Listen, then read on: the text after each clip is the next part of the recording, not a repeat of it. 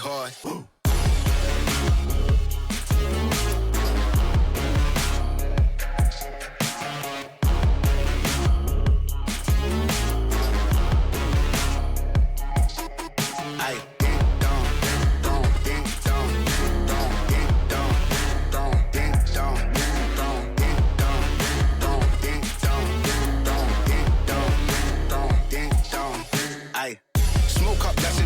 Free up the guys and dip out the ends. Jump in the ride and burn out the rims. Don't stop, don't coach, the boy that I'm in. Now we on the block with the up for events. Skin kept close, cause you plotting on them with the tits on 10. Batch in the back that's on tap, all ready to go and jump in. Ding down, they just think they are. Another little wannabe gangster trying to play hard. Ding down, they just think they are. Another little wannabe gangster trying to play hard. Ding down, ding down, ding down, ding down, ding down, ding down, ding down, ding down, ding down, ding down, ding down, ding down, ding down, ding down, ding down, ding.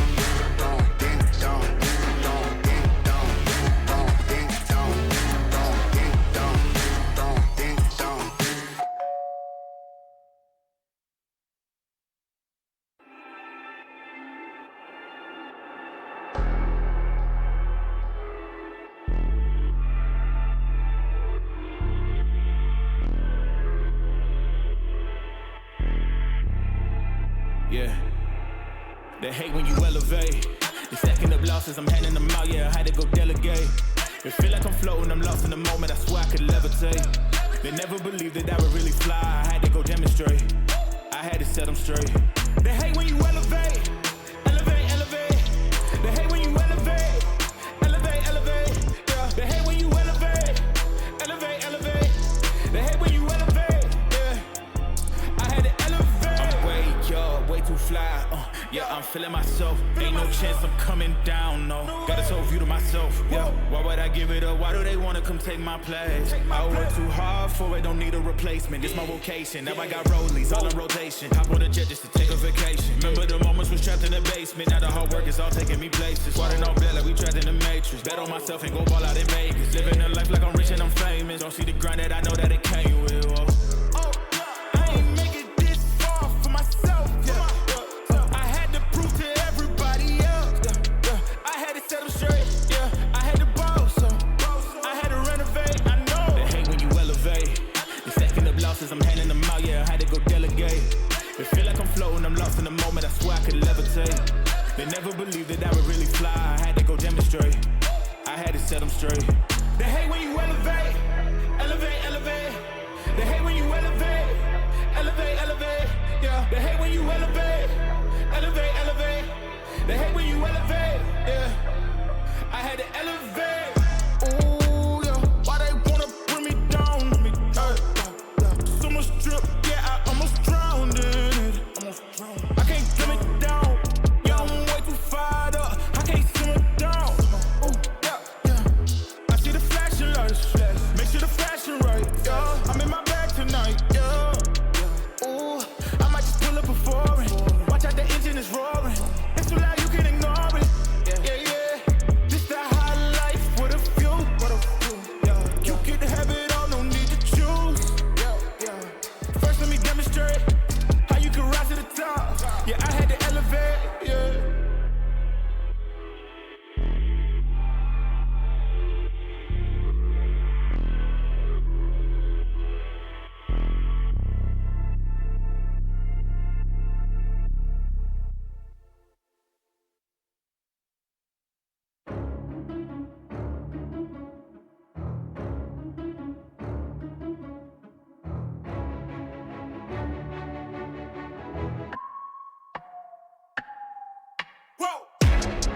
would make it this far. They hated, they never believe me. Yeah, I would never drop the ball. I know I make it look easy. Yeah, Mayweather with the defense. I don't care what a critic gotta say. I got them picking up the pieces. That to me, you really playing with your life. I'm about to come and run it all back. I'm the new era, about to snap back. You ain't fitting for it, cause you all cap like. Hold up, I shoot my shot, wait, hold up. I'm really about to run this go up. You know it's all net when it go up. Ain't got no other plans, you don't need to understand, ayy. We on overtime, you don't need to understand, ayy. You just show them how to do it when you don't know what to say. Tell me how you plan to win if you plan to play the same. Moving fast, already gone, yeah, but you bringing me back. Try to double cross me, dog, just let me relax. Stop assuming what we doing. Keep it moving, what we doing. Cause it can get dangerous. Cause it can get dangerous. Cause it can get dangerous. Ay, please don't play no games with me, I promise I'm too much. Ay, I can never let up even if you had enough. Ay, this ain't for the faint of heart, we always playing rough. I had enough, it ain't luck. I needed a vision, I needed ambition, I needed a mission to beat in submission with no intermission. I see the collision, the crash and the distance ain't coming off track, no. Now when they ask what's the motive, don't talk, I just show them. They all about to see what I mean in the moment. I gotta keep going, I'm shaking the dice and I'm keeping it rolling. They already know. Ain't got no other plans, you don't need to understand, ayy. We on overtime, you don't need to understand, ayy. You just show them how to do it when you don't know what to say. Tell me how you plan to win if you plan to play safe. Moving fast, already gone, yeah, but you bringing me back. Try to double cross me, dog, just let me relax. Stop assuming what we doing. Keep it moving, what we doing. Cause it can get dangerous. Cause it can get dangerous. Cause it can get dangerous.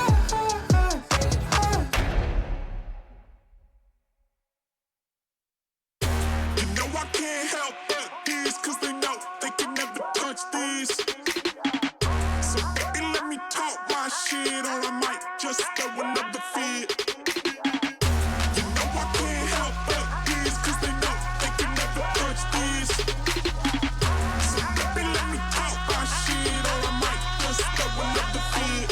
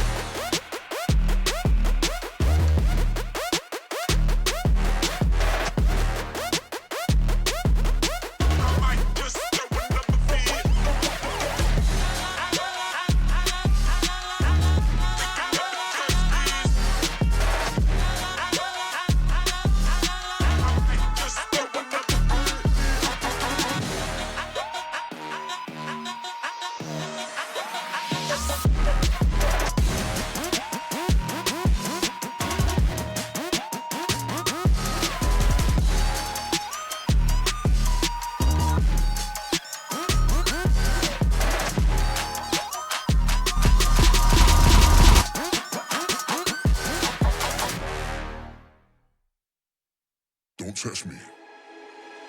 You don't impress me, so don't test me, nah. So don't test me, nah. Don't test me. Yo. You don't impress me, so don't test me, nah. So don't test me, nah. Don't test me. Yo, they wouldn't let me. Man's gal wanna come undress me. Swing with the right, but I might go lefty. I made plus with it, so don't test me. They wouldn't let me. Man's gal wanna come undress me. Swing with the right, but I might go lefty. I made plus with it, so don't test me. Nah. You don't impress me, so don't test me. Nah. So don't test me, nah. Don't test me.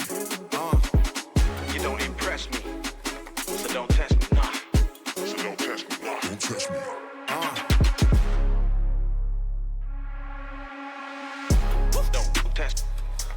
Don't test. Don't test. Don't test. Yo, Don't test. Don't test. Don't test. Don't test. Don't test. Don't test. Don't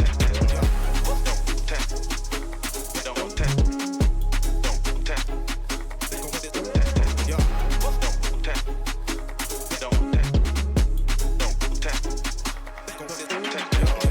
they wouldn't let me. Man's gal wanna come undress me. Swing with the right, but I might go lefty. I made plus with it, so don't test me. Don't test me. They wouldn't let me. Man's gal wanna come undress me. Swing with the right, but I might go lefty. I made plus with it, so don't test me. Nah. They wouldn't let me. Man's gal wanna come undress me. Swing with the right, but I might go lefty. I made plus with it, so don't test me. They wouldn't let me. Man's gal wanna come undress me. Swing with the right, but I might go lefty. I made plus with it, so don't test me. Nah. So don't test me. Nah. So don't test me, nah. Don't test me. You don't impress me, so don't test me. Nah. So don't test me, nah. Don't test me. Don't test. Don't test. Don't test. Don't test me. Yo, Don't test. Don't test. Don't test. Don't test me. Test. Don't test me. we the best. No contest. We the best. There ain't no one like cause of you dumb or you crazy. There's no way, G. Me and my clique, we handling biz while you and your clique just act fugazi. You couldn't persuade me to give a damn, it just don't faze me. I got my Xbox, she can't play me. Money in a text box, I get paid. We the best. We the best. I think the transition getting picked up, you know, from TLR after being orgless for mostly all of last year has been incredible, to be honest. You know, having that backing from the organisation, having that support, the financial support, just like the entire team from TLR is very supportive, more supportive than any organisation I've been under. It is great to, you know, kind of just get the Discord messages and kind of have a following and a backing and people pushing you to win and try and always get your best result. It helps us a lot mentally. I don't think we've had that now for a few years. So it's been tremendous so far. I can't thank them enough. Coming into the LAN final, you know, once again, they just want us to, you know, have everything that we can to perform, to the best that we can. So it's just overwhelming, the support that they're giving us, and I can't thank them enough. I think the reason why this team is working more than the others, I would say, is just, like, I think the addition of James kind of picking up the roles that we didn't have before. We couldn't really find the correct fifth to kind of fill in that kind of emptiness that we couldn't really complete the roster. We tried and we changed roles and we were trying different things, but it never really got to 110%. I think instantly, you know, within the team, between me and Mason, we spoke about it a lot. As soon as Bebby joined the roster, we felt that connection. And I think we were instantly seeing the success of it, going on to these tier 2 competitions. So it's felt very comfortable so far. I think winning Epic LAN was a must for us. I think we had the goal going into Epic to win the event. I think it was good for the team's morale, or motivation. I also think it was good to kind of bring a trophy early to TLR, a trophy that they haven't got yet. I think, you know, they wanted that as well. So it was good that we could bring that to them. But I think it was a good starting point, a good momentum base to kind of kick the team forward. So it was a must for us. We gained the win, and we were happy with it. So yeah, I think coming into the tier 2 competitions, we are doing very well. I think it's very different, the approach that we've had with this team compared to the previous teams. I think we're not accepting as many invites as we normally would, and we are creating a good baseline. And you know, we're spending a lot of time more in theory sessions and practicing, rather than just pure scrims. I think we're benefiting from that a lot, and that's a different approach from how we previously would have done it. I think you're seeing the results in that now when we're going kind of 2-0 in Nodwin, probably should make the playoffs here, and we're favourites for UKIC as well. So I think I think it all comes back to how we're approaching the team this time. I think we're doing a much better job. Always going into UKIC, we always feel like we're always going to lose a game somewhere. So we were never too overconfident. Although like we have won it multiple times, we always do seem to lose a map here and there. So we always take the game seriously as much as we can. We do our preparation. Going into the event, I think we are the favourites. I would say everyone would say that. We just have to stay level-headed and not get too egotistical. I think going against Control before, I think we underestimated them slightly. We've played against godkU's teams before, and we know that it's quite aggressive type of play styles compared to the other UK teams. They play a bit more normal Counter-Strike. With godkU, it is very aggressive, and he kind of wants to force everything very fast, and it changes the tempo quite quickly. So, I think it's really great to see that godkU now has got a team behind him that will follow that, and it is a challenge to play those guys. So I think it is great, not just for UKIC, I think it's great for the entire scene that we now have a good competitor in the hands. And I think the final is going to be good. When we play at LAN or when we play at a boot camp, it's much more loud. The atmosphere is always going to be way more intense. We're going to be, we're with each other all day, every day for a week. It's always just going to be way more connected. We're way more symmetry and kind of the chemistry. It's more feeling like a team, I think like online maybe sometimes you're kind of coming on, playing the game, and then you're going off and kind of doing real life stuff. But when you're approaching a boot camp or a LAN, you're always there, and you're always talking about Counter-Strike. So I think it's just a better type of vibe, and it tends to help you perform better.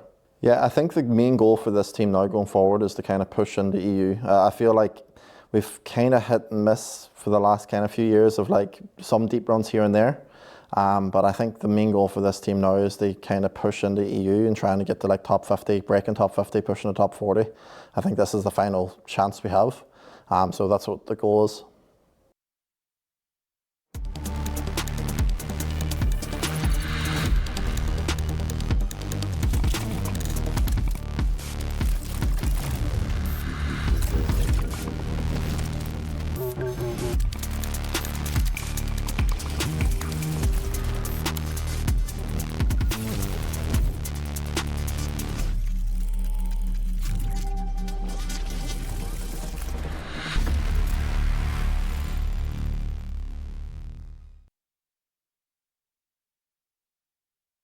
Hello and welcome to the Season 9 Grand Finals for the UKIC Masters. And yet again, we have the familiar faces of artists joining us and their squad for this one. But I'm Index, that's Timo, and we're going to be breaking this one down for you.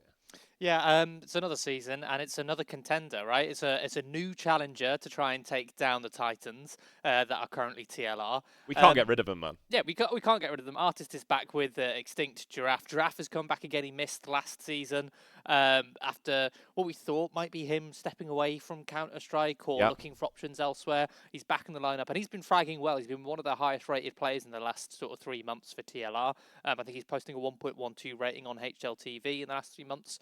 And they've been playing a lot of HLTV games recently, a lot. So it's good to see them back in fighting form. But again, yeah, it's Control, who've got an interesting or a slightly different style of play compared to the teams that we've seen so far before. Yeah, Control massively impressed me. I mean, I've always kept an eye on godkU teams throughout the years, but this one's got a really interesting composition to it. And you've got a couple of different blenders where you've got some super flashy players, but also a couple of like really dependable ones. If we talk about, like, for example, the Rhyzas and the Alibons on the two different ends of the scale, I'd say. Yeah. So I think the actual blend of this team has ended up being really nice, and it's obviously paid off the fact that they're here today in the grand finals. Yeah, absolutely. I think when we watched them in, I believe it was the semi-final that we covered. They looked very, very surprisingly very, very good, considering the blend of players. Right, you've got godkU, who's their IGL, who's been around for quite a while in the UK scene and has always been sort of not necessarily a dark horse, but always been that upset merchant in a lot of epic lands, making some deep playoff runs with an eclectic mix of players he often seems to bring along.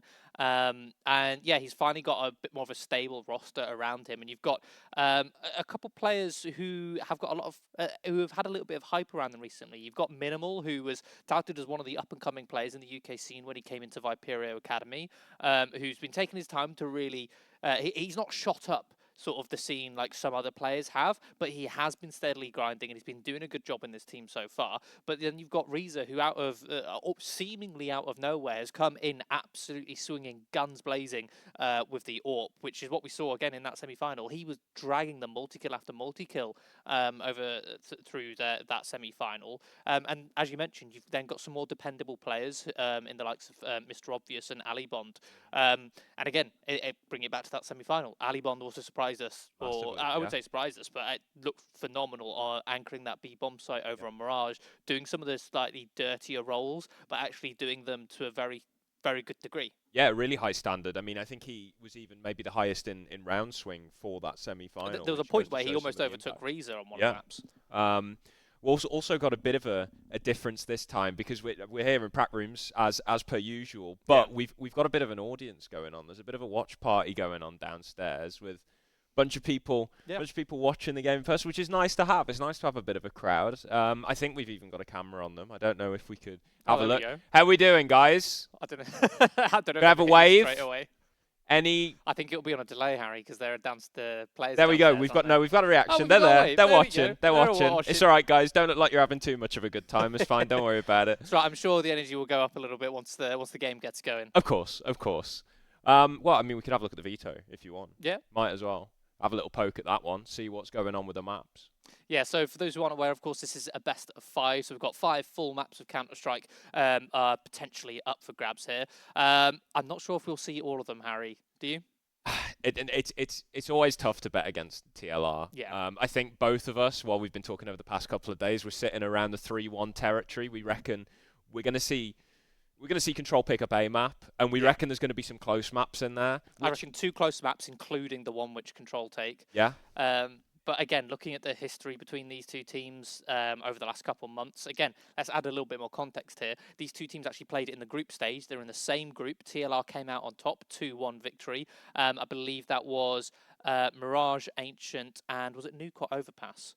I think it was Nuke in that game. I think it might have been Nuke. Yeah, it was Nuke in that game. And then they also played in the Epic Land playoffs. Similar veto, except it was Overpass instead of Nuke. And again, TLR came out on top. But both series were a 2-1. And interestingly, it was a different map each time that Control were able to take. The first one was Mirage over at Epic Land. And then it was Ancient here in the group stage only a couple months ago.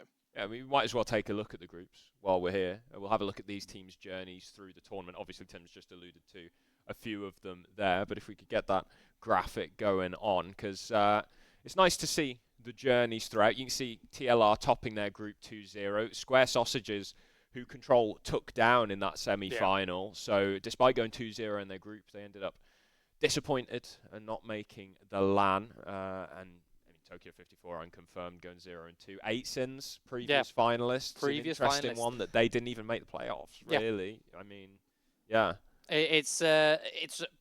You've got a couple of decent names here in this entire tournament, being 8sins and Coalesce, I think, are the ones who perhaps had higher hopes or higher expectations of themselves, who didn't even make it out of groups, which they'll be disappointed at. Obviously, Coalesce, you could argue, had a bit more of a difficult run, right? They've got TLR, who are obviously the reigning champions, but also Control, who are eventual finalists to go up against. But 8sins, I think their run somewhat sort of dampened a little bit, disappointed the fact that they hadn't made it, considering 8sins, this core, back when they were Dripmen, are the only teams to have kind of broken that streak that this TLR core have had of UKIC finals. Yeah, I mean, they're sitting on a preposterous amount of victories at this point. They're on 5 wins out of the total 10 seasons, if we're including season 0. And most of those have come sequentially. It was only that little blip where they came second in season 7 that they haven't won. Since season 3, they've won every single season bar season 7. I think that's one of the reasons why it makes it this game a little bit more interesting, is because so far TLR, their opponents have always either been teams who have almost equivalent or high level experience, such as 8 Sins, where you've got players who have played seasons of ESEA Advanced before, or it would have been the likes of Belfast Storm, who had a couple finals, who, while they as a team didn't have the same level of experience, Belfast Storm as a core, those players have always, for some reason, been able to play very close games against the TLR core.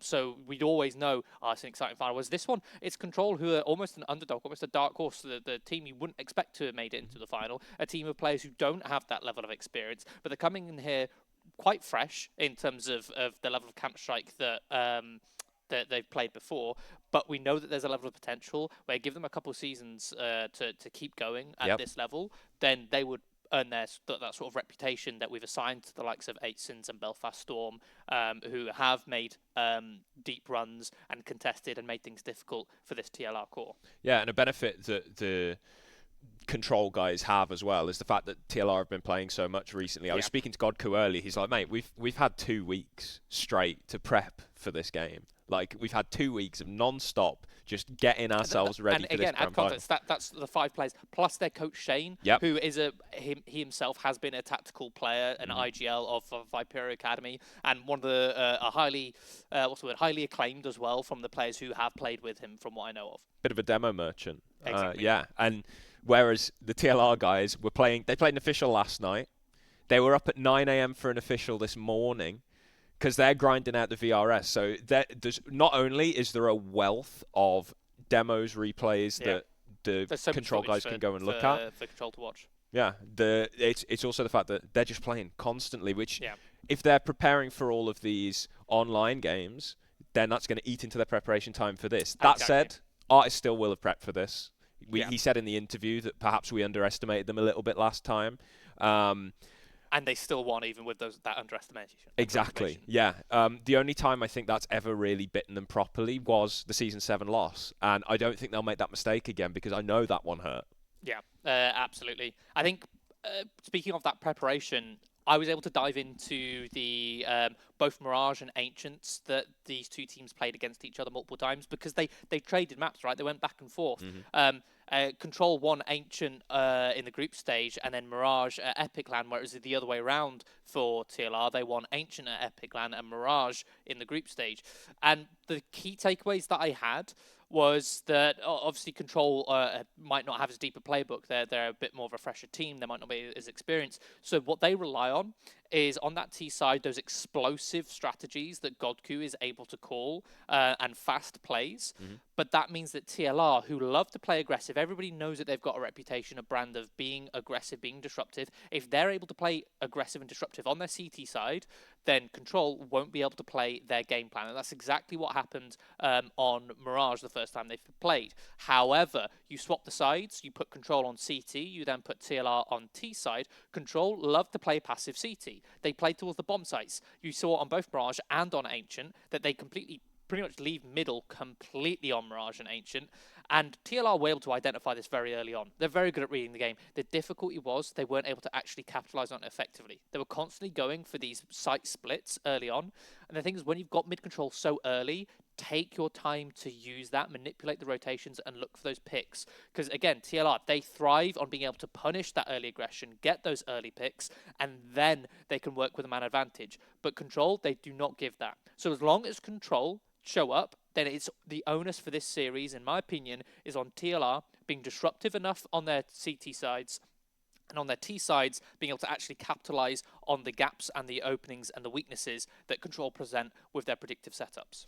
Now, before we get into this one, UKIC, big sponsor here, Logitech G, and they've just bought this out, which is the Pro X2 Super Strike, and man, They went hard. They went hard with the promo for this one. You'll have seen it everywhere, saying that it's a game changer, saying that it's going to disrupt the entire mouse market. And there's a setup just in the room over there where we got to try the mouse out, and I saw all the marketing, as you do when people make these big claims, and I was like, man, there's no way. There's no way. It can't be that good. It is.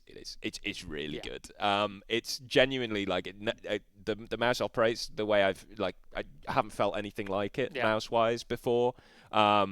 The clicks are now haptic. You can control them. You can control not only how far you push down on the button before it activates, how strong the click feels. It's so difficult to describe. Like, no matter what we say, you still will be surprised when you feel the actual clicks of the mouse, right? The fact that you can, again, control how haptic the feedback is. If you turn it all the way to the lowest setting, it feels like you're not clicking anything. You turn it all the way up, it feels like almost a vibration when you click. And then you can change similar to, was it Snap Tap, the equivalent technology, you could change the actuation. It's the funky, rapid man. trigger it's so as funky, well. And the speed that you can click is ridiculous. Incredible. And look, if you want to get your hands on one, guys, UKIC 10 for 10% off the Pro Series, which to my knowledge includes this as well. And if you get the opportunity to try one, definitely do.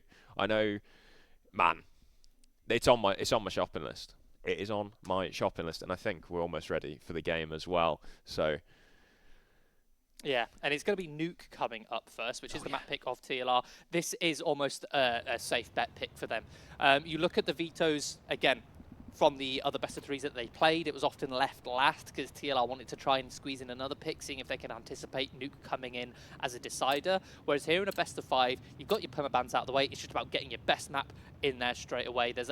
I'd argue there's less of a tactical aspect to the veto when it comes to best of 5s. It's merely just testing and flexing the strength of your map pool. And it does appear that we are going to have Control bursting their way. In fact, no, it's TLR bursting their way in towards ramp room. Getting an early pick there on towards minimal. Is traded. 4v4. Bomb to be planted. Reaction from the CTs is to burst their way in towards lobby, going for a fast flank, trying to take ramp control. Bev in a good position, but he's only good for one. Gets overwhelmed. Very quick trade. 3v3. Bomb starts ticking. They're going straight in. Rhyza with the jewel. He's going to take down Artist. They're looking to claw space into this bomb site early doors. 20 seconds left on the bomb timer here. Giraffe trying to take control of control, and he will do so. Vacancy eliminates. And Giraffe combines. Control gets shut down. And the pistol round will go to TLR. And again, more tendencies that you can look at just by watching a couple of the demos from these players, from these teams, is that Control, they're very good at these fundamentals, but they are predictable with the fundamentals, right? They'll make the correct decision, but if that decision is blatantly obvious, the other team can read it. And retakes is one of those examples. Control love to just group up, go for either a 4-man or a 5-man even retake in one location. So for example, pretty much everybody came in through the ramp, and TLR was able to identify that. Didn't have to worry about any of the other extremities. Hello. They might have to worry here on this pistol round. Yeah, we've got a 3v3. Control opted to force into this one. The MP9's done a bit of work outside. Even Stevens, Alibon's looking to press the issue through Hut, and he will be successful. Catches Extinct, secures himself an upgrade to a Tech 9. Now, the bomb has been planted in the meantime. godkU already fresh on the scene. Gathering a bit of space into the site, drops a nice wide smoke. He's going to try and get on that bomb and go for a smoke defuse immediately. Alibon blocking smoke as well. godkU's actually off it, and Bev's taken down Alibon. If he'd have been sticking it this whole time, maybe we could have had a different round, but instead, 2v2 comes right down to the wire, and I think with the time, TLR have managed to win it. godkU might be able to secure this AK, but no, Bev takes it away. Swift Glock headshot. But everybody dies in round number 2. It's completely fatal. And that's another thing which is also really interesting. We saw a lot of times from both teams. I think we've got a couple segments lined up with a lot of smoke diffusers. Oh yeah, that's coming. Coming in. You'll look forward to those later, but already it's interesting to see that we're in a grand final here. Perhaps is this godkU's first grand final? I believe it might be. And already there's an opportunity to stick that bomb and he doesn't go for it. We got some new camera angles prepped. Right, we do. Get ready for a few more of those as we move on. Bev going to be blocking the vent early here. Molotov deep down on the ladder, and it looks like a bit of a topside execution being prepped. Nade sailing on in through the windows. Mr. Obvious pushes the envelope, goes in with the 5-7, traded out 2 for 2. Artist tips the scales in TLR's favor. godkU finds himself solo yet again.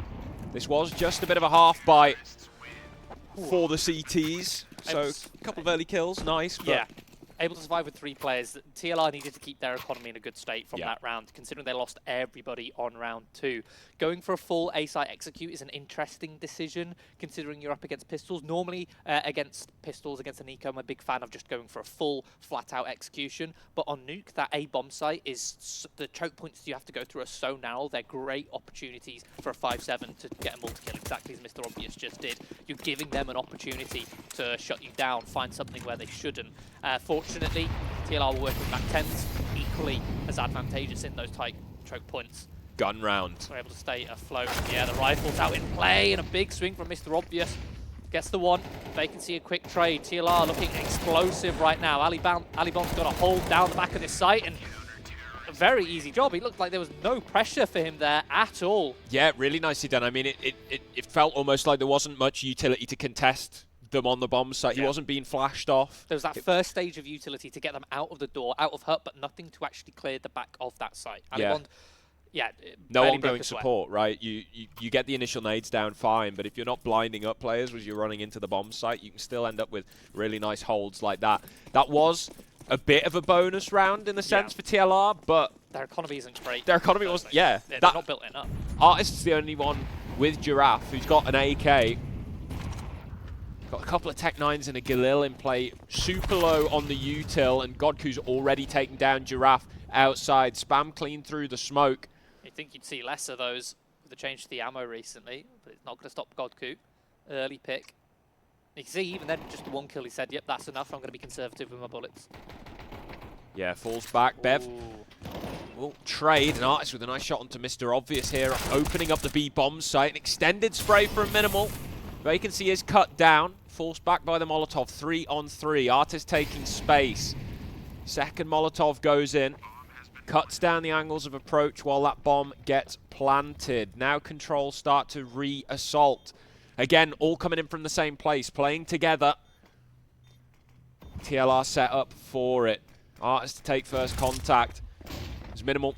Runs into the bomb site. He's only got 4 bullets left in this M4, and Art's going to shut him down immediately. The swing from Extinct is good. Catches Alibon out of position, and Bev closes out Rhyza. Nice post plant from TLR. Yeah, stellar round from them. Again, this is another tendency. Anybody who has ever played any pugs, any Faceit games with godkU knows he loves that vent position. And normally you attribute that to the T side. But even on the CT side, you can tell that he's going to go for those early rotations, right? He got that pick on a player coming in towards Secret, saw that they were heading down towards there, so he's like, quick, I'm going to beat that rotation, get down. But TLR anticipated that. You had Bev going in on that lurk. He had that door pressure. In that scenario, you've got a man advantage. Door, it's not a safe rotation. Once door's blown open, there's a lurk smoke there. Send the ramp player down. Get your AWP onto ramp rather than going for this risky rotate from godkU.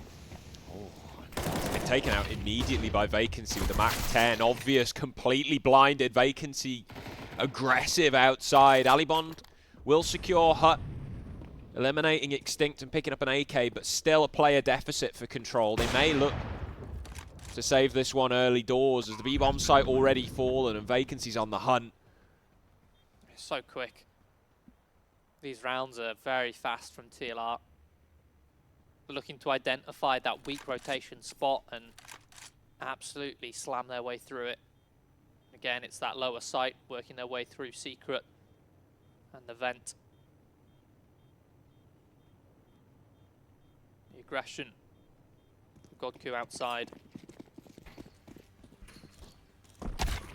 Doesn't pan out. Artist even on the hunt. R.I.P. R.I.P. Rhyza. Fortunately, Minimal is able to pick up that sniper rifle, keep that in Rhyza's hands. Rhyza is going to be one of those players to watch out for. Again, we mentioned how heavy his performance can be in terms of the impact. In the group stage, Rhyza was working with a 1.31 rating. Pretty good. Which is pretty good. However, you compare that to his performance against TLR at Epic 47, it was a 0.23 rating drop-off. He went from 1.31 over the course of this group stage to a 1.08 over at Epic LAN versus TLR. And again, Rhyza is one of those flashier AWPers who's going to be hitting those multi-kills, but when you go up against TLR, they are not afraid to close that distance. AWPers will struggle against more experienced teams. Oh, the flames. Gone already, yeah. Early pick, Mr. Obvious. goes down, it's going to go down straight through the vent. Bit of a strange fight there from Vacancies. Teammates have already dropped down towards the lower side, decides to take a heads-up fight on the top side. Rhyza, there's the AWP, getting involved in the action, posted up here on ramp. Even Stevens though, 3-on-3. Quite separated are all the CTs though at the moment, which could prove to be a problem. Chip damage onto Bev from the HE grenade. He thinks better of it, heads back into single door. Looks like a mid-round may be coming in for TLR and a change of approach. You've still got Artist perched up. Not sure if that's on the silo or in the lobby.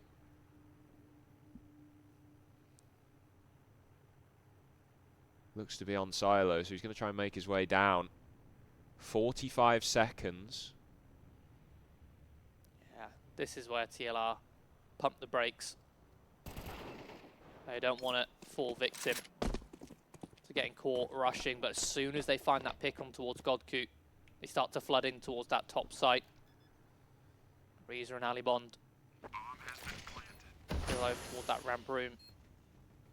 Question is, do they go for this retake? Don't exactly have the funds for it. No, but they need the rounds. They do already need the 5 rounds, down yeah. on the CT side of Nuke. Especially like if they save, they're not going to be able to pull Eda by next round regardless. It will be an eco. Flash in. That's just bluster at this point. Full evacuation into CT spawn. The TLR will let them have their save.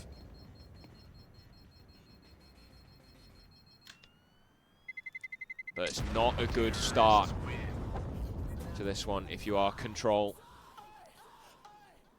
Already 6 secured for TLR, just a single round, and yeah, a well-placed tactical timeout. Something needs to change here. TLR's aggressive style in yard, in particular, has been very abusive. Yeah. And door, yeah. Those 2 positions, which TLR are just winning those fights so early on. And again, it harkens back to that successful style of CT side, which Control have on other maps. Again, Nuke might not be a strong one in their map pool, but we know that they're capable of playing Mirage and Ancient, and that they have taken those maps off of TLR beforehand. On those 2 maps where they have that success, they love to just hunker down in the bomb sites. They don't play in towards middle. They don't give those early fights. They force the teams to have to work to try and get those picks. They don't give them early on. But on Nuke, it's hard to find those spots. Do you just hunker down in the bomb site, give up middle, play those rotations towards ramp? Again, with godkU loving that vent position, it feels like they're almost not used to really utilizing ramp as a rotation position as the CTs. Got a full buy, well, as much as Control could pull out. There were notable pieces of utility missing. Mr. Obvious only starting with a single HE grenade, but so far, all 5 players remain alive. TLR playing a little bit slower in the early round here, taking some yard control. Giraffe. 2 players down in towards Secret. They're not going to go for a push, they're just going for a hold here to try and set up a brick wall in case TLR do start to shuffle down. The difference is there was a tactical timeout. So TLR, they can say, well, there's a timeout, let's expect something different. They start off a little bit slower, and oh, the anticipation. The Nobody flash anti-flash. is beautiful from Artist. What a read. And this is the issue with timeouts. I remember Ash specifically having a talk about this. Hold on, godkU's trying to make something of this one. Rhyza's found a double kill, and just like that, Control have come back into it. What a reaction. That is so swift. And that's what happens and why Control have that success when they don't give anything early. Well, yes, they lost those 2 picks. They're in a position to pounce, to react off of losing those picks in a later scenario. Whereas if you lose those picks immediately, you're never going to be in a position to react. If you lose that pick fighting towards outside at back red, if you lose that pick in towards the vent, towards door, you're not in a position to suddenly pounce, go on a flank like godkU just did, getting in behind Secret. And a massive double from Rhyza as well, who so far has been a little bit quiet. Puts him up on 5 kills. Still early doors, of course, and now godkU getting aggressive outside, and he's holding the trigger as well. He's looking for maximum damage here. Can he get all 3? He's got to be so careful with this one. They are all around him. All it takes is one person to check 4 players on his screen. He doesn't know which one to go for first. There's 1, there's 2. The reaction is swift from Vacancy and Giraffe, who immediately respond with a spam through the smoke onto Obvious as well. But information gathered, and Minimal taking down Bev. That's the extremity.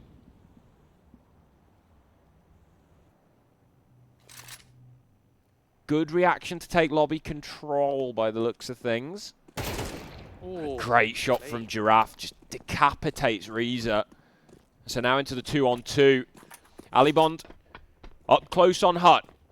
Is he going to be cleared here? He is. Disgusting headshot from Vacancy. Leaves it on Minimal. Try and clutch this in the 1v2. Coming in through Hut. Spotted. Molotov to flush. HE for extra damage. It's going to cause TLR to reposition, but a fast reaction, they should just send it straight down the vent, and that's exactly what they'll do. Flash down, and he's going to go the long way. Round through Secret. Bit of breathing room for TLR. Oh, he's faked the steps. He's doubled back. Is he? No, he's doubled back again. He's going back down the steps.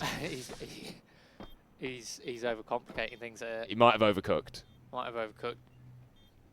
To be fair, vent is now being holed, but now Giraffe's had the time to plant the bomb. He can now just sit and watch it from this off angle. And it's a horrible angle to clear as well. Giraffe, easy as you like. TLR continue their formidable T side here on Nuke. It's such a good opportunity there from godkU. He just sat there, and the pressure's got to be on him there to try and get a multi-kill. But what he needed was someone to play off of him, and the only thing they had was Mr. Obvious started spamming the smoke after he got the kills. The thing is, those players would have showed up on the mini-map. Think about it, godkU's looking at them, therefore they show up on the mini-map for all of godkU's teammates. Mr. Obvious could have seen those players walking around the smoke and spammed the smoke before godkU activated, and they would have got 3 kills. Ooh, fast round simulated for TLR. A few nades thrown over on the A site early doors. godkU's going to get hungry, searching, aggressive, and catches Giraffe out of position. A free kill. Doesn't push the issue. Bev now going to try and lurk down the vent. Right as godkU's looking to do the same thing. The sound cue will give it away, so he doesn't follow down into the perilous territory. And instead, a bit of a CT side reset here as they look to re-clear through ramp. My goodness, it's a flash mob, all 4 of them. I was going to say all 5. No, Minimal's downstairs. Okay, he's already down in B. And they're going to be grouping up regardless, all 5. This is what I'm talking about. Those retakes, they love to just group up. And it means you're less likely to make a mistake in your trading because you've more likely got someone there to trade for you. Ooh. And that's exactly what happens. Minimal, quick double, activating. Artist will find 1. They keep it. And just a 1-man deficit. Door open. So many players on a screen. Bev, good spray for 2. And somehow nobody's able to trade him. That's one of those sprays where you just suddenly start panicking and then eventually you get it. He starts shooting. The first like 6 bullets hit absolutely nothing, and then he locks in and controls it. They decide, screw this, I'm just going to focus on 1. Oh, it's a rough one for Control. It was looking so good. Yeah, you can see those sort of elements, those little tasters of the potential they have with those little aggressive plays from godkU. But again, on this map in particular, this is TLR's playground. Any of those aggressive plays, TLR have got 3 different counters and reactions in their back pocket, ready to play. Again, another slower start. Goal. Rain down with utility and quick spin. I thought that was Bev who got the multi-kill there, but no. All 4 players drop like flies for Control, who try to push through those smokes to assist their teammates on that A site. But alas, it's just Minimal and 1v4. I think it's really interesting. You know, we were saying godkU loves the vent. Bev has been mollying it like almost every round as part of his default util set.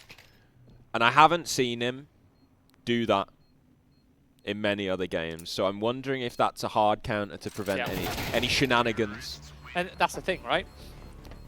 You're playing up against a team who, like I keep saying, the CT side, they love to play those passive CT setups on the bomb sites, on other maps. But on a map where you can't do that, you're relying on your few aggressive players. And godkU is going to be the tip of that spear. If you can shut him down, you blunt their attack, right? And therefore, Control aren't able to play disruptive. They aren't able to play aggressive if godkU is not comfortable enough to do so. And on a map like Nuke, it's much more difficult to play so passive, especially if you haven't exactly figured out how. Especially when you're up against a team like TLR who will worm their way into every rotation position possible. Bev pops through the smoke and somehow still alive. Somehow gets his way into Tetris, but gets absolutely nothing. Rhyza and godkU will chime in to shut down this TLR Poppy play. It leaves just 2 Irishmen. It's another nice, another really nice bit of conditioning out of TLR. They've been throwing that lurk smoke on the vent a lot, and most of the time Bev's been trying to lurk into the vent itself or just not using it. But this round, last round of the half, they throw in a flash pop through it. Unfortunately for them, Control have a serious handle on the matter, and look at this, just full send into single door from Extinct. Gets the kill onto Mr. Obvious, but low on HP, eliminated. An Artist will fall to a similar fate, just too many players swarming in for Control. So they get a 3-round buffer, but for a CT side Nuke campaign, that is not good.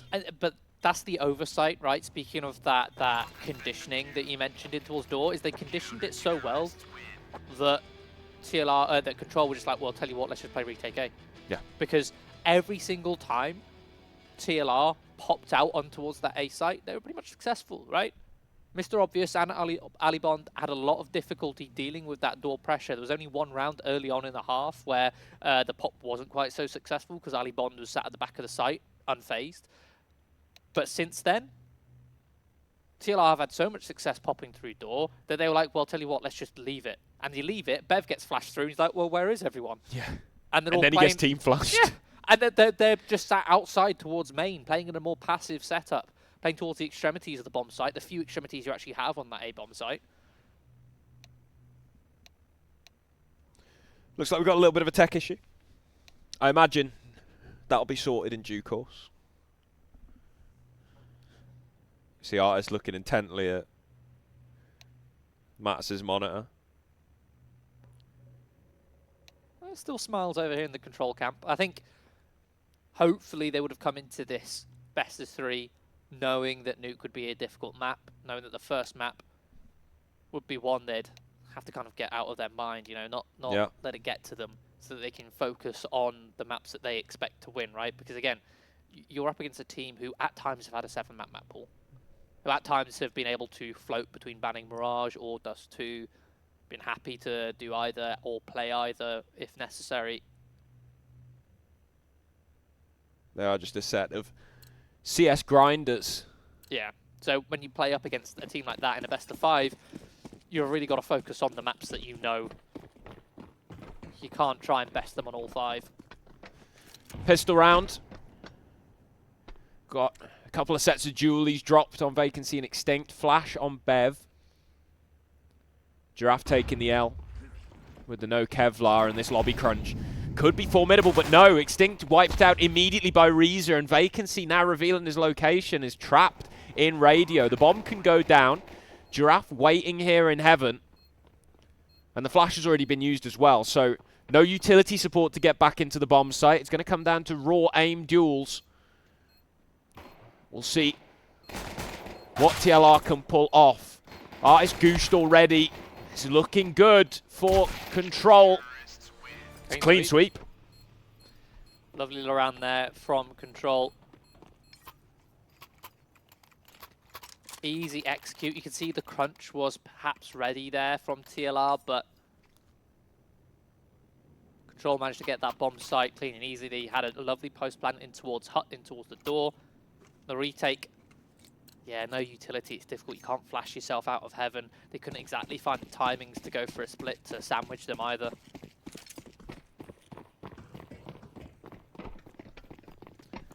There's going to be a force buy here from TLR. Got an MP7 out. SMGs. Yeah, love the MP7. Somewhat recently buffed. Yeah, I'm a big fan of the MP7. When I first started playing Counter-Strike, obviously I think everyone went through a phase when they started playing Counter-Strike where they used SMGs.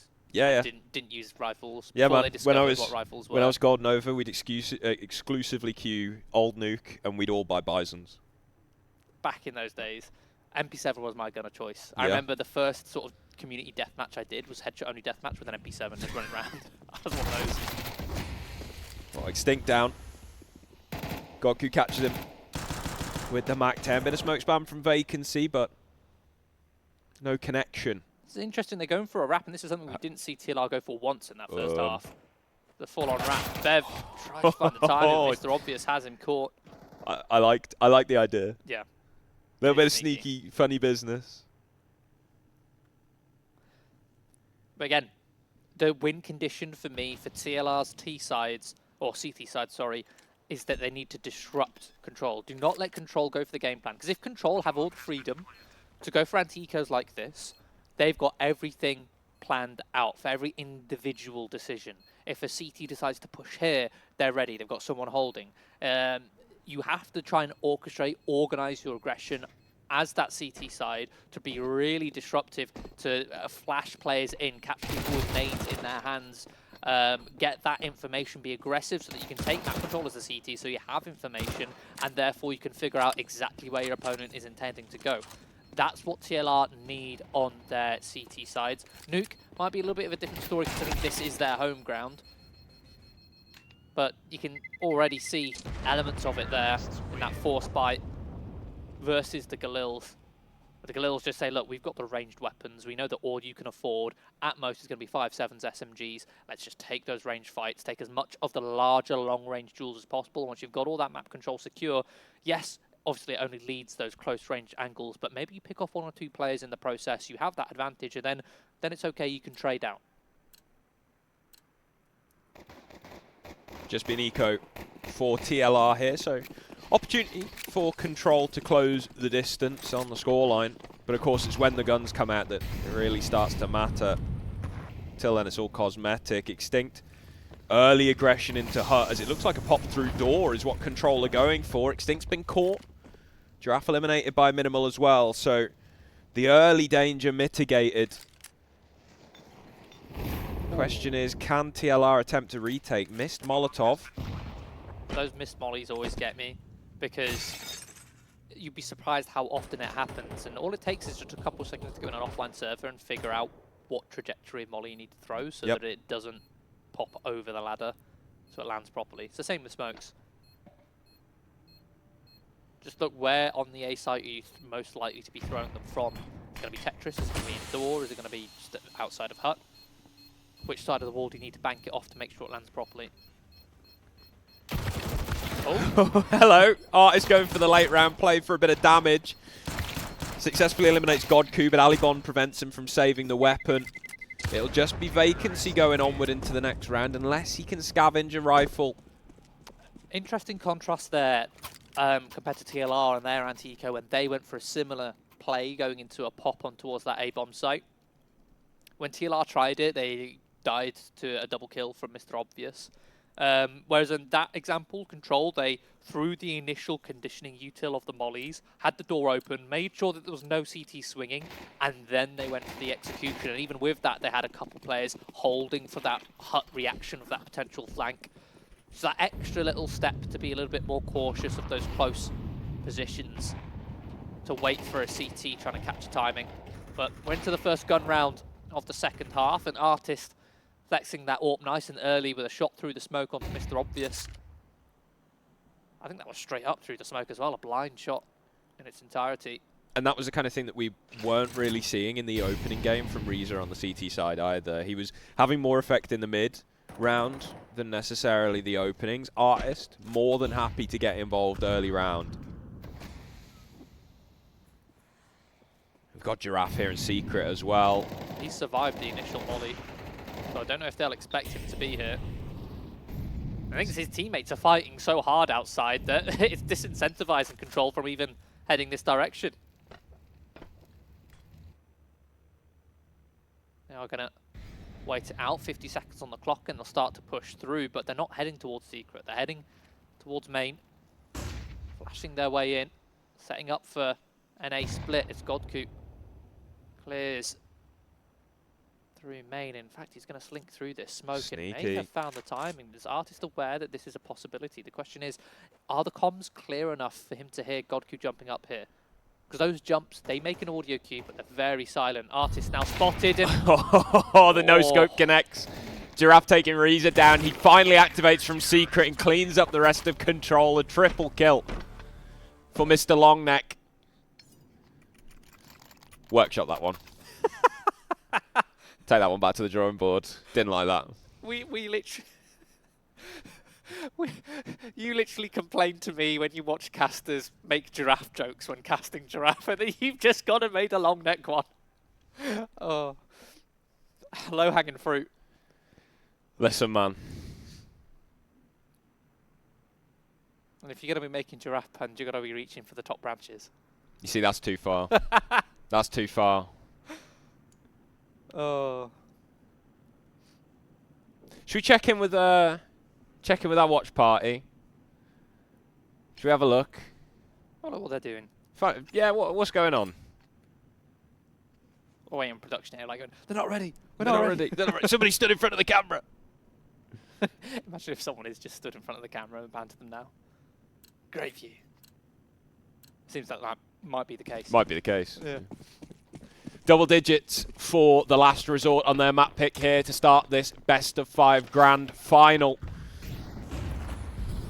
Guns. Back into towards Secret here. Yeah, Giraffe's loving it. Bit of a force buy from Control. Deagle Tech 9, Mach 10. Giraffe taking down Obvious outside. godkU's down the vent. We've got 2 players down the vent, but the thing is, TLR control the 2 main rotation points for that B-bomb site, Ramp and Secret, but... Hello. Oh, Bev. godkU's got the info here, and he can go for the backstab. Oh, he's lining it he's up. going to pull the trigger. There we go. Connects, rifle upgrade. And Rhyza found Giraffe, so now you've got a man advantage, and you've got that Secret rotation. You've got vent, you've cleared outside, now, and you've dealt with Giraffe, now you've got free access towards that B-bomb site, and the only rotation you have to consider is ramp. This is a problem, though. The bomb's at the back of That is a problem. At the back of door. So... Question is, can he try and get it down the vent? He needs a lurk smoke to do that. He doesn't have... Do you have one on him? Yeah, he does. But then you have to give away his location. And yeah, it's high risk. I'm wondering if Control are trying to get a TLR rotation down so that they could fly up to the top site, but TLR just aren't biting, and now Alibon's going to have to go for full... He's going to have to full sprint. The time's going to be pretty tight on this one. Especially if outside is being watched. You gotta start... Artist could win the round here and now. Oh. Misses the shot. Alibon's got to get his running shoes on all the way down to the B site. He's going to redirect into single. Vacancy now going to get active. He knows he can shut down this transition onto the bomb site, but there's Alibon. Just when you need him, he strikes. An Artist is solo against 4, running for the hills to try and save his AWP. A very, very late round from Control. Yeah, that from Alibon there, sprinting. The only thing I can think of is that... I make a... Please tell me you've watched Lord of the Rings, Harry. You've watched it, right?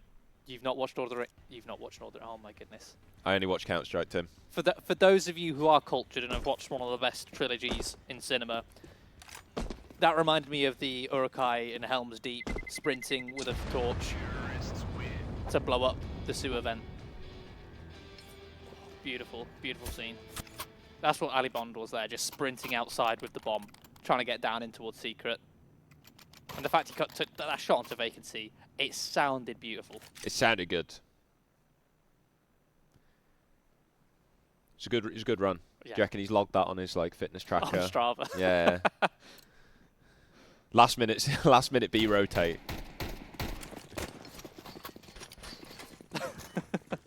Someone with social media could definitely make a good meme out of that one. Tweet it at us. Artist now locking down the vent, beating godkU to it. Yeah, you're going to be going... Shifting up towards Secret with that AWP. And he's going to get there just in time as well. If he decides to press the issue, he's not going to. Instead, just waiting, chilling down. The Secret corridor is so good for an AWP. You can take a shot, fall back around another corner, position yourself just in time to take another. Yeah, there's so many angles to fall back to. It's a perfect staggered retreat, and we might just see that now. There's the first, falls back to the secondary angle. In fact, he's going to fall all the way. Incendiary. He knows, the thing is, Control know that that corridor is awful to deal with an AWP unless you've got the utility, so they just fall back.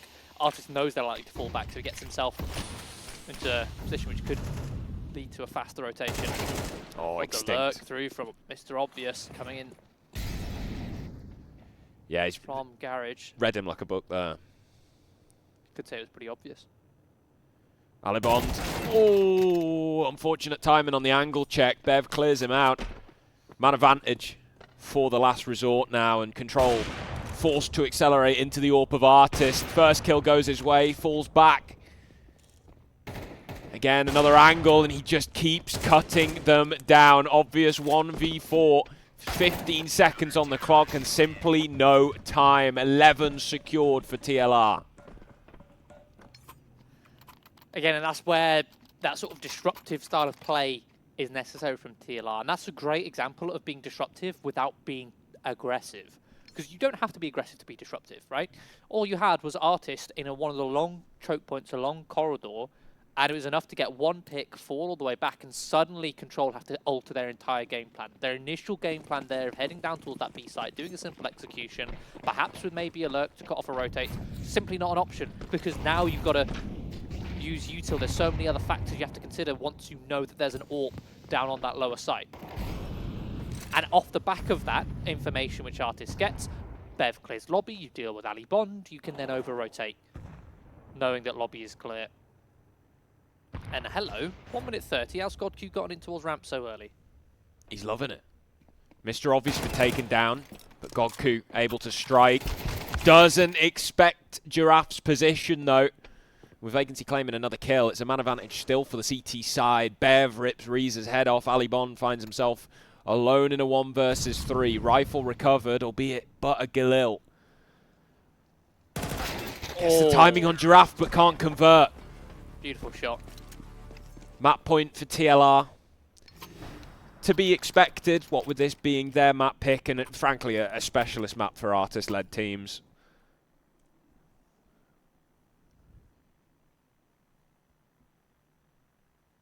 Quick tactical timeout. Final one. Yeah, you might as well use it. It's a resource you have. Don't want to waste it.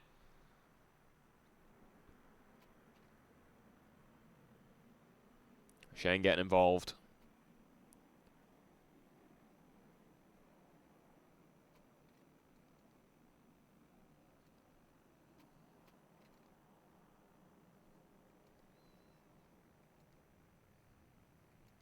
Having a nice discussion about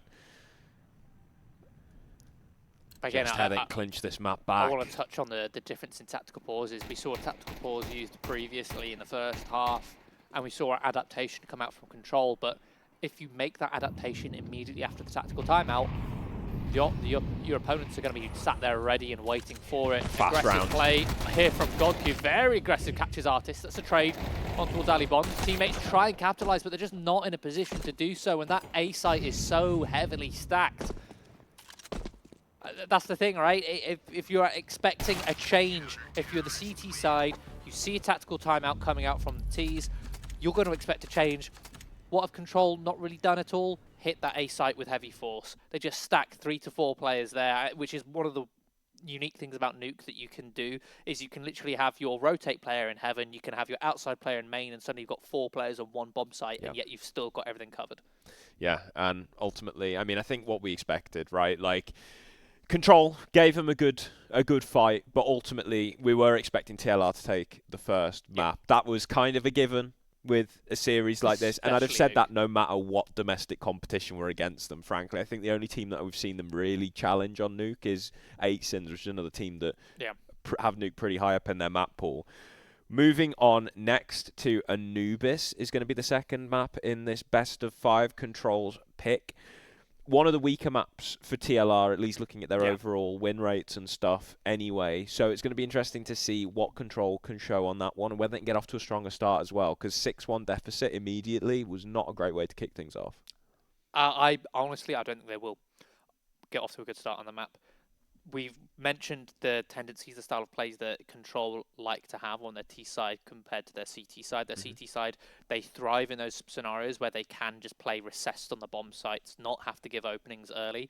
You can't do that on Anubis. You can't be sat all the way back on Anubis playing retake, because the Ts will just walk all over you with all the map control they have. They'll bleed you dry out of utility.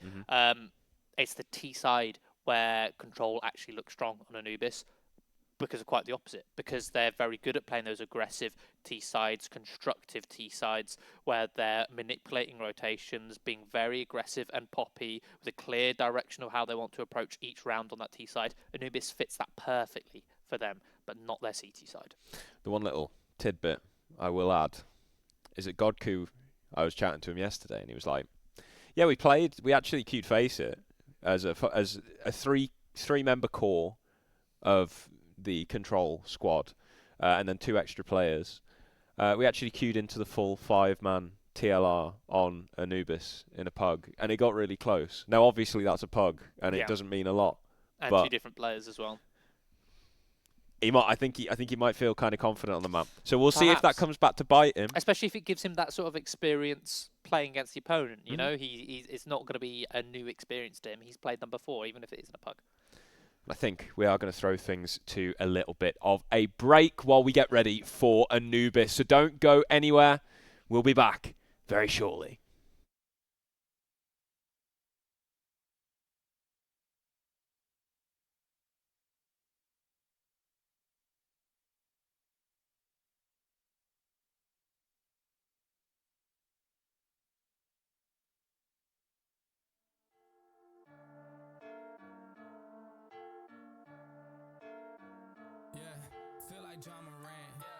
Triple-double, told him check the stats.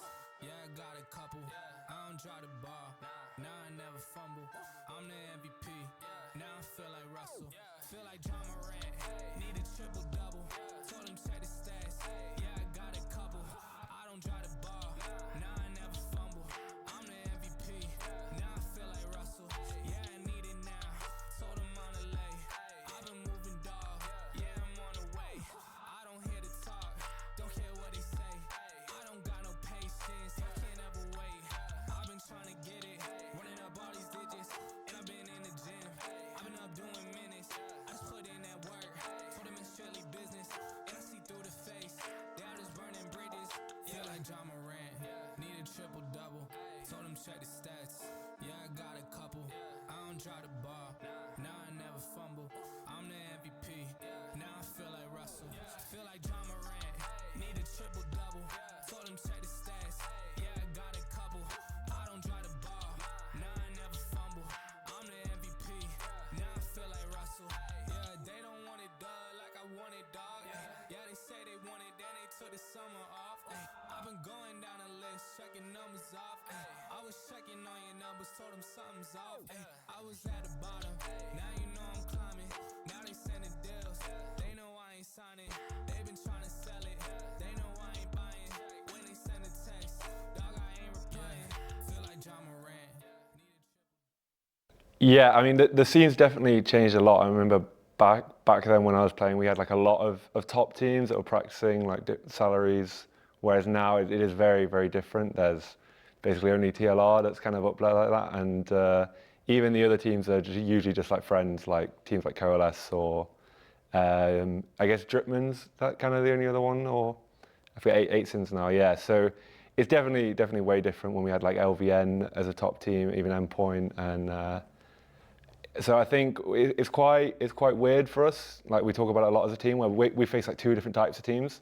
Teams like TLR that practice a lot, or teams like Square Sausages or Coalesce, where they're like 5 good players, but they don't have like good strats or anything. You know, they're more just like pugging it as friends. So dealing with that as a team, like we have like 2 different play styles for what team we face, I think, yeah. Yeah, I've definitely gone through a lot of different players and different teams. And I do just enjoy it. Is the main reason that I keep coming back, keep playing. I work full time. It's not kind of like my main thing that I do, but it's just a passion. It's just fun and I enjoy the kind of work side of it. I enjoy like going in strat base, thinking of new ideas and stuff. I just find that like aspect of it fun.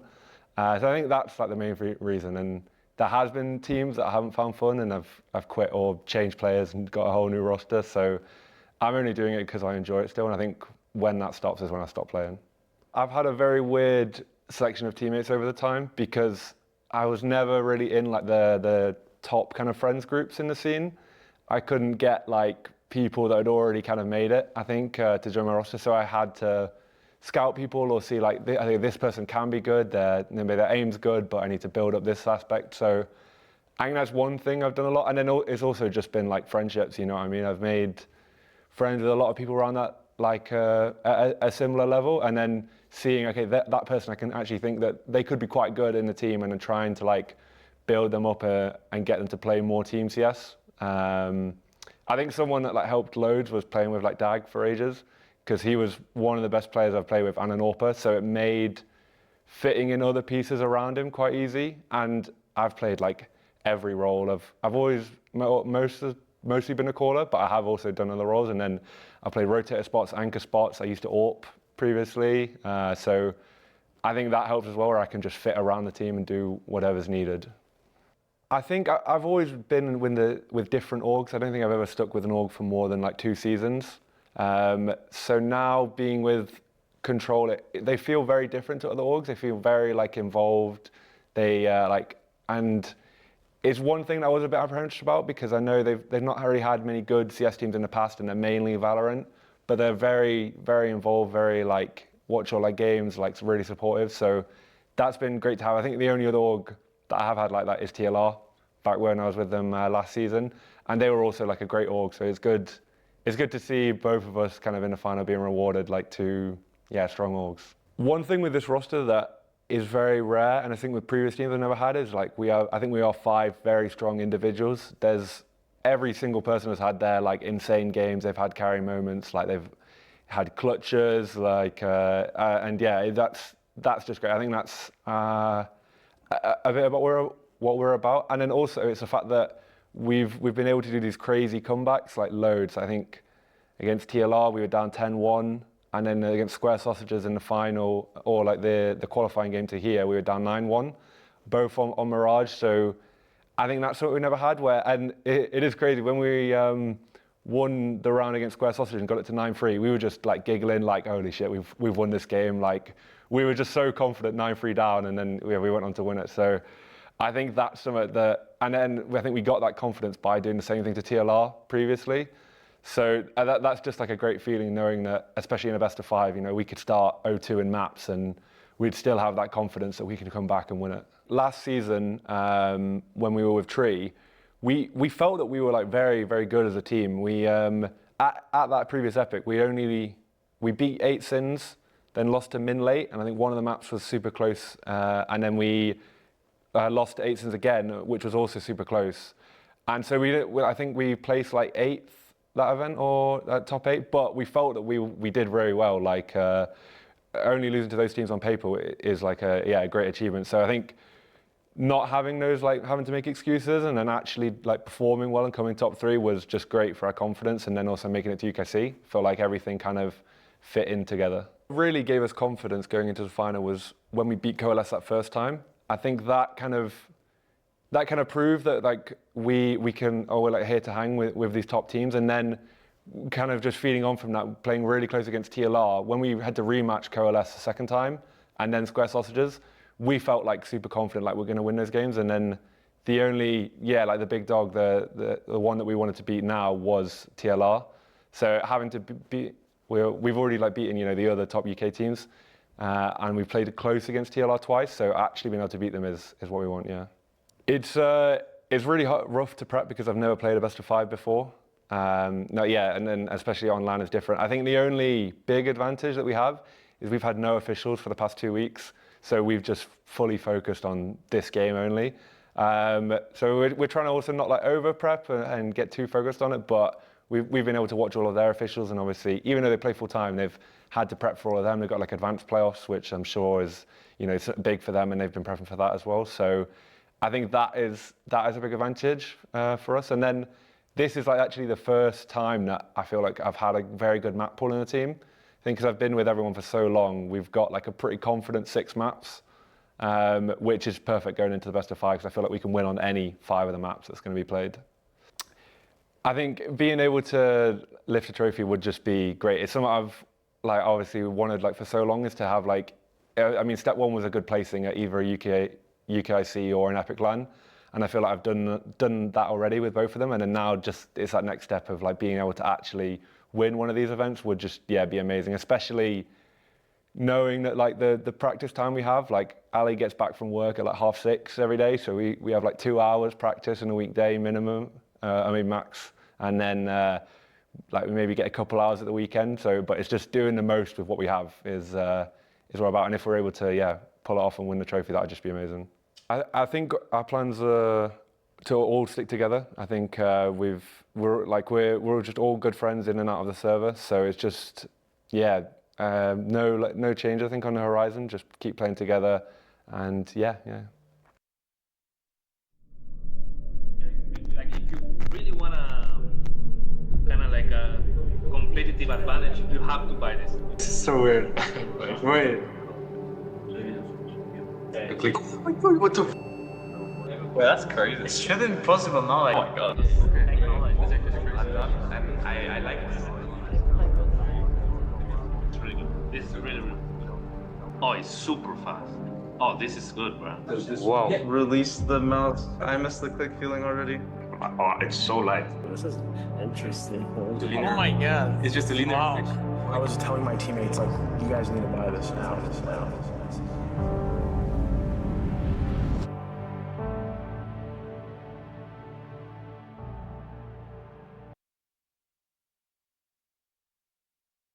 Hello and welcome back to the UKIC Season 9 Grand Finals for the Masters Division. I'm Index, that's Timo, and we are one map in Nuke. The map pick of TLR going their way. We now move on to Anubis, which is the pick of Control. Yeah, I mean, we expected Nuke to go the way of TLR off the bat, and I think I would be surprised if Control themselves thought any different. So hopefully they came into this one anticipating that, and that they're going to be getting off to a good start on Anubis. However, as I alluded to before we went to that break, their CT side of Anubis isn't amazing. Anubis, as a map, it doesn't lend into their CT side style, that they look their best on CT side when they play it much more passive, when they hunker down on the bomb sites. You can't really do that on Anubis. You have to try and get something on Anubis because of how much more T-sided it is. But on the silver lining for them is that we know they're capable of comebacks, and we know that they're capable of comebacks on LAN environments as well. Yep. I'll bring it back to Epic 47, the opening map of the best of 3 between these two very teams at Epic 47, which was Mirage, and that was a 10-2 half in favour of TLR. They swapped over, and then Control won the map 13-11. So that means that they went 11-1 in the second half after being down so incredibly.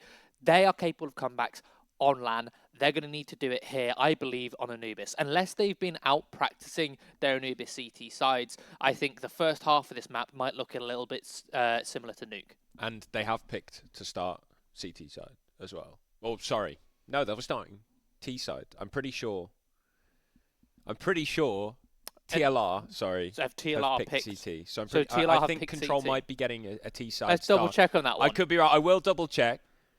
I was there when the veto was happening. You were I there should on the remember veto. this. I was for there. For me, that's a little bit strange because if TLR know that Anubis is the first map pick of Control, you've got a free opportunity to start on the T side and put Control in a weak scenario, unless you want to start with your opponent on their best foot and beat them whilst they're looking their strongest, so you don't have to fall victim to a potential comeback. But either way, yeah. It's still going to be a tough one either way. Yeah. I mean, we said going into this, we're anticipating a 3-1 for TLR. We're anticipating 2 close maps, and one of those Control is going to win. Yeah. And I feel like that's either going to be here on Anubis, or it's going to be later on an Ancient or a Mirage. But it's going to have to be here or Ancient, because otherwise it's going to be a 3-0. So. Yeah. And to be honest, I think Mirage and Ancient are the 2 maps which we know that Control can beat TLR on and have done so before. Yeah. They just haven't done it consecutively within a best of 3. They've only taken one map off TLR in best of 3s before. So yeah, honestly, if we're sticking with that prediction, I would anticipate, again, if we're following that prediction, I would anticipate TLR to take this map with relative ease, and then we actually go into Mirage and Ancient where we have 2 close maps, and then we end up with that 3-1 scoreline. That's the scenario which I envision. But let's talk about sort of the win conditions. What's needed for Control to be able to beat that or have a better performance than what we're anticipating? What do you think it is? I mean, first of all, I want to see Rhyza a bit more active, right? We saw little flashes of it in the previous map, but you look at the stark contrast between you've got Artist going for opening picks, getting opening picks, whereas Rhyza was much more active in the mid-round in the previous map. I want to be seeing him getting a few of those peaks through connector, for example, walking it in A main, that sort of thing. Controlling a bit of middle, maybe going for a peek on the little window, on the doorway. That's what I want to be seeing. We'll see if we get it. Definitely think he's got it in him, but he's going to be starting on that T side. Which is a good position for him because he can utilise that AWP. We've seen him do it before, in towards water and lock that part of the map control down on the T side. But for now, we're going to be starting with Extinct with the Julies up here on the B bomb site, which Control, they're just right around that corner, all stacked up as they burst their way through. The smoke poorly timed. Extinct only good for 1. Vacancy on a quick flank comes in and takes down Alibond and Rhyza. And suddenly Control in a very awkward spot here. 2 versus 4. They've got to choose an extremity to fight, but Bev, so well played there from Bev. Just knows that he's isolated here. He's the player with the kit, therefore doesn't have Kevlar. Waits for the T's to push him down, and Obvious now has to land some beautiful shots, won't be able to do so. Beautiful round from TLR on that quick flank, and Bev, very well played to keep a cool head, play nice and passive in that CT position. And that's kind of one of the aspects of Anubis as well that's changed since the mid-window rework is those fast rotates, right? That's Vacancy getting into it super quickly, being able to just dive out middle as soon as you're aware that it's going to be a full on-site hit.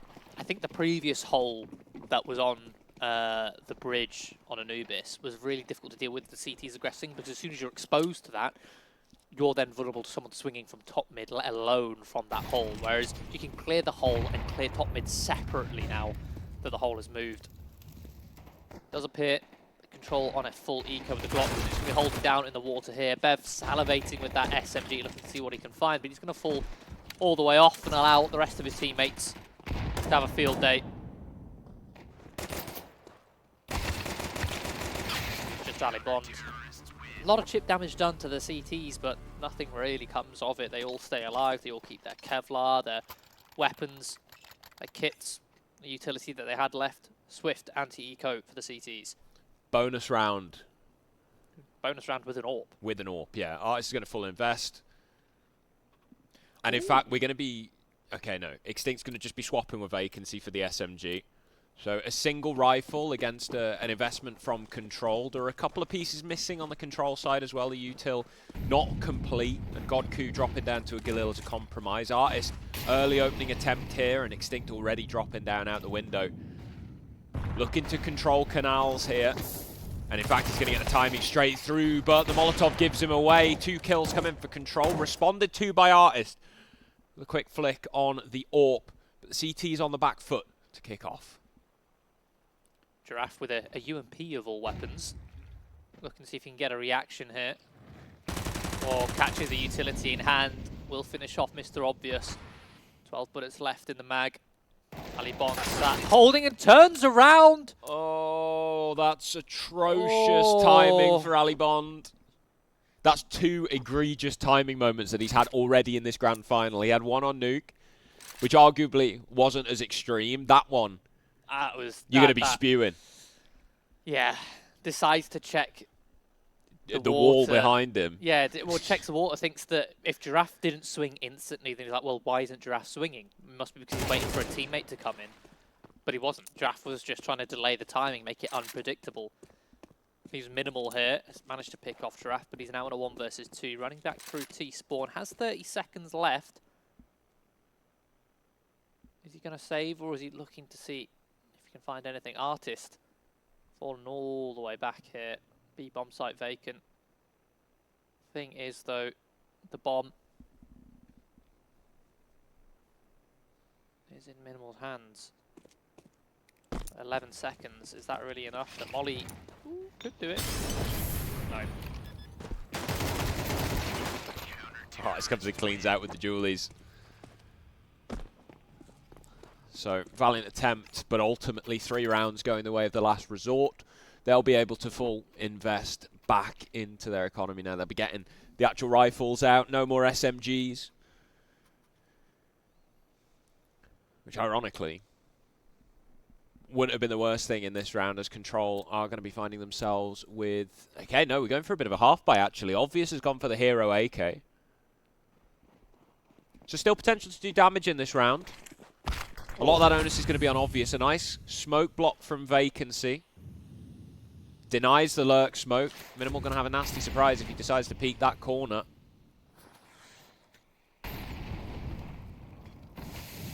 It's going to be a burst through mid. Great flash. godkU's going all the way through. A beautiful instant headshot onto Giraffe. Fully blinded by the flashes. Artist coming in to try and stem the flow. Sprinting in with a deagle of all weapons. Such an entertaining player to watch. Extinct. Nice headshot early. Takes that scavenge rifle away. Rhyza will fall. Hero AK of Obvious finally activates, but beautiful reposition from Extinct. Slips right on through, catches the timing. That should be all she wrote for round number 4.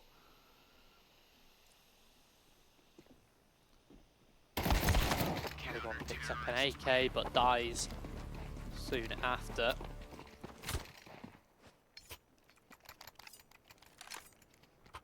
Right, what can Control pull out here? This is their second gun round, but it's their first where they're not up against SMGs. They're dealing with just rifles across the board. And one thing from map 1 that I didn't even highlight was that Extinct was very quiet. Oh my goodness, yeah. Extinct was 5 and 16. 5 and 16 on Extinct, yet it was still a relatively one-sided map. And he started this map off hot, but Minimal started this round off hot, or a double headshot on the AK. Extinct with a response onto Rhyza, but still man advantage for Control here. Minute 30 on the clock. Fast early engagements. Now going to slow things down, as it's on TLR to try and claw back a kill. Minimal, a prime target. Just an island outside on the B site. As Control group up for an A hit. 3 players.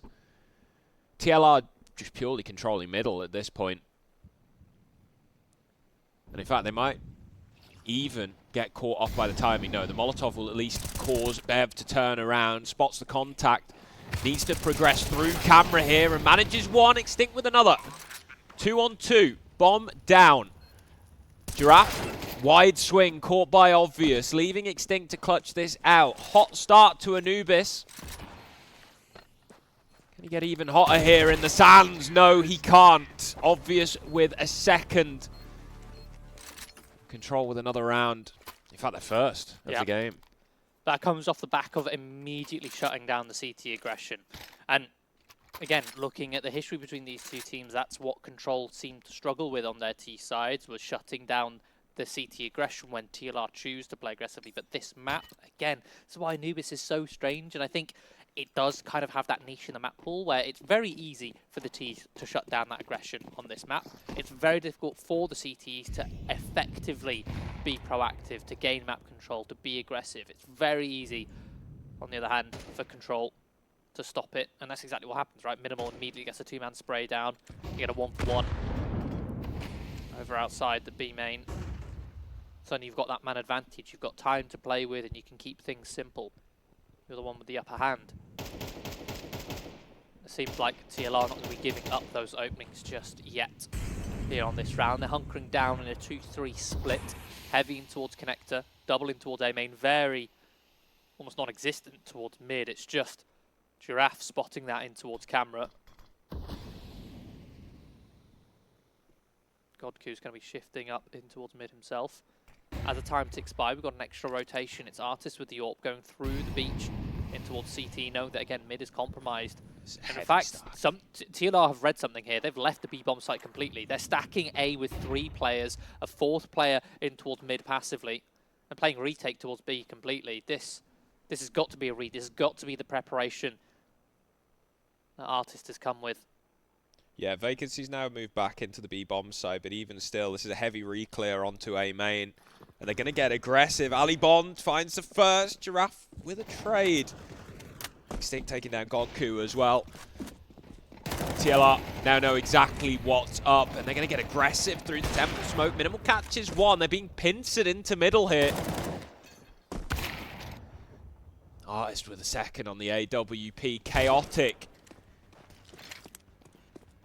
But TLR holding all the cards at the end of the round as they secure a 5th. An obvious force to save. I think... Yeah, TLR, they started off with that 2-3 split. They hunkered down on those bomb sites, didn't give anything. And I think they must have done the preparation to identify how Control play if nothing's given to them. Control didn't make any presence in middle, didn't make any presence in B, didn't make any noise really in water other than taking water itself. And TLR were able to say, well, if we don't give them any fights, if they don't do anything, they'll just default in the last few seconds to going for an A-site split. And that's exactly what happened. But the thing is, if you're going to do that Control against a team who's going to read you, you need to start prodding and poking places just to get that information, just to keep your opponent on their toes, just to stimulate them a little bit over towards B, maybe a little bit in towards middle a bit more, maybe even take A main. But they didn't even have A main control yet they were going for that split. To the point where the CTs walked into A main with, like, what was it, 30, 40 seconds left on the round. They just walked in with 2 players pretty much silently, and they had a lot of map control around that A site, except middle. But even then, middle had a beautiful split from the CTs. A little crossfire. Now Control going to be forcing it. It's not even a force, it's a half investment here. The hero AK on obvious. Pistols on the rest. godkU's immediately going to go down. An early spam from Extinct.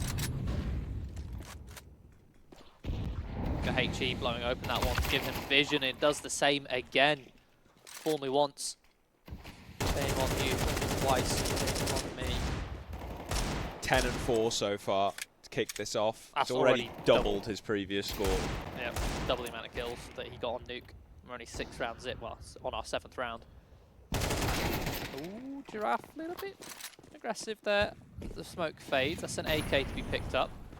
Well-timed molly. Slow them down from fighting towards camera, but Bev not clean with the spray. The AK punishes. Just enough time to get this bomb planted. Artist finishes off Rhyza. CZ, all weapons out in play. Obvious needs to come up clutch here. Oh, beautiful clean shot, 1v1. Oh, not enough health. Vacancy to clean with it. That's really good damage from Control. All that came just from one mistake made by Giraffe, who's normally so sound, so solid. And on a hero rifle as well. That was a single AK going into that. And now the full investment comes in. See if they can replicate some of that success. And I mean, they need to. Because at the moment, TLR looking very strong. It's another 6-1 start. Yeah, and this is on Control's strong side of this map. At least from what I can gather. You know, they might turn it around, they might surprise us. Oh, we're on a ride along with Vacancy. Look at this, it's like being on his back.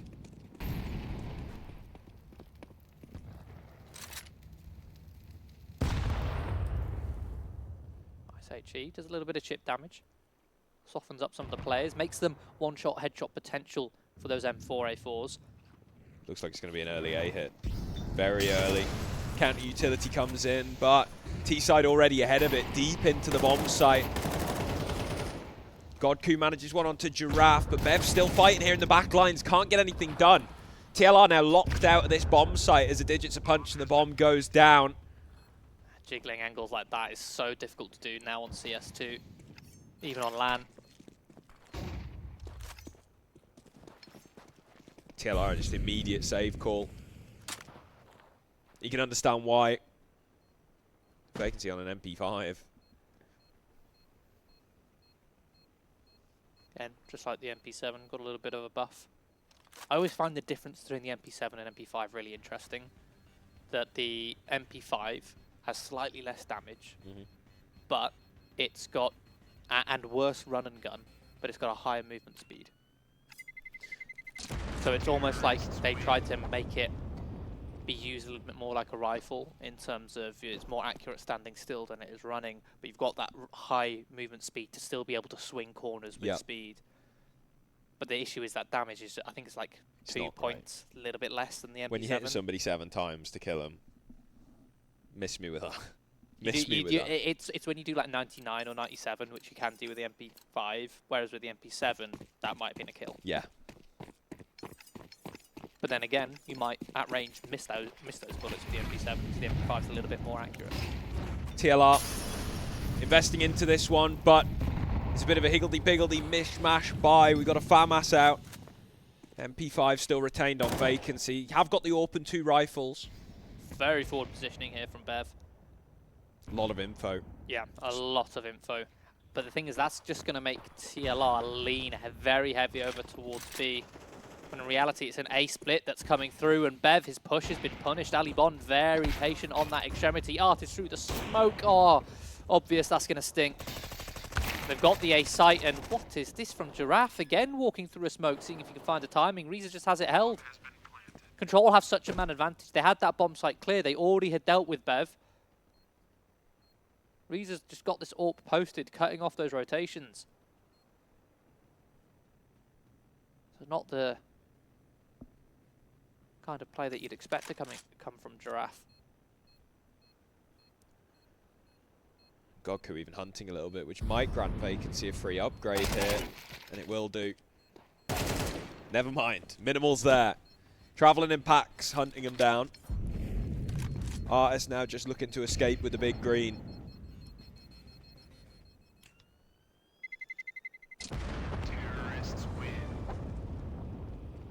And he will do so. AWP retained into the next round, which looks like it will be an eco unless TLR decide to go for some sort of mad force buy. So how much heavy lifting can the in-game leader do with this AWP? Because look, if control start to build back into this 6-6 half, the map isn't as T-sided as it once was.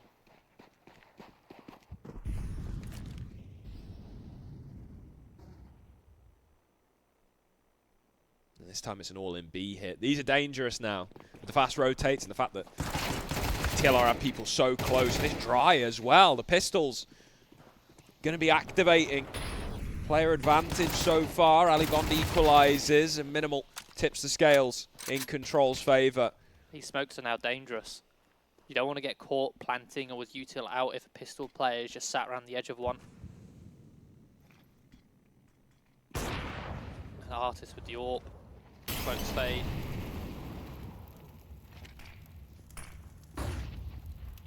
Two Artist on a full rotation. Bev. Flames tickle his toes. Sound heard. They'll group up together, look to try and swing it. Take the fight together, and the CZ does absolutely nothing.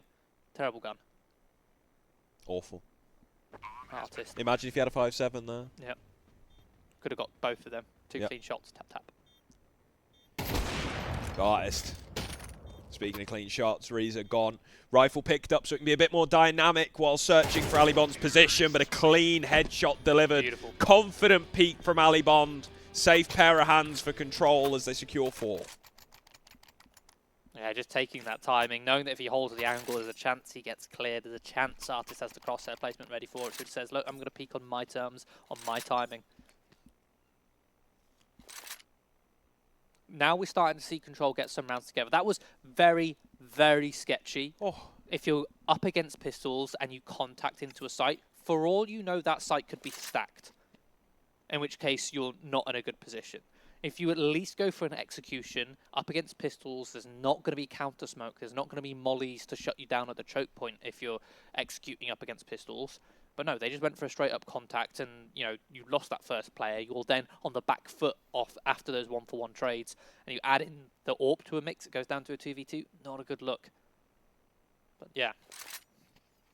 Now looking at what could be a tied scoreline if Control can keep this up. We're looking at. This is very close. It's a intimate. Bit too intimate for my liking. We're back on the ride along with vacancy. That knife is That knife's all over the place.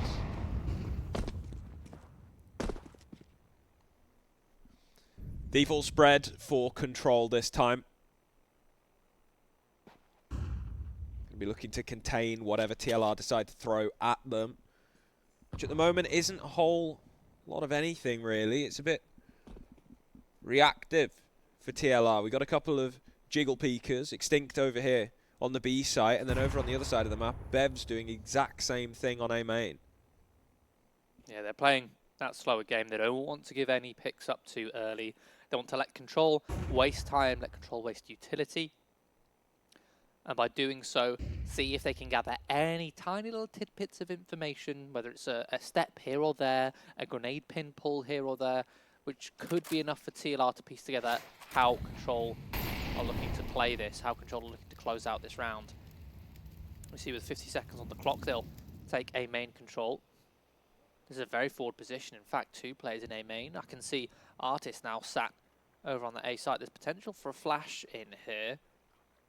It looks like he's just going to group up. This might be a big fight as they both trade blows. Bev will get the double kill. The thing is, TLR can just disappear. They can evacuate that position. 30 seconds left, less than 30.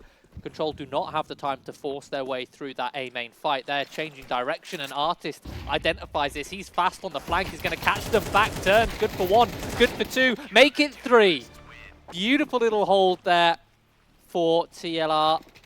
Nothing too fancy. You just sit back and wait. 50 seconds on the clock. You take A main control, and off the back of it, you mow all 5 players down from that position, especially with that flank from Artist. Beautifully read. I think you're in such a difficult position if you control there. You've not worked any map control. You haven't prodded and poked towards A main. You haven't taken mid off of the CTs. I mean, you didn't even have A main control. You didn't force the CTs to have to take it off you. The CTs just threw a smoke and a molly, and that was it. A main was theirs. And it looks like another all-in A play. Similar setup to the one we saw previously, at least for the T side, but this time Bev's playing a lot further forward. There are 2 players on the A site. TLR playing site-centric CS, mid, open. Again, it's that 2-3 split. This time they're going to be executing very heavily here. The utility comes through.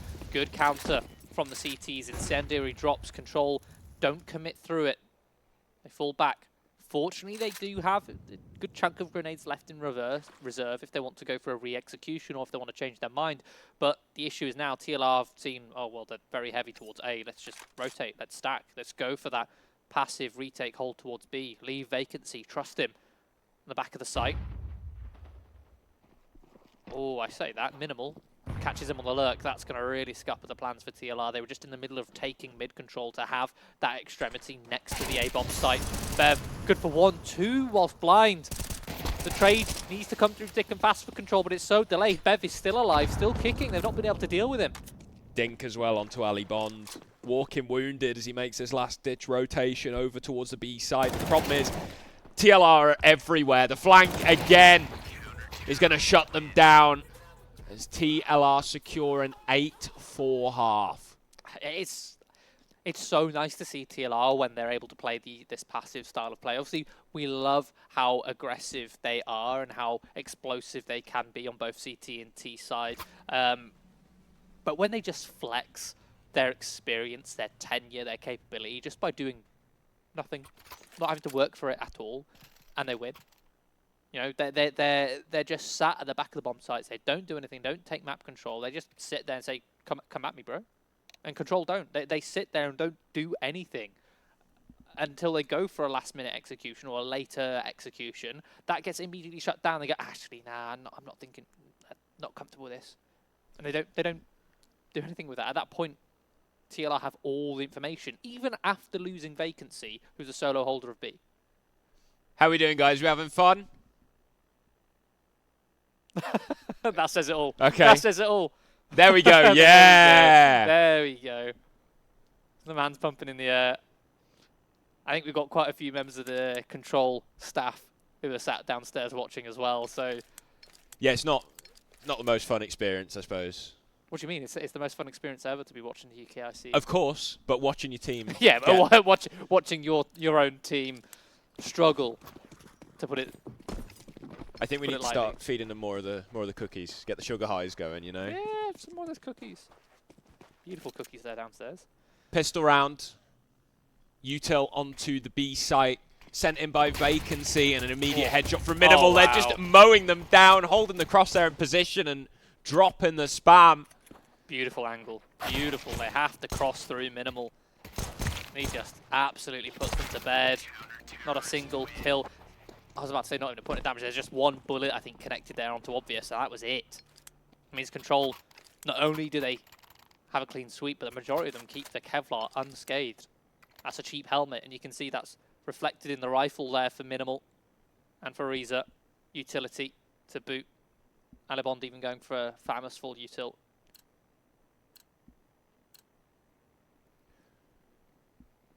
TLR not wanting to let Control build a lead, though. They're going to be going for a force buy off the bat. Again, we've said that Control have been struggling here. They struggled in that first half, but this is their map pick. They've got to have something.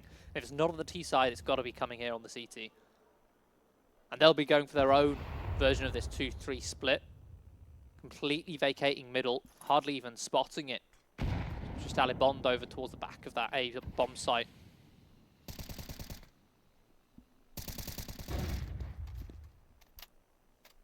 TLR are going to be throwing a little bit of utility, prodding and poking, as I say, over here towards B, and it's just the one player doing so.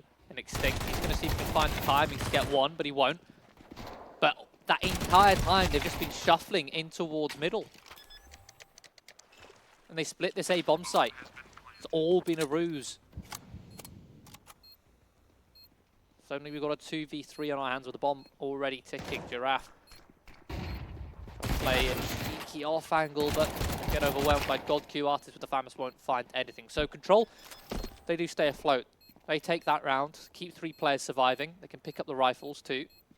But already you can see there's a little bit of shakiness there from Control. TLR, right? It's just one player throwing some util towards B, and you had 3 players contact their entire way through mid to split that A bomb site. Also another bomb plant. Yeah. Means we could, they might util. Force again. Money. These guys might force again. It means more money for a better half buy. Yeah, they're going to be going for the half buy in the end. I mean, they'd have got a relatively respectable force if they'd have opted to go that way. But they've got the lead. They don't need to throw rounds away by forcing, by trying to claw and scrape for rounds. They can sit comfortably and say, look, I will sell a couple rounds so that I can invest in a much healthier one. You can be picky, in other words, when you've got that lead.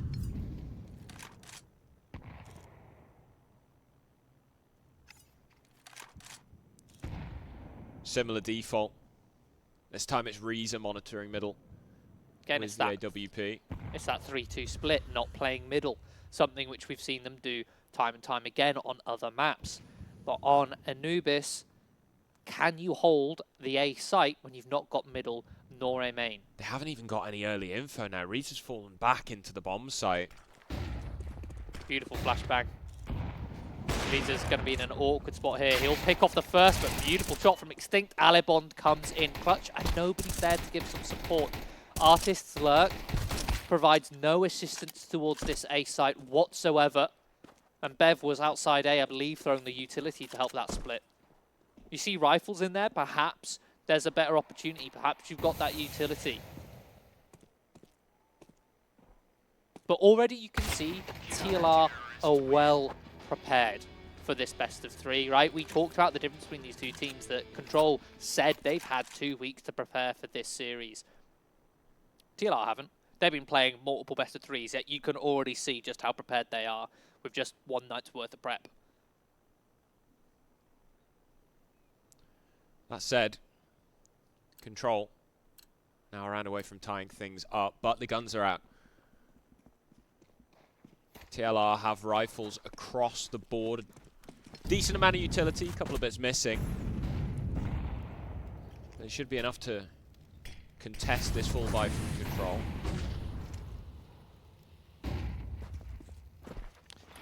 Okay, so first gun round of Control are already playing a little bit more forward up in towards middle. perhaps leaning on that 2-3 split as an anti-eco. They've thrown a little bit of utility, now they're happy to fall back, saying, look, we are here on middle, and then fall away. But that's still not going to stop TLR from walking all the way in. They know Rhyza's fallen back, and they might have found another timing to continue this push. Tight picks, angle crosses over, good for the one. Flash comes through, fully blinded. Ali Bond again with a beautiful double kill to catch Vacancy and Giraffe. Beautiful hold from the man himself. The thing is though, Extinct with the hot hand and Bev still alive in the bomb site. So bomb can be planted, blocking smoke as well. Control now forced to make a decision. Do they go through it or do they redirect all the way around? Either way, could be costly. This way with time. And Bev has heard the steps. Missed shot from Extinct. Fall back to a secondary position. Takes down Obvious. And now the two CT retakers are separated. Can Bev spin around and do it? He can! A turret holding down camera. And TLR take it. Oh dear. Again, TLR, identify Control not playing mid whatsoever. And Control will even try to hide that. They threw a bit of util in towards mid, but after that utility, they fell all the way back. So TLR just said, well, we'll wait out that util, and then we'll walk through, because again, we know you are not going to really be holding it. And even then, Alibon gets a beautiful double kill, but it's Bev on that clutch, on the pivot, on the dime. That smoke completely stifles that retake. If I was them, I could see the idea of going 2 players rotating back round towards beach, but you don't have the time to do that silently. So you've got to make noise. I would have just gone straight through that smoke. Well, not straight through, but you know what I mean. Like, trade it out. Yeah. Yeah. Pop through whilst that bomb's being planted before post plant can be established. I think Control, a little bit of hesitation is being shown here. It's going to be a frustrating one to lose that, and the effect on the economy, you can see they've drained their bank accounts here, missing vital pieces of util, staying in the same setup. 3-2. Granting mid control. This time, they're not doing it silently, TLR. They're concerned that an adaptation will come from Control. Thing is, it hardly has. They're still not playing mid, but at least TLR are being loud about it, so Control can get that early warning sign. Looks like Giraffe with his Tech 9 ready to lurk through this smoke. Will Artist drop a flash for him? A flash would be perfect here.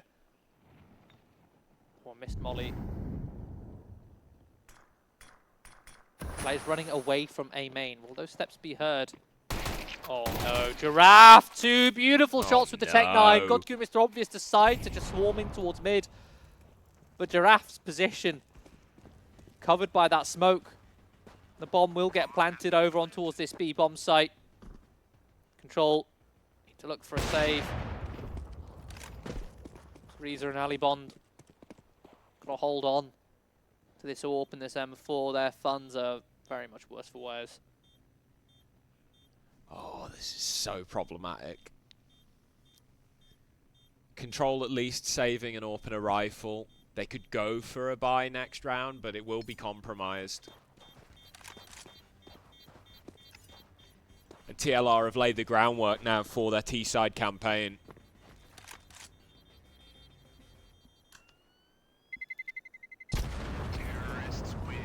They've got money in the bank. They've got rifles. They've got the AWP.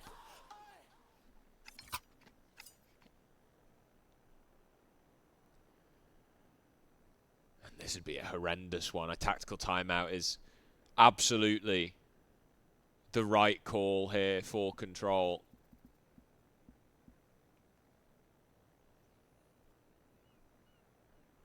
But with again, just 2k per player, you're on Rhyza and Alibon dropping MP9s. This just brings me back to that first tactical timeout they took on Nuke, though. Well, yes, they won the round afterwards. They make an adaptation here. TLR will anticipate it. Mm-hmm. No guarantee that they'll guess exactly what it will be. But from what I can tell, right, Control have got to do something with middle. they don't do something with middle, they need to play hyper-aggressive towards the extremities. Also, those are the two sort of most obvious options. TLR can take that into account. They can say, well, let's just hold passive towards the extremities, and if we don't see anything, we'll just walk into mid after a 30-second wait. And there you go. It's a big hold in towards middle. Vacant towards that A-bomb site. In fact, it's not just a big hold, it's a crunch in towards middle. Oh my goodness, vacancy. Nice double kill. Bev eliminates godkU.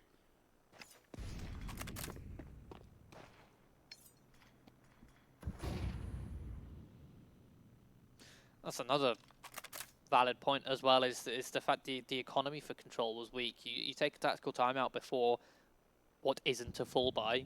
The Ts are going to know the CTs are probably going to do something aggressive, whether that's set up the AWP or send in those pistols as cannon fodder.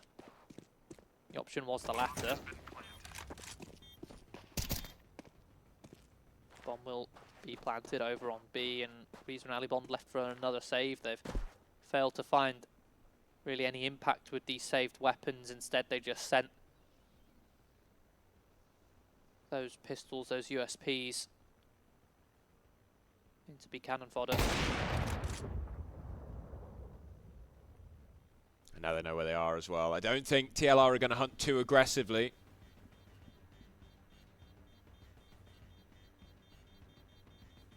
In fact, other than sending Bev, they're not going to hunt at all, keeping their own money strong.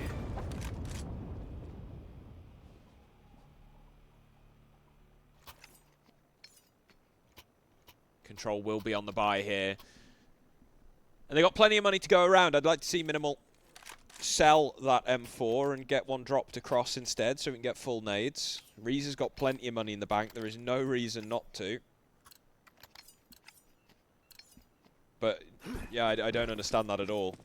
Rhyza has 3,600 in the bank. Minimal has 2 nades. Yeah, that makes no sense. Unless they're just saving that money for an AWP. But here we go. There's the aggressive play. This is the change that perhaps... Wow. Perhaps came from that tactical timeout, right?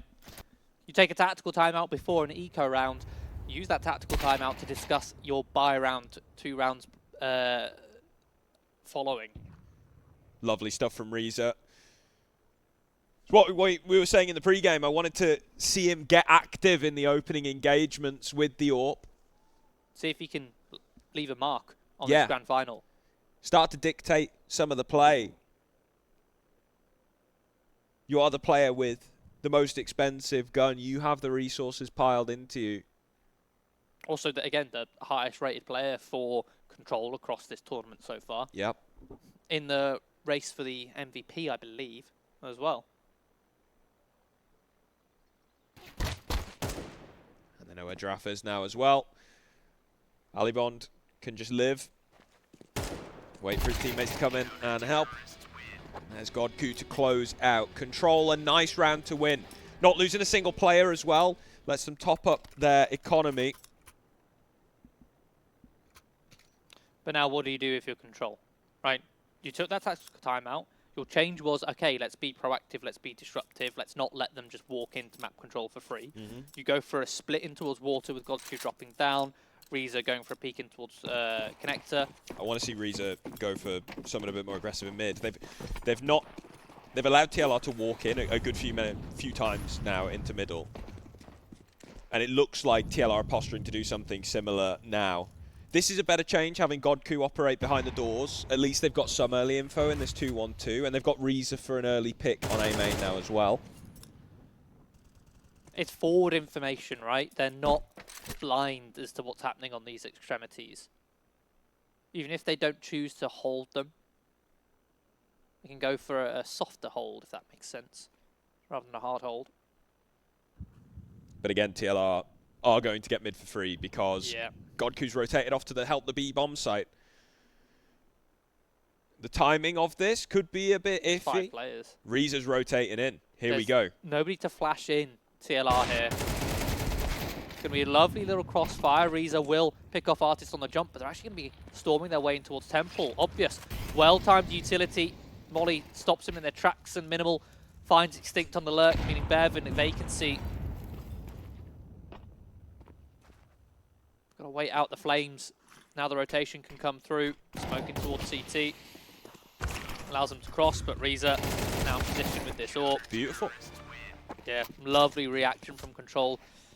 Can't help but feeling though for TLR, a little bit of a strange decision going all in towards Temple. I guess they were trying to mix things up, right? They've had a lot of success just going mid to A, and they're thinking, oh, perhaps if we change things up, we can catch them off guard. But changing things up just for the sake of changing things up is often a mistake a lot of teams make. You need to have a reason for changing things up, but beyond just changing things up. If something's working, or you've got an exploit, or there's a clear gap in someone's defense, then obviously change things up to exploit that. But if it's just to change things up because you want to do something unexpected, ooh, need a little bit more than that. Bit of fancy footwork from Bev. There we go, holds firm. We've got a much more passive hold from TLR here. They know that Control have opted for a little bit more aggression. They, again, right, they had success with that aggressive water play 1 round ago. They didn't want to do it 2 rounds in a row, so they have that 1 round reprieve where they're holding it a little bit more passive, and then they go for it on that 3rd round again. But TLR are ready for that pattern. Oh, and such a well-timed smoke from Alibon. Good for 1. Sprays full bullets for the 2nd. Ooh. Good follow-up from Giraffe, pushing through the smoke. Lurk smoke dropped as well, so godkU unsure. Could have got round that corner, I feel like. He could have strafed much earlier. But there's going to be a reset, and Giraffe is searching. Minimal doing the same here. Spotted the bomb, has the flank locked in. As long as he doesn't get held by Giraffe, a messy spray, only good for a single kill, but at least the info passed across. Rhyza on a passive backline angle, misses a shot onto Extinct. Gives his position away. Extinct can now hide. In fact, they're going for the contest. A flash over completely misses. So Rhyza gets a freebie. It's on to Giraffe. Recently rejoining the roster. Let's try and clutch out this 1 versus 2. Nice headshot onto Rhyza. Doesn't anticipate godkU coming in through Temple though, and so Control will find double digits, closing the gap to just 1. Comes down to just 1 player surviving. Fortunately, they've got the bank built up after a couple clean rounds to continue investing. Lovely 2-piece from Alibon there to get them set up. And while, yes, Minimal went 1 for 1, which is not ideal in that scenario, not ideal whatsoever, he does get so much information to set them up. Yeah, and crucially, that info gets transmitted before he goes down as well. Yeah, long before he goes down. And here's the early mid-pick attempt now from Rhyza, but the issue is it's a fast attack from TLR, very fast. An attack that Rhyza will shut down. Oh, well played, HE. Softens them up massively. Minimal runs out of ammo, gets overwhelmed by the Tech 9. It's obvious at the back of the site for the M4A4, who's going to be doing the heavy lifting here. Ooh, messy spray. Bev capitalizes. 2 kills on the Tech 9. And Rhyza's low, very low. Can he recover the bomb and get it down? There's a rifle. No ammo on it though. Throw that one away. Try again. Alibon can hear the guns being swapped around. No, the bomb is not yet planted. Picked up. Bev's got a minute to play with. There's plenty of time for him to clear every angle, every extremity here. Does he hard clear Alibon in this position? It looks like he may just do so, but Alibon crouched. Bev not expecting. So Control do tie us up, 11-11. Crouching in those angles is always strange, because if you crouch, your player model is wider, so you're more likely to get spotted earlier, but your crosshairs, your head is no longer going to be at crosshair height. Yeah. So it's a bit of a trade-off there. And in that scenario, crouching works out perfectly. Good patience as well, not to overextend. Just keep Bev contained. Artist laying down the law, seeing the player cams.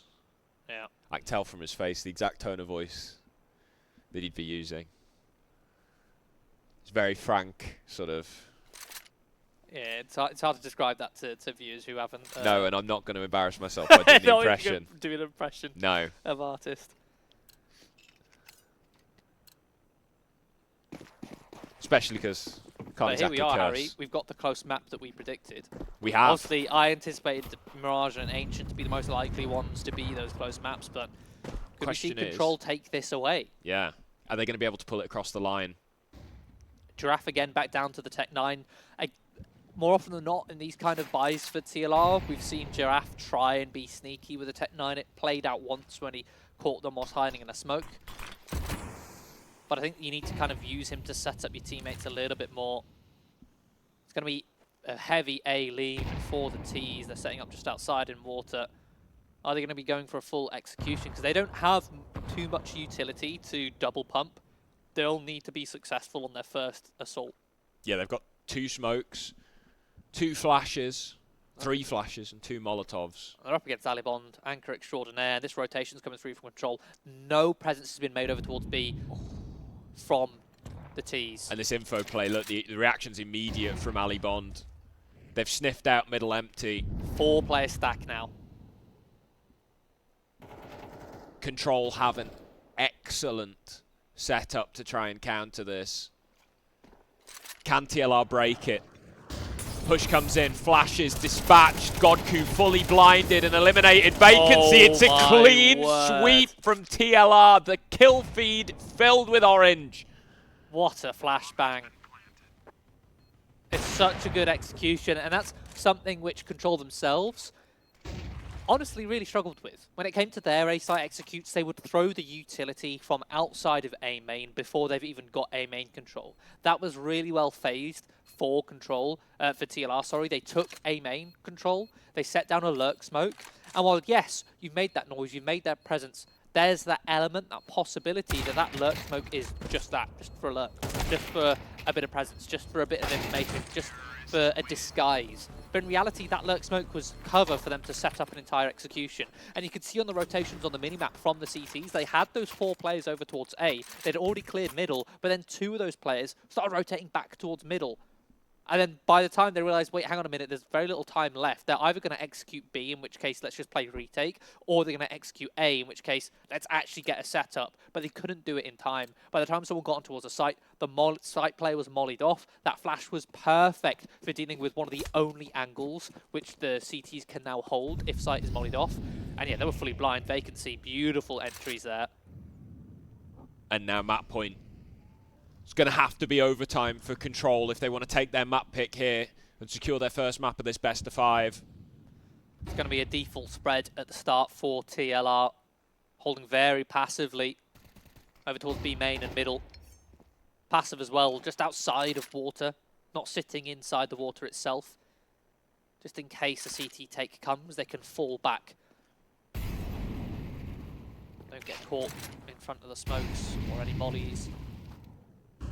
It's going to be a solo mid-take. Coming in from Giraffe.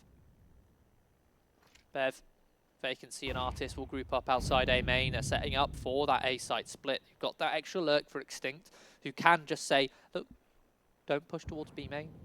Just hold. Or at least keep B main under lock and key.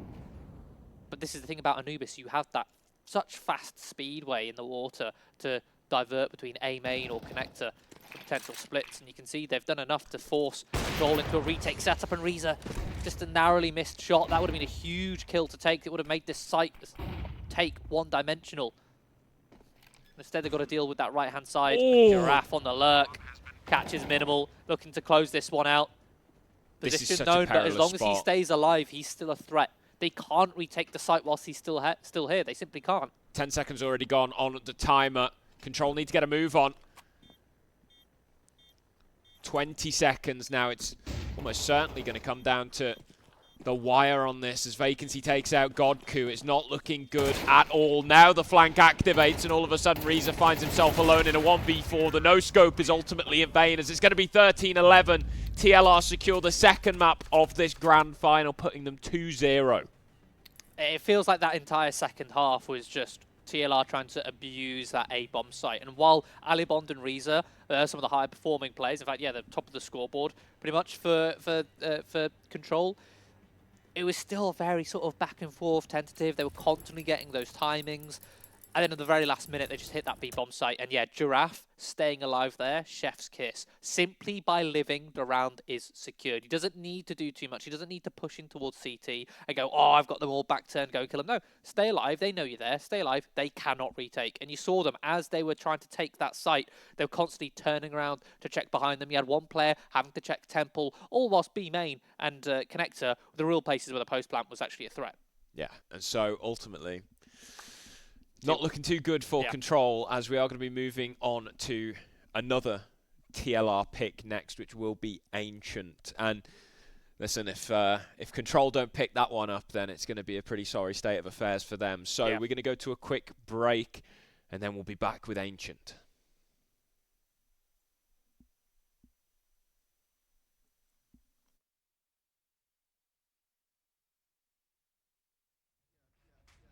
I'm just getting started, getting feet wet.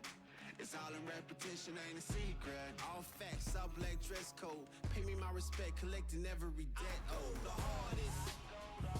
I bring the pain. Not what you used to. It's all part of the game. Yeah, I just gotta go hard. I just gotta go hard. Go hard. Go hard. Go hard.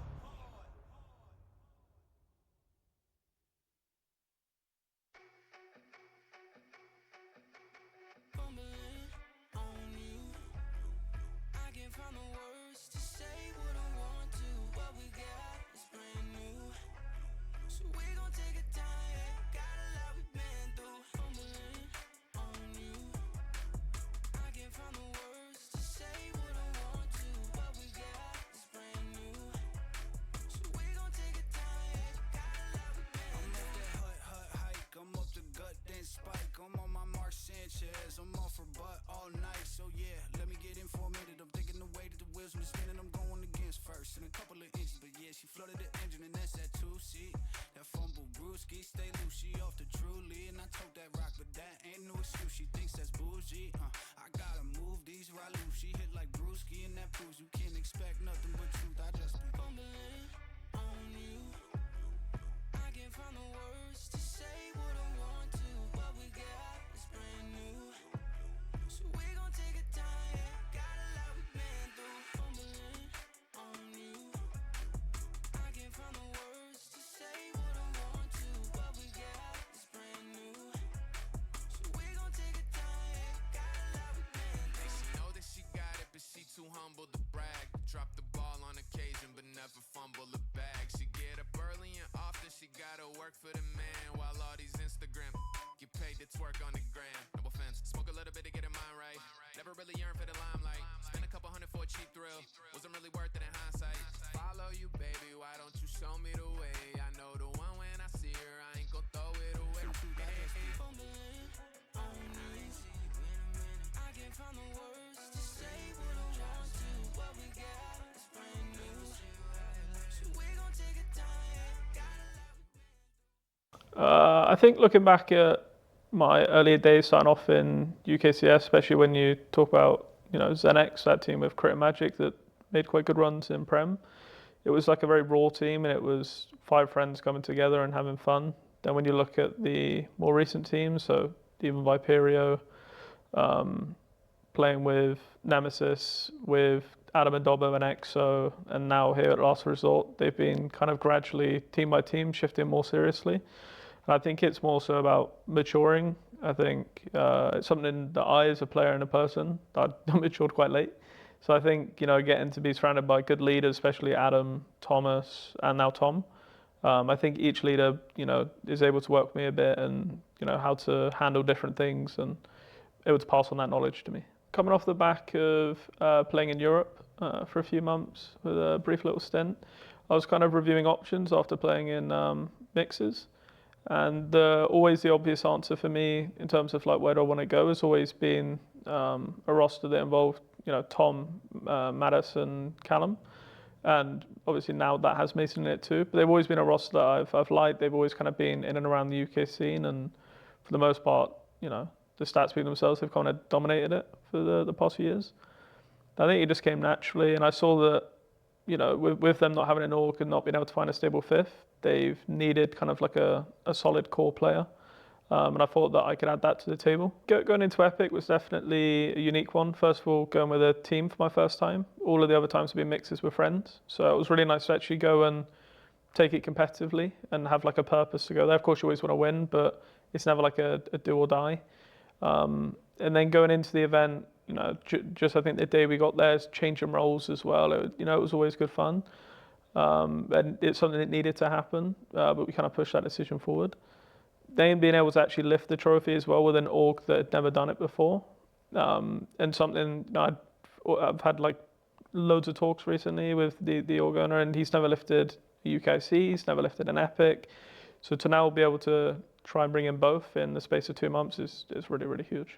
I think the biggest reason we're able to close games so convincingly was just purely firepower and experience. I think a lot of teams, and I've had it as well, when you look back at playing at the likes of Endpoint and stuff, you kind of start doubting your own game, or like the pressure will get you a little bit, whereas for us it's kind of just another game.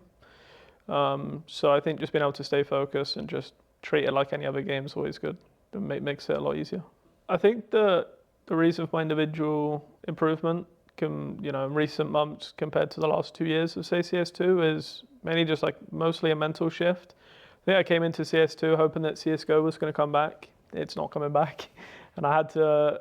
It took me a while to fully understand that.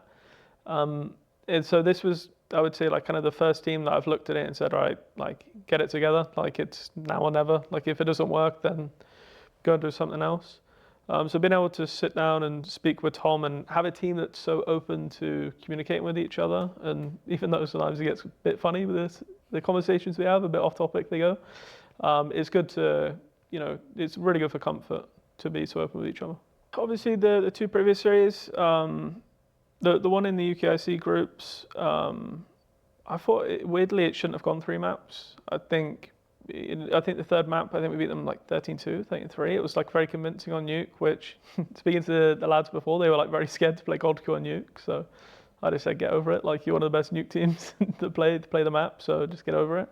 So that felt like an unfair 2-1. The one at Epic, however, was that LAN environment that we as a team have only experienced once now with Epic.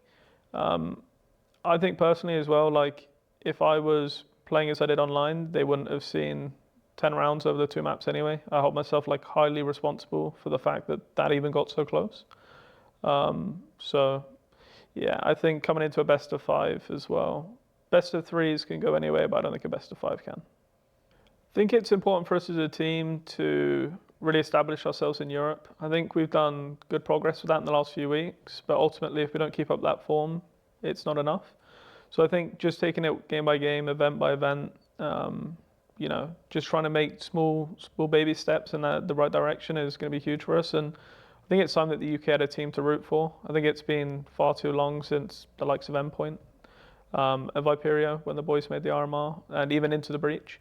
I think it's been far too long without a UK team to support. So hopefully to make the UK proud and have a name within Europe.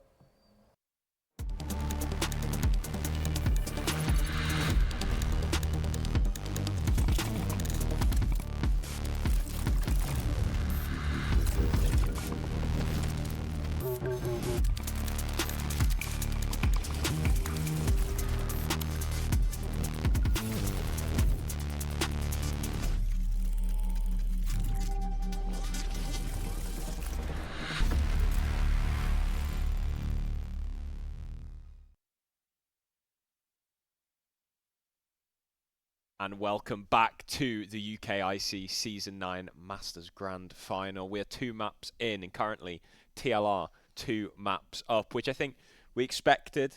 But obviously it's now or never for Control. If they don't start getting a few maps in, then their chances of winning this Grand Final are going to rapidly dwindle. Yeah, absolutely, especially with Anubis being their map pick, to lose that so close. We were just on the cusp of a potential comeback there, but a 13-11 scoreline. means they're going to have to do it here on Ancient, which is the map pick of their opponent. Yeah, never a good start not a good situation to your comeback. I mean, Anubis was close, but yeah, it's going to be a tricky one, I think, no matter how you spin it. TLR ultimately the kings of the UK scene for a reason, right? I've got a couple of clips prepped for you. The playoffs for this season seems to have seen an unusually high amount of smoke diffusers compared to usual.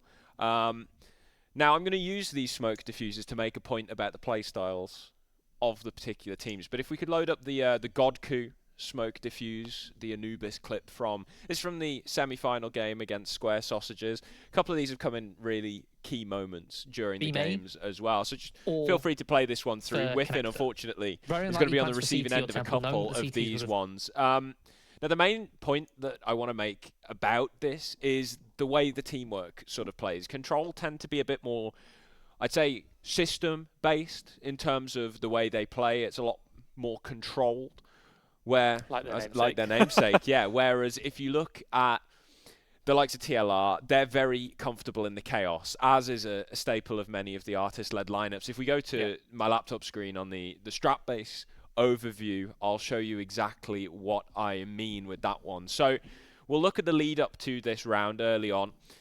It ends up being a bit of a hit attempt from Square Sausages, and then Whiffin diverts. You can see here, he immediately heads back towards the B-bomb site to reset the duel here. And what I like is Control immediately group up. godkU gets himself just outside B main here. Minimal joins him, and they just walk in together. They play the trade game. They play the numbers. Now, the time, as you can see at the top of the screen here, is getting quite low. So one of them's going to have to get on the bomb, and that's going to be godkU, who gets on it, and unfortunately Whiffin isn't able to secure that one. Yeah. I got another example of that one, which is the Ali Bond one.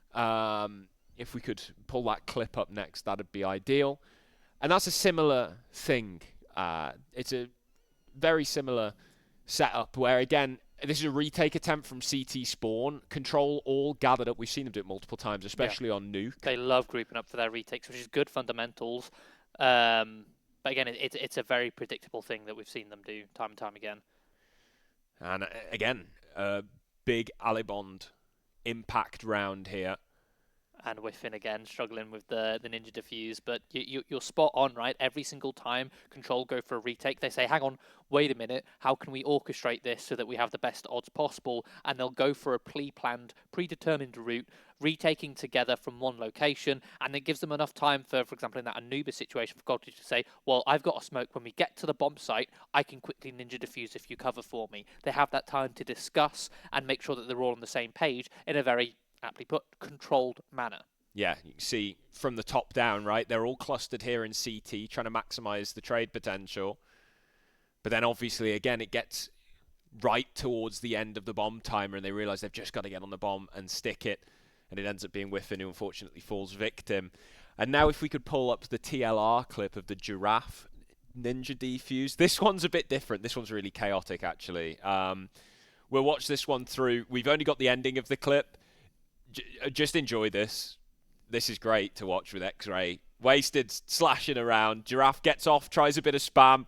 Wasted still just wildly spamming in the smoke, and he gets the full defuse off. It's crazy work. And Giraffe, I believe, even gets the kill at the end. And if we look at that from the top down, I'll show the... It's more the setup for this one, which is actually what highlights the difference between these two teams.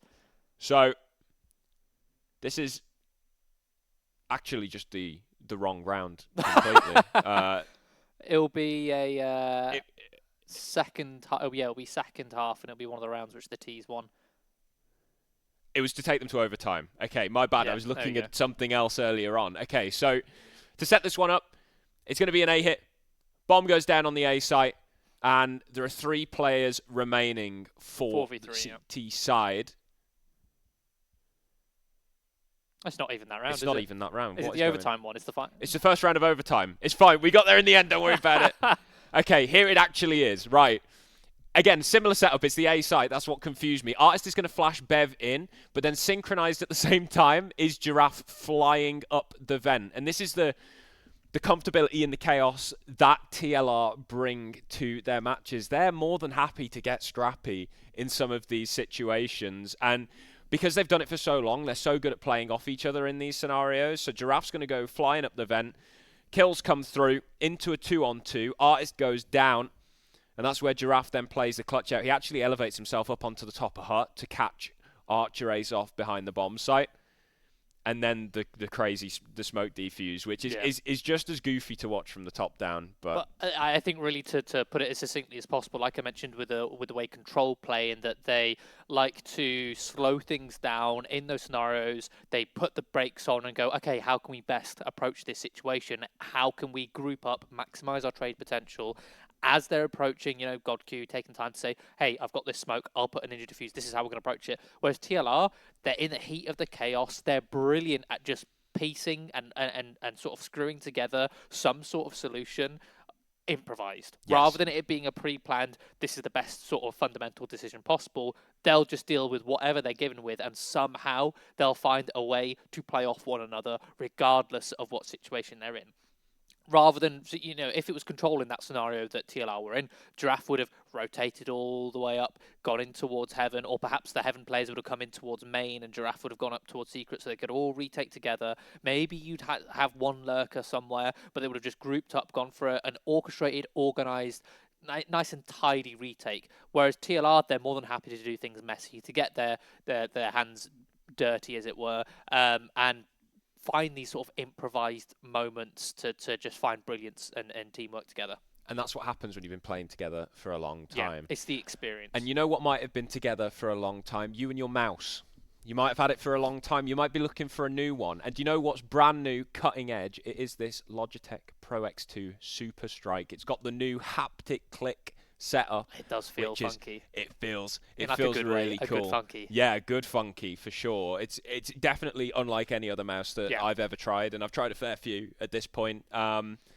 You can customize the actuation point. You've got rapid trigger on there, so now it's not just your keyboard that's got rapid trigger. You got it on your mouse as well. And you can customize that haptic feedback of the clicks as well. That's what's so insane. You can turn the haptic feedback off, and you can't even tell if you're clicking. You can turn it all the way up, and it feels almost like you're getting a really strong vibration every time you click. It's like so a really cool. nice meaty sort of click. Yeah, and you can control how far down you click before it actually actuates as well. You can have it super high up for them Tech 9 how spams. much pressure that you have to put down.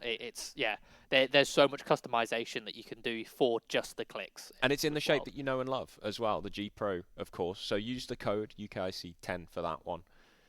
Get yourself a banger of a mouse. It is Absolutely. Genuinely super cool. Yeah. You know what else is super cool? Ancient. Absolutely. It's been a while since I've actually casted a good Ancient game, I'll be honest. It is a very solid map, in my opinion. And what we're going to be expecting here with Control starting on that CT side is expect those sort of bomb site heavy defenses. Expect them to leave mid open quite often. The question is, in this first half, can TLR capitalize? Can they counter? They'll identify that mid's free, but can they actually make use of that knowledge and make use of that information in an effective manner? For now, though, on the pistol round, they're going to be grouping up outside or inside A main, ready for an execute where Control look to play retake as they sit in towards Donut. They'll hear these steps, call over their teammates in a fast rotation. TLR, they're looking to go for that's beautiful nice shot. Rhyza looking to see if it can peek on towards the site before that smoke blooms, but it's his undoing. Minimal. An unknown quantity behind this smoke, and TLR are going to look to take some space, but he's only good for the one. So now Donut in the hands of the T side as well. Cascading into the bomb site, the CTs go. 1-for-1 trade with Artist and godkU, but still the man advantage remains in the hands of TLR. Alibond with covering fire on the Julies. Bev going to attempt to stop this defuse, but there's another smoke defuse coming through. Control are going to take the pistol round. The kit on godkU proves more than worth the cost. That's another retake from Control on brand. All their players coming in through Temple, swarming their way through, just trading out on every single point of contact, making sure they're not taking multiple points of contact at the same time. They're going brute force, 3 players, all onto Artist. Then it's, once he's dealt with, it's the next point of contact, and then you've got that smoke ready for that diffuse, whilst you only have one angle to deal with, being Donut. Control Starting with the upper hand, and oh, what a HE. Again, passive in middle, not holding.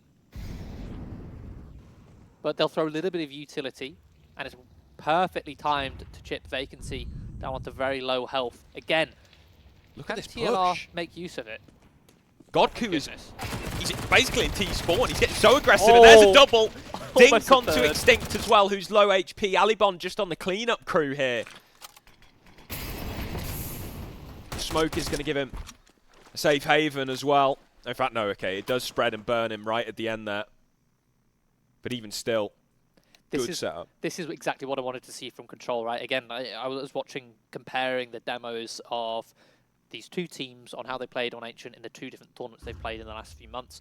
And yeah, it was that mid-control that Control lacked, or their style of play playing towards those extremities. TLR were able to identify that as a weakness. They weren't able to capitalize on it very well in the first halves.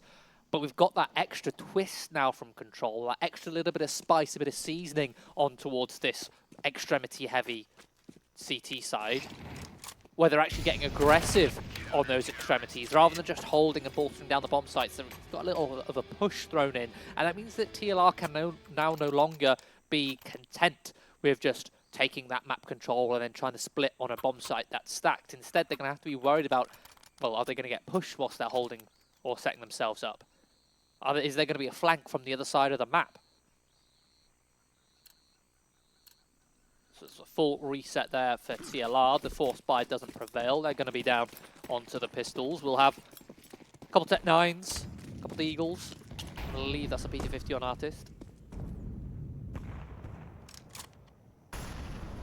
Control again. Leaning towards this B-bomb site. We've got godkU with the MP9, the SMG.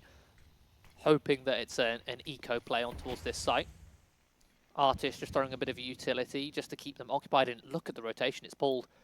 Yeah, this is an A-site pop. Obvious is going to get the info, but the space is in the hands of TLR. Donut taken instantly. They've got this A-site. Forward positioning. Can the Eagle land the headshot? Obvious. He needs to hold on to this, and he will do so successfully. And now, again, a retake cascading in. This time split through both CT and through Temple. A 2-2. godkU taking down the flank. Frags just flying in for the CTs. Leaving Artist stuck behind the smoke. A bit of spam doesn't connect. And that's the round done. Control, secure a third. Bit of extra damage post-time. That's extra cash in Artist's bank. Already you've conceded the bomb plant, so the Ts are going to get an extra $600 per player to use on this round. But you also give an extra $600 to Artist as he gets 2 kills on the P250. He's going to be sticking with the MP9, though, to keep his cash in play, which, you know, each to their own. But at the end of the day, if you control, you won the round, you kept 3 players alive, your economy is still intact, you're still gleaning a profit from that round. Plus, you got the round to win. That's what matters most at the end of the day, especially when you're already 2 maps down in a best of 5. Flash over, Rhyza almost caught by Vacancy, but is able to hold his own as the B site does fall. Another kill. Follow up. Whittling away these T side players. Giraffe taken down and gave as well. Leaves Extinct and Artist. 2 versus 4. Flash dropped over, getting aggressive into Cave, dodged by Ali Bond. Perfect response. Leaves the in-game leader in a 1 versus 4 yet again, tapping away, trying to connect some of these bullets on the ramp as the defuse starts to come through. Only good for the 1 before being traded out. Control, keep the sheet clean. And it's another very successful retake. And this is one of the things about Ancient, which, again, I also love about it, is how, not necessarily easy, but how much this map lends itself to retaking as the CT side. We often see maps like, for example, Inferno, where it's just save simulator, whereas on this map, you're more than happy to set yourself up for retakes, to the point where you'll incorporate them, you'll intentionally play retake on some of these bomb sites.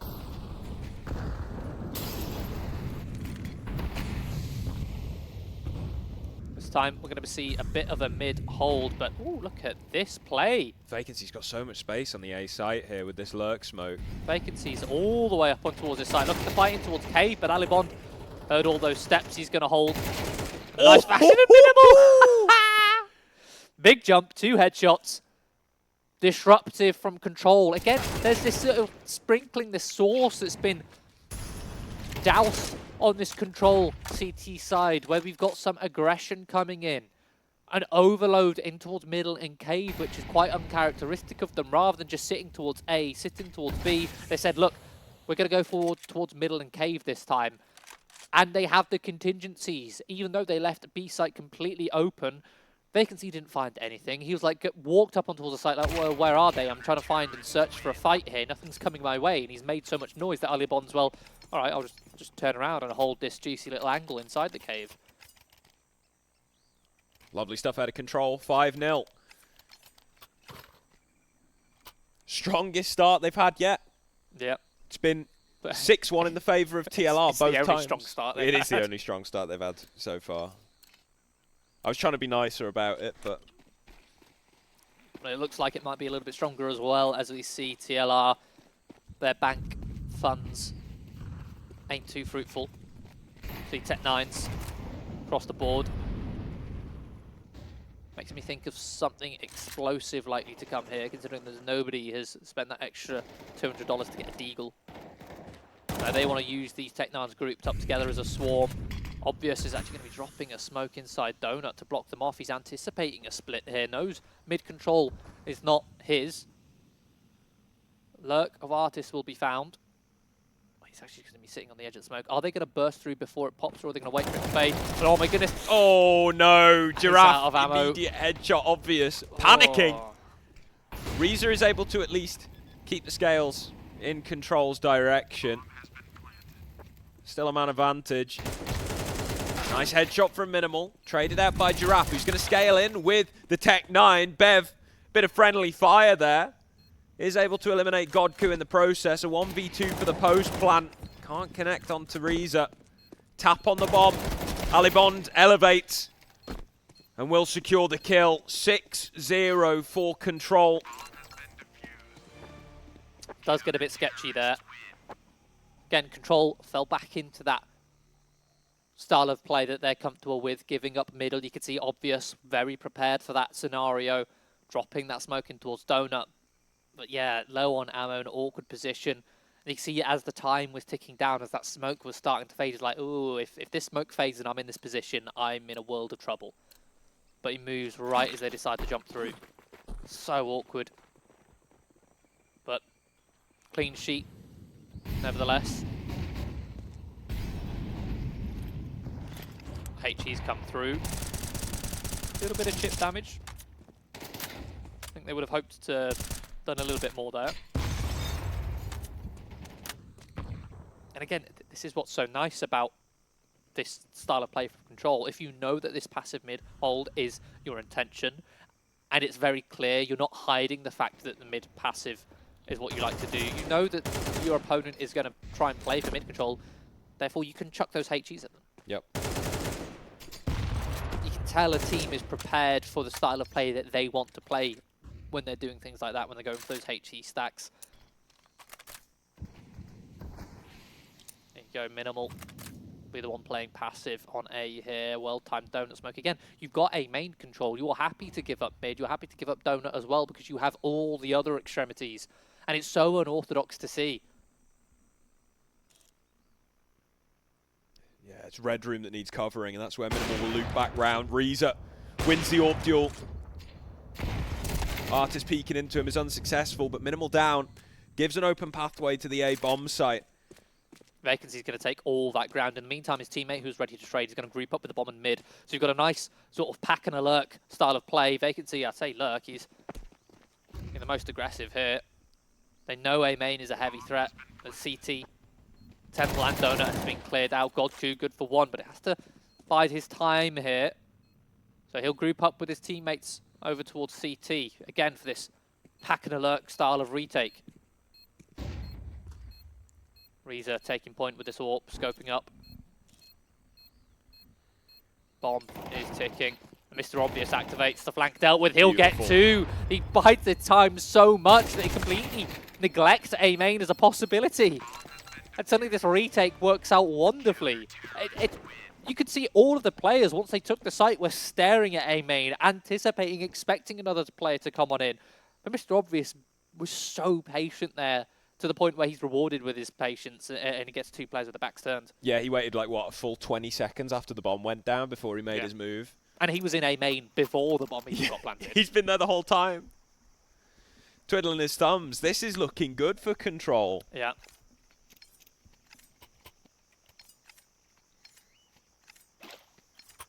TLR, on the other hand, in Struggle Town.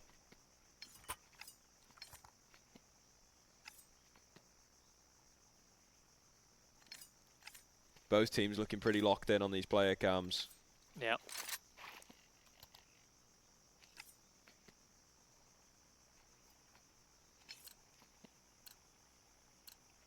Coach Shane getting involved. The watch party's popping. There we go. Couple waves. Energy's looking a little bit more lively now. They Control finding their feet. And look at this mix-up again from Control. Dynamic. They're playing aggressive in towards middle, and Minimal is going to shut them down. Not just Minimal, Mr. Obvious and godkU as well, chiming in. TLR are so used to Control just not playing mid at all. A little bit of conditioning and you sprinkle it in. The aggression. And suddenly we've got well over a minute to play with, and it's just Artist and Extinct in a 2 versus 5.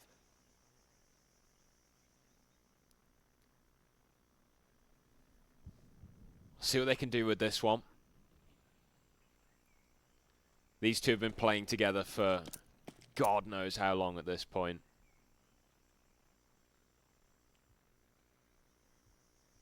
All the way back since CSGO. And even then, in CSGO, they were with each other for years. A potent combination. See what they can do. Artist now been spotted. Draws a bit of attention away. Might give Extinct room to work. He's looking to simulate an A hit. Rhyza quickly shuts that down. Extinct can do nothing as Minimal holds firm. Clean sweep. Where's this Control been? Last couple of maps.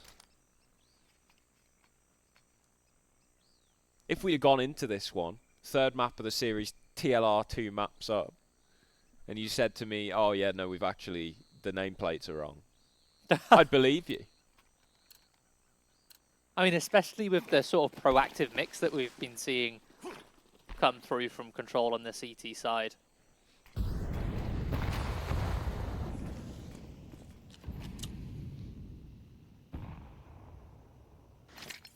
And again, it's another mid hold, this time a soft hold towards the back. TLR looking to go for an all-in over towards A main, but again, these retakes have been, I think, a beauty for Control. Obvious, first point of contact, he'll dodge the flashes. Good for 1. There's the trade, that's what matters most for TLR. Bomb to be planted. Nice and securely. Tick comes through. Alibon through the smoke. Finishes off Giraffe, man advantage now. All they need to do is trade out. A group up behind Rhyza with this AWP. And again, through Temple they go. Bit of attention being made in towards CT elbow by godkU, but they flood out into the bomb site now. Minimal headshot onto Bev. Artist slips through the smoke, but can't control the spray, so the trade is swift. 1v3 for vacancy, and he's pinned in the corner. Lines up 2 with the AK spray, but he hasn't got the diffuser, and that's the one that matters. He might get it after the time, but ultimately the round still goes to Control. Another sublime retake, and the thing is, there's no pressure on them whilst they're setting up for these retakes. And we know that Control, we've just identified, we had an entire segment comparing the retakes between these two teams, in that Control take their time to set up and orchestrate, compose a retake. If you don't give them that time to compose a retake, if you take the fight to them, then they won't have that structure. They won't be so coordinated.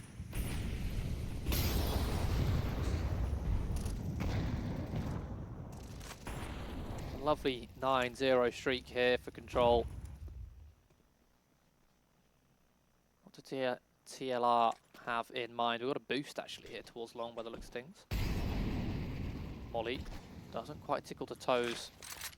He's actually playing anti-flash on this corner. Artist will that strike on towards Alibon. Oh. Bev straight through the flames, tears the head off godkU. This is the bit of good fortune that TLR needed. Rhyza going to swap out to the rifle for some more dynamic play here as the smoke popped. Or back out, obvious, going to take the point of the spear, but Bev snaps it off. Another headshot. 2v5. Make it 1v5. Spam through the smoke. Eliminates Rhyza, leaving minimal. Simply turn tail and run. Plenty of money in the bank still for Control. He could look to do some economic damage here. He's got little to lose. I think Control should be fine for the rest of the half. I think Ali Bond is on 10k. Yeah, 11k on Ali Bond, Rhyza on 9. Yeah. He's even going to turn around to save the AWP. I mean, funds are fine, pal. He's money maxing. Yeah. You wait, they bring out the 5 auto sniper buy last round of the half. It all makes sense. Could have done some damage to take some weapons out of TLR's hands, right? It's going to be buy rounds for the rest of the half at this point now. It's the one thing I miss about the old buy menu is that you don't get the BM auto snipers out anymore because people don't put it in there. Yeah.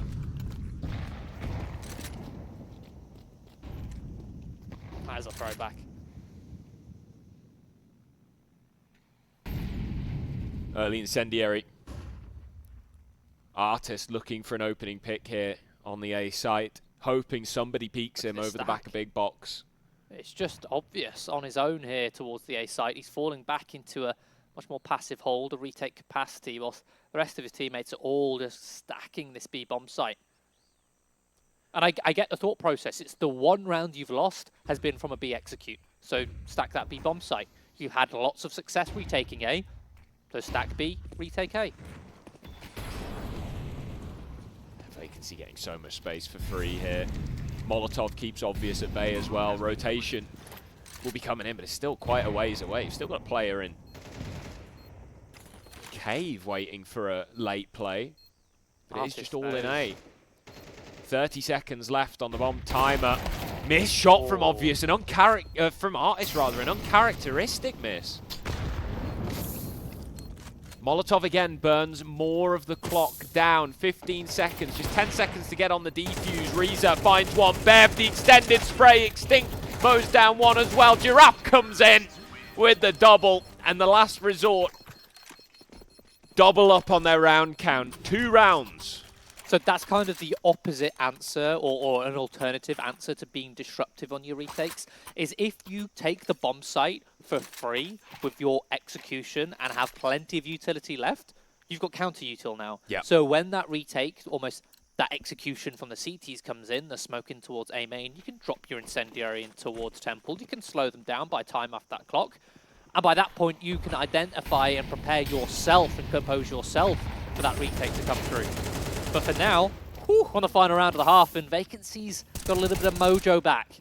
2 quick kills. godkU, now tested, will find a double of his own. He's sitting a 3-on-3. Dodges all that utility, just about escapes on 6 points of health. Gets all the info as well. They spotted all 3 of them there in middle. And that's allowed Rhyza to get super aggressive on B lane. He's down at the doors with the AWP. Yeah, this map is locked. In half, and oh, unnecessary peek there from godkU. You're on 6 HP, even against a rifle. He would have been going down. This confirms the positioning. It's now all on Ali Bond. What can he do here in A main? Great shoulder peek. And an even better clear from Bev. Rhyza 1v3. Bomb's going to be hitting the deck. Puts a timer on his clutch attempt here. And with the AWP, he's going to be so susceptible to any kind of double peek. Artist clearing into spawn. Rhyza going to have to try and clear down every single one of these angles. Bomb already halfway ticked, and Artist comes in to secure the third for the last resort. 3 at the end of the half after a dominant run arounds from Control. TLR at least give themselves a bit of a buffer as we go into the second half. Almost a consolidation prize there of those last 3 rounds in a row. But yeah, this is a very nice turnaround from Control. Question is, can they keep that momentum going? It seemed to slip away from them a little bit towards the end of the half. They were very nice and dynamic, which I loved to see on their on that CT side there. Those first 9 rounds, you know, you had a mix-up between that style of play, which we know is their bread and butter, of being passive towards the bomb sites, but they threw in a little bit of, okay, let's push down the B lane. Let's shut them down in towards middle. Now that we've conditioned them that we're not holding mid, let's play aggressive in mid. And we saw a round where they just absolutely shut them down doing so, because TLR were like, oh, what's this? Suddenly they're in middle. Why are they here? This isn't normally. It's not normally. Pistol round buys coming through. godkU going heavy on the util. Smoke flash, Molotov. Another smoke on Ali Bond. P250 raid. Boss on Rhyza. So perhaps looking for some of those long-range engagements. Double dualies, a staple of TLR's CT side buys. I think they've done it every single time so far in this grand final. No extra utility though. Just the flash on Artist. Going to be used in a defensive capacity on B after taking contact on vacancy here. And there's the flash used as they look to contest lane. Kills so far even. Big gap in that lurk smoke. Not ideal if you're Control. Vacancy was able to get that first kill simply because of that, able to jump spot. Line up the shot. Control's game plan, or round plan at least, has been stifled. They'll have to reset, but TLR are well aware of this. You can see them shuffling over, beating them over towards this A site with not 1 but 2 players. Their Controller streaming their way in towards A main. They're not being quiet about it. They're going to have 2 players to deal with here, and 1 more fast flanking. Beautiful shot from Bev. Guess the one. Ducks out of there. Man advantage secured. Let vacancy take next. Being smoked off in donut. Vacancy falls back. Identifies that he's the lone holder here, and he will activate on timing. As soon as he takes contact, his teammates push through the smoke. Calls that they're fighting in towards CT. Lovely mid-round reaction there from TLR over on that A site. That's 4 in a row now for TLR. Will we be seeing them make a meteoric comeback to close this out 3-0? What do you reckon, Harry? I can never deal them out of games like this. Yeah. That's the problem. We have seen Control prove us more than one occasion that they're more than capable of comebacks, even on land. Second halves. But are they capable of resisting the comeback? Denying the comeback from their opponent? That is the challenge. The Doesn't moment look like they've got any util to let them out mid here. Yeah, complete eco. Just a simple stack outside of elbow. A bit of an existence timeout. Give godkU a bit of time to think. Bev going to be farming him up here in middle. Sprays down 4. Looking for the ace, and Artist going to steal it away. You'd be fuming. Yeah. Bev is clawing at that MVP trophy. Again, I'll read out his group stage stats for this event. 1.56 rating. I think he's by far the highest rated player of the group stage. And right now, I think it's, what, 1.31 for this grand final over the course of the first 2 maps so far?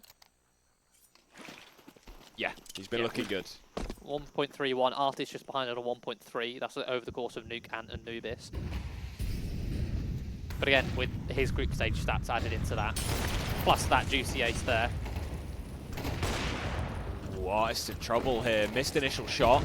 HE grenade sails in to secure a kill. Minimal still fighting though. Holds his ground, but traded out by Giraffe on the swing with the MP7. 3-on-3. Reaction out of Control as to head towards the A bomb site. Artist going to reposition. Looking to cut them off as a knees as they attempt to transition into the bomb site.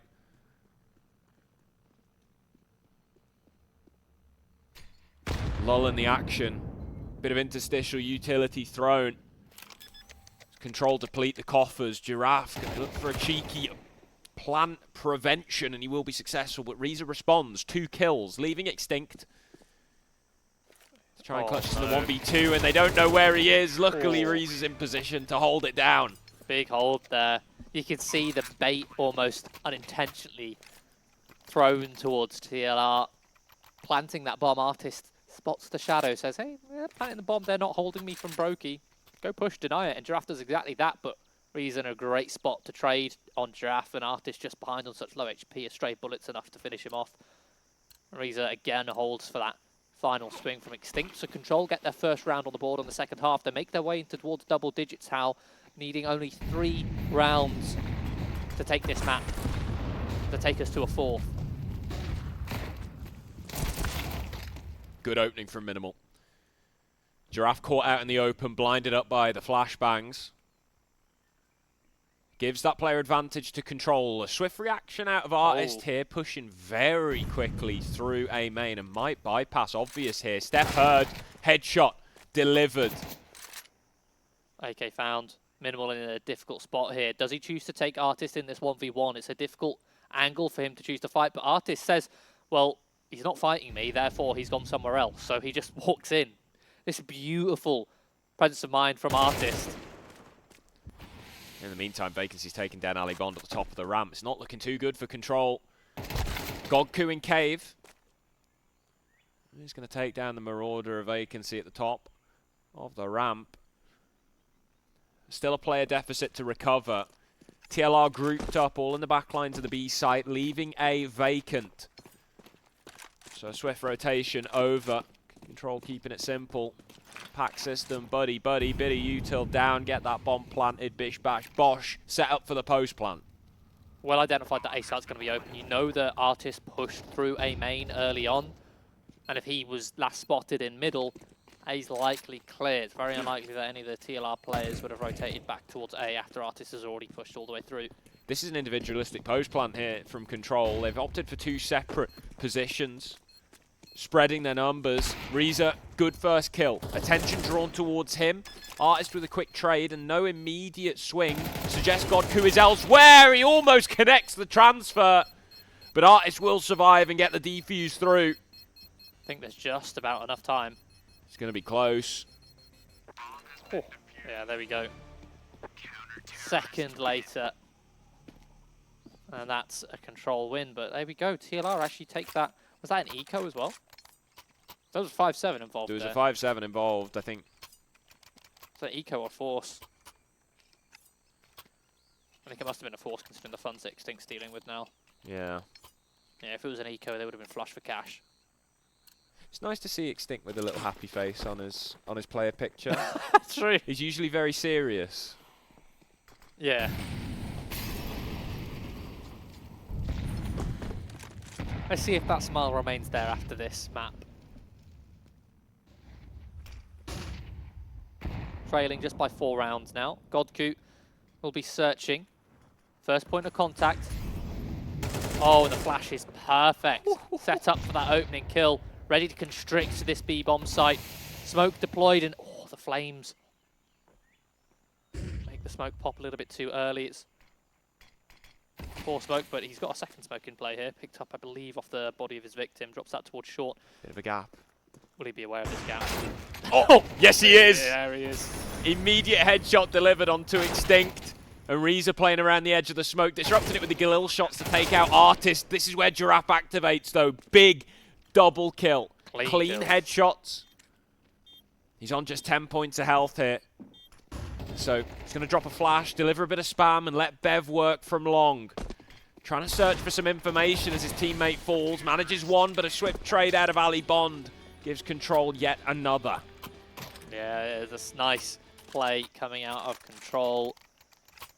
Again, it's just what looks like a bit of a default, but in reality, they're deploying their util over towards that B-bomb site simply to set up godkU to take not just map control, but to set himself up for an early pick with that possibility of a split on towards that B-bomb site. I think it's after the pick, they don't pull the trigger straight away and go, quick, we've got the pick, let's explode on towards B. They take their time, they assess the situation, see what TLR's reaction is, and then reassess, okay, yeah, I think it's on, and then they hit that B-bomb site after seeing that TLR don't retake it immediately.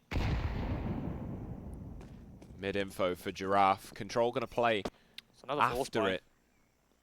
And it's contact as well, so that information not going to be available to the CT side. Just a contact walk straight in. Giraffe going to be jiggling. Spotted. Heard. They're actually going to swarm in towards CT. Rhyza needs to be careful here. Trailing just behind them with the bomb in hand and an AWP. Giraffe will put up the chase. But fortunately, his teammates pave a way for him. Safe pathway. So it's another CZ headshot that would have been a kill with a 5-7. Just saying. Was the 5-7 not landing the shot this time? No, that 5-7. That 5-7 wasn't working. See what Giraffe can do. Is he only play with any real HP on the TLR side? Not a lot.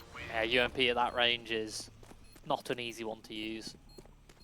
I mean, the UMP when that thing got nerfed, this is almost a decade ago when it got nerfed. That gun was beautiful. The spray control was lovely, but they nerfed the range on that thing into the ground. It was broken. Yeah, it was absolutely broken. It was the armor penetration that made it broken. They've nerfed the armor penetration to balance it, but then they destroyed the range on it. So at range, it hits like a BB gun. Map point for Control. And it's going to be another force buy for TLR. Control play their cards right. They should be sailing forward in this best of 5 and finally picking up their first map on their opponent's pick.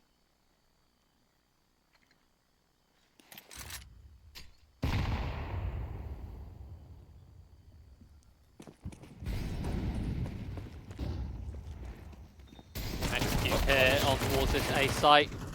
Oh, big trades by Bev. Finding himself a double kill. That's going to put a halt on for Control. They're not in a position to continue their assault over towards A after losing those 2 players immediately. You've still got Ali Bond lurking outside of the A doors. You're just going to be searching. They've got plenty of time to wait and see if TLR slip up. If TLR give them any audio or accidentally over peak. The key detail is Giraffe only spotted 2 players. He didn't spot the bomb. Artist, if you were paying attention to the mini-map, was in elbow, and it looked like he was going to try for an A main flank, but instead he goes to clear B, expecting that maybe that was a 2-player little lurk play, just an attempt for a pick early on. But no, the bomb is in A main, and there are still 2 players local in the area, ready to defend it. They're both holed up in Donut. 25 seconds. Final play starting to begin here. In the time it's taken for Ali Bond to group up with his teammates in A main, Artist has cleared out the entire rest of the site, of the map even. Now all of TLR are ready to pounce. Molly deployed. Oh, CT cover isn't good enough. Rhyza 2 missed shots. 5 seconds, this has got to be a save. There's simply no time. Last thing you want is to go down after time. I think Ali Bond just about died before time. Rhyza survives, keeps that AWP, and we've got a tactical timeout now for Control. Yeah, a bit of a fumble on that one. Took a bit too long to get all of their pieces in place. Ready for the final site hit. Gave TLR enough time to sniff them out completely. Yeah, you could see Artist as he was clearing that B-bomb, so he was clearing every corner just in case Ali Bond had lurked up towards B. And just in case Control were trying to group up with him on that rotation, but in reality it was the other way around. Ali Bond was trying to group up with Control, and it just took so long. And of course he's got to walk there because he has no idea if somebody's up close in mid, on shelf. Could have flanked on elbow, which Artist was about to do. Yeah. Timeout expires. 5 rounds required for TLR to take this to overtime. Nice deep double nade into elbow. Is going to miss its mark. godkU getting sneaky with it in the smoke, but vacancy. Oh my goodness, godkU slipped right by him. Oh no. godkU could have a freebie here. Why they seem aware of it. Okay. Perhaps vacancy called it out. Did he see his shoulder? Did he come up on the mini-map? I think it must have been the mini-map, surely. A vacancy now in a perfect position to do extra damage because just as they didn't see godkU, godkU didn't see him. Yeah. The lack of information went both ways. Well, Evidently Allegedly. not, as Yeah. TLR clearly found him. Alibond and Minimal in a 2 versus 4 here. Minute on the clock, so plenty of time to work, but got some good, strong site positioning from TLR. Opting to play the A site retake, bolstering B instead, contact taken. And a good off angle on the MP9, cleared by Minimal, but traded out by Giraffe. Leaves Alibon 1v3. And a nice hold from Artist. Soon shuts that down. TLR closing the distance further. 4 rounds now required.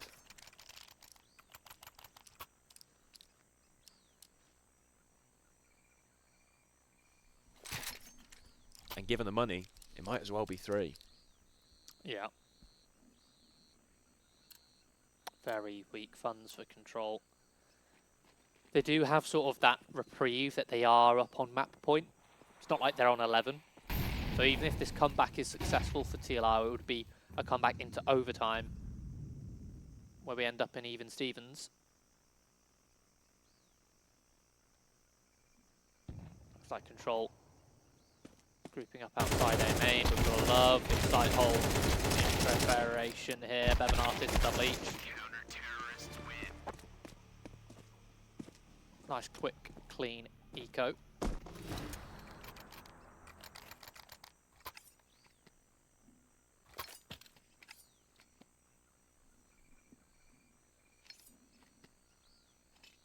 Guns back out. Few pieces of util missing, but on the whole, not too shabby.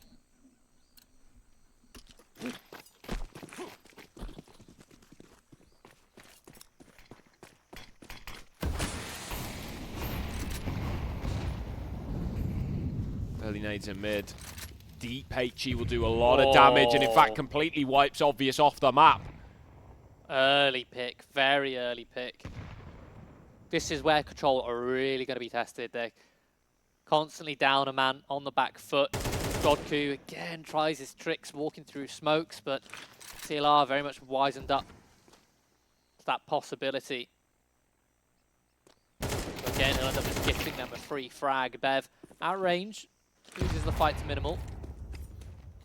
Down on 12 HP.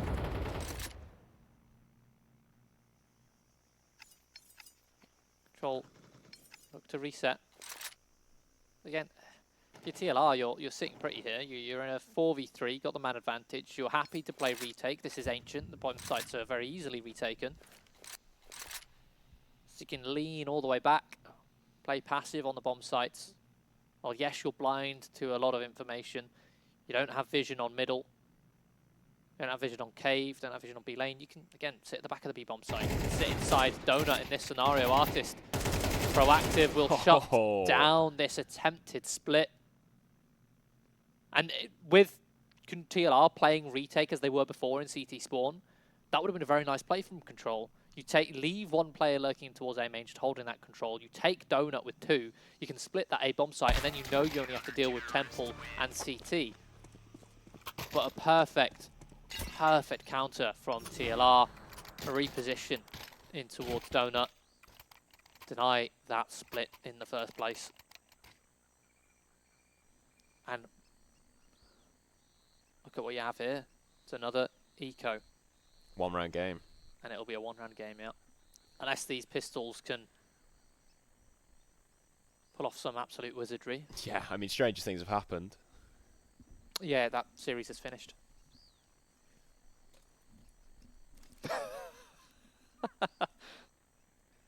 I'm not dignifying that with a response. That was awful. Oh, I didn't even hesitate on that. Alibon's got a great keyboard. Really cool colour. Go on, flip us back to Alibon's camera. If we could switch back to Alibon cam real quick. Look at that.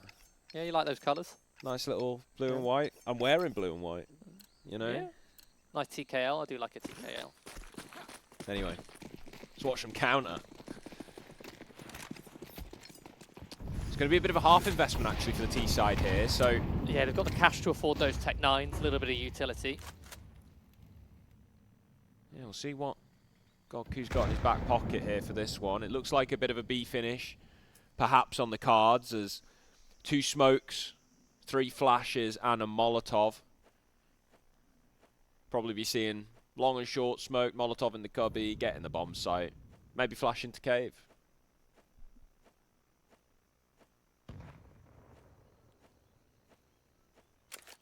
He'll be setting up. Yeah, TLR in such a good spot, right? You don't need to hold mid against pistols. The pistols can't really take mid. You can hold it very passively. You can see this push comes on from Artist, finds Mr. Obvious. Already a man advantage. Mid clear.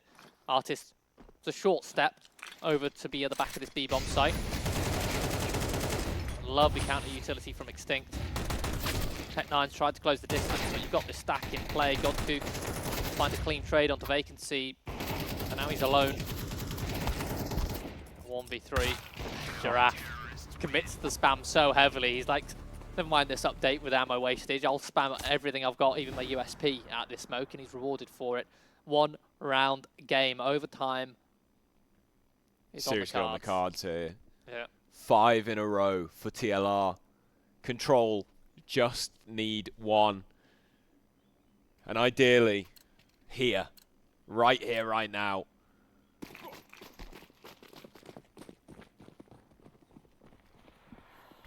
Insta mid smoke deployed.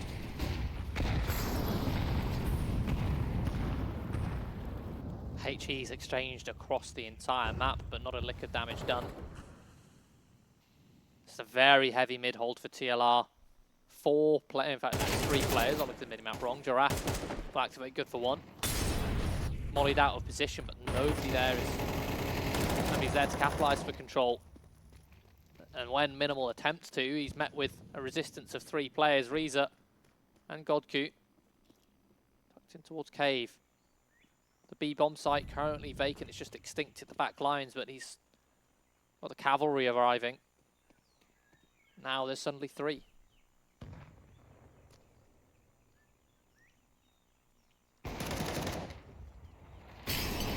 Vacancy eliminating Rhyza as well. Overtime almost a certainty as godkU falls, and so does Ali Bond. 12-12. We go OT. Oh yeah, this was 9-0, remember? 9-0. The last 15 rounds, 12 have been won by TLR.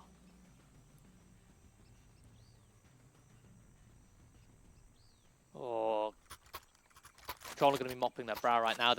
I'm sure at half-time they would have thought, yeah, this is our map to win. We'll leave a mark on this grand final, regardless of the eventual result of the best of 5. We'll be able to take a map off.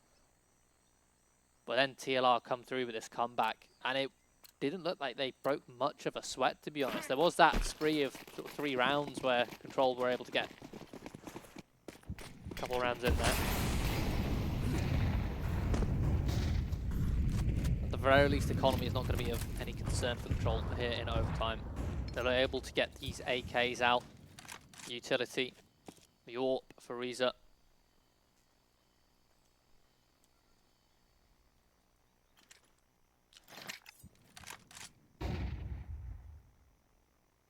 Control just playing very tentative at the back lines.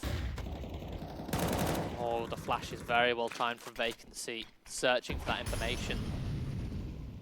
See, right, the win condition for that CT side for TLR, as I mentioned, all the way before map 1 was being disruptive. And right now they are being disruptive, but the right amount. On Ancient, it's very easy to be too aggressive on that CT side. You can see Control, they were sat at the back lines, waiting for the CTs to charge at them, down the ramp, up the slope. The flash was beautifully timed from Vacancy, or to allow Vacancy to get that info to deploy the smoke. And in the time whilst they're brawling, yes, it's gone 1-for-1. Brilliant Control. You've now got a 4v4.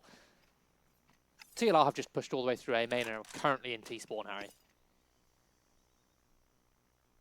This flank is coming through. Oh, this is so rough. Bev taking the point of contact here. Right behind us, the utility is being thrown. Oh, they're playing the trigger discipline. There we go. Bev activates, sprays down 2. Minimal will deal with him, but they're not going to be ready for Giraffe as well, who was just behind. He's getting ready to run through and gun. Minimal down. He denies. Oh, in fact, no, the plant does come through. Obvious 1v2. Doesn't expect a second in Giraffe. And so the defuse can happen and TLR back in the lead. Yeah. After what has been a long time. The first time they've been in the league First time since the last map. Yeah. Look at the grin on Shane's face there. What's he smiling about?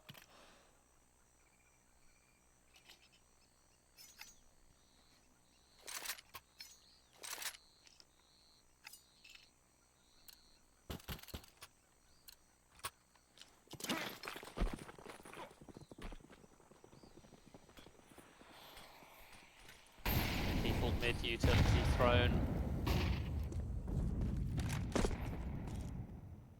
We've got a secondary AWP up in the hands of Bev here. Looking to flex his diversity. And holds the tightest pixel angle possible, and they all just flood past him. He hesitates to pull the trigger, but it buys time for Vacancy to come in the flank. Good for 2. Man advantage again for TLR.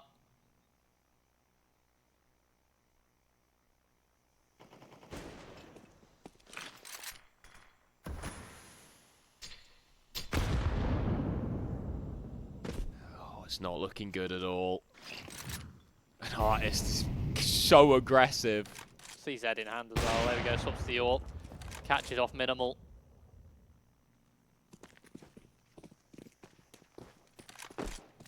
Alibon and Rhyza, 2 versus 4. They're 2 of the heavier hitters for this control lineup. Smoke reveals their location. Bev full on reposition. He's not got the mustard up against Rhyza with the snipers. So that'll be a free pick. Full control. Artist patiently waits. The Shadow gives up the game. Alibond, 1v3. Both players coming in from the same location. Tucked behind the default box and isolates them beautifully. Alibond finally puts a round on the board for control after TLR made a massive comeback to make it 13-13. But how are you going to replicate that? That was some individual brilliance out of Alibond in that 1 versus 3. How are you going to follow that up after all of the team play? You can't rely on that every round, but is that individual brilliance enough to spur on something, to inspire, to bring the mood and momentum for control? Is it the spark to light the flame?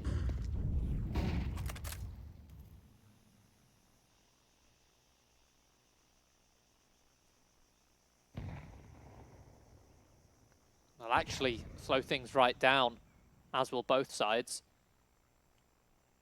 Giraffe searching here. He's getting adventurous. Rhyza is primed and ready to go for a bit of a peek. Oh, and Giraffe across the shoulder, but on the reset of the spray, punished by Mr. Obvious. Giraffe is going to be kicking himself there, and there's no trade potential from that push on the CT side.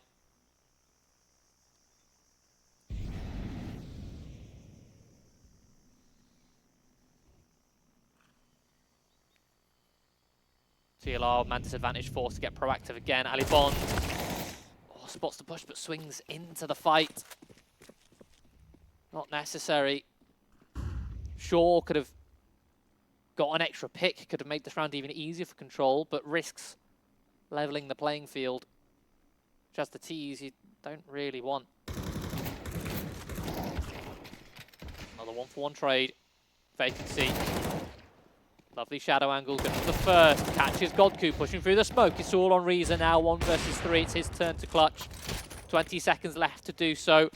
And the flank is coming in quick. Losing all space. And it will be Artist with a CZ of all weapons. Make it a 2-1.5 here in overtime.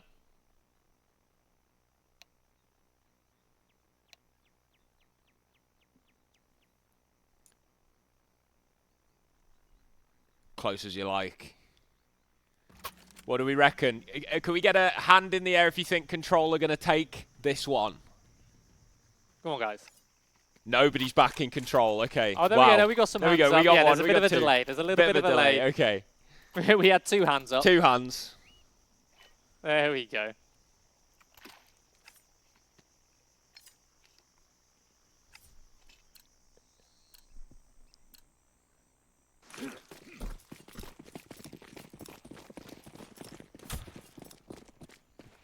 right. 14-13. T-side campaign yet again for TLR.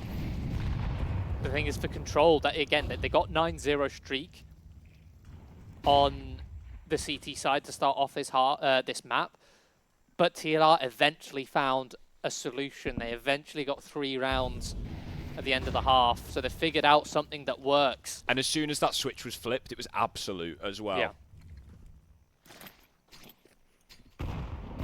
That's the worrying part.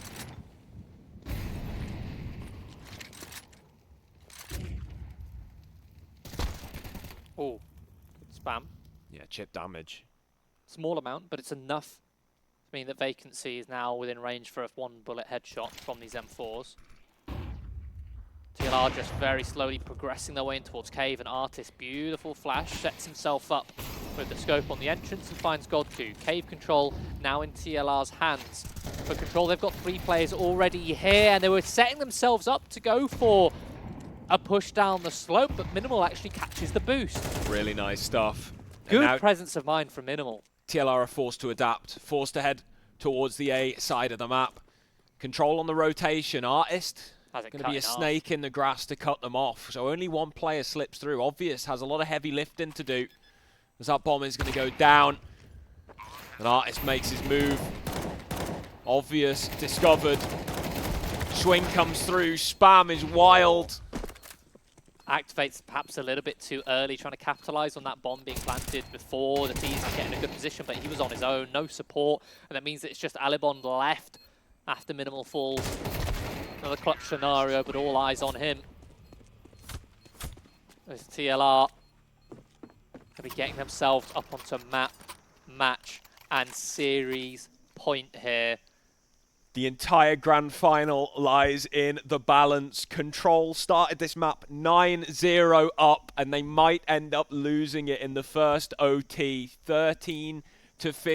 2 rounds required to take us to a second overtime. Can they pull it off? Initial util sailing over. TLR leaning B early.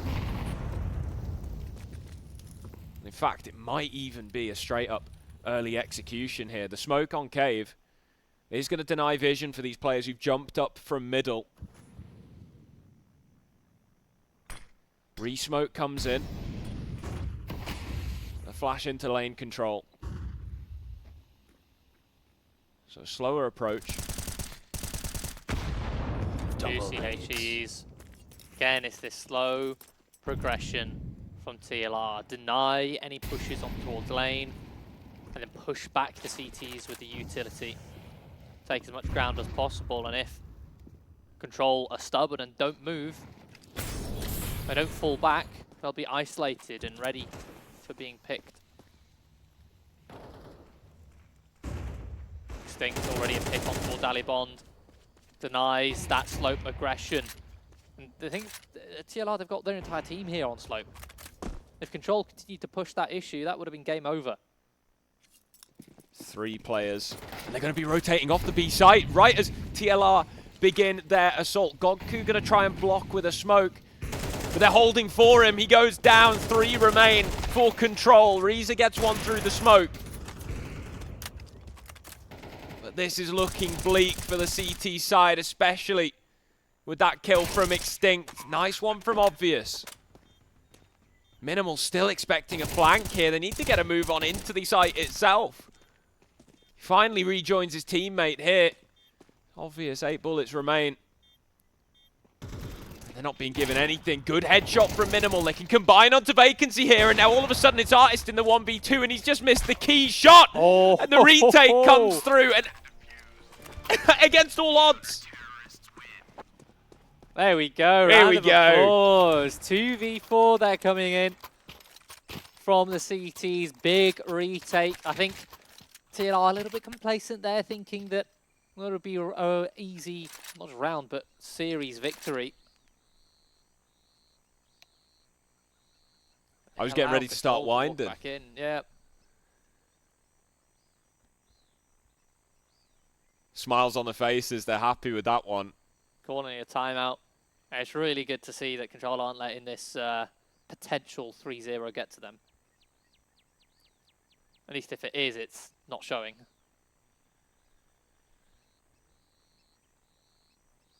At least not on the cameras. Ali Bond's in full Zen mode. Yeah.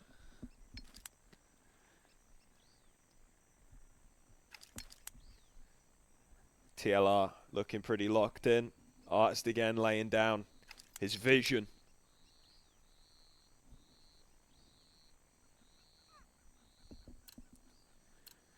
One round game. Control need this. TLR want it. It'll just be so vindicating if you're Control. Again, even if this series is just lost for them, even if they lose map 4 in the same fashion they lost map 1 and 2, if they are able to take Ancient, prove this comeback, show that they can dominate and they can be a difficult team to deal with for the likes of TLR, then that would be one heck of a positive to take away from this series.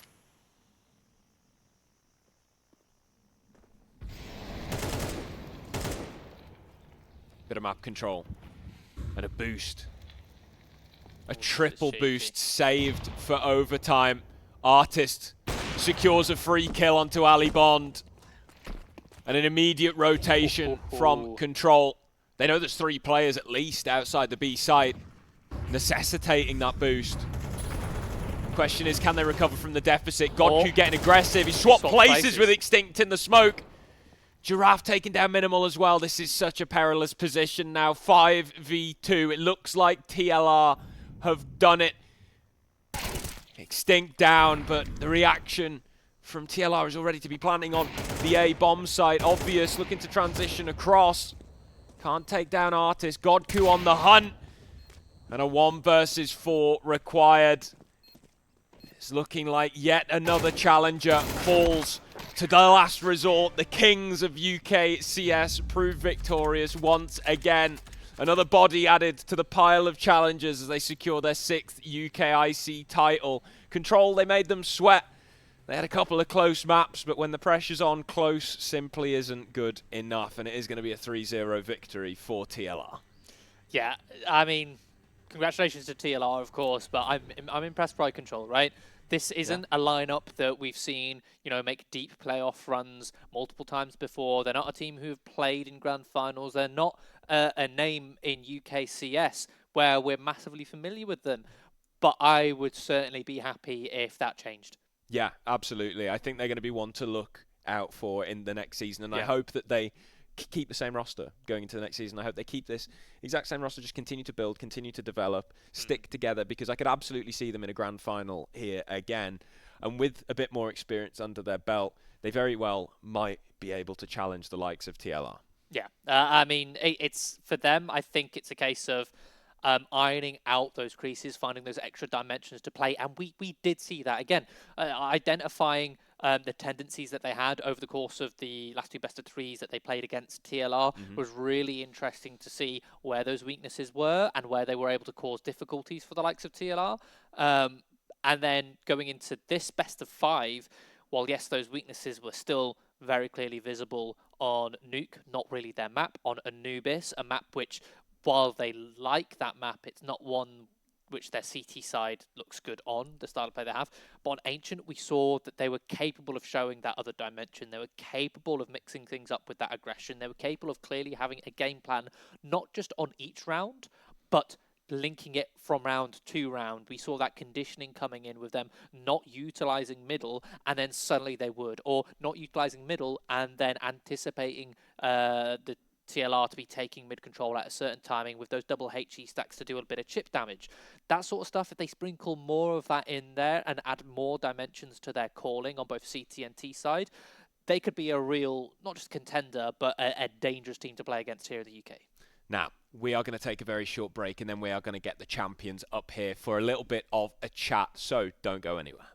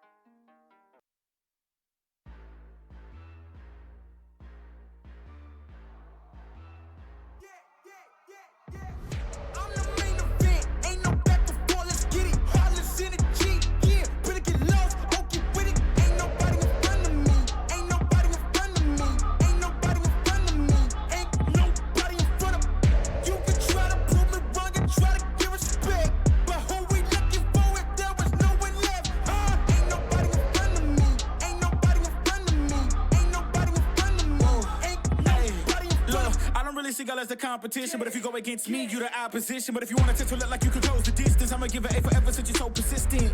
With you, I'm just practicing, cause I'm back to back, let's get back to winning. As a matter of fact, I'm not that forgiving, cause you did this to yourself, that's a bad decision. I don't see no one in front of me, you is a ghost, you ain't got a soul. Whoa, always say that they gon' come for me, knowing they won't, they doing the most. Whoa, chasing my, gotta get already, not selling my, you on the, y'all moving, ready to, whoa.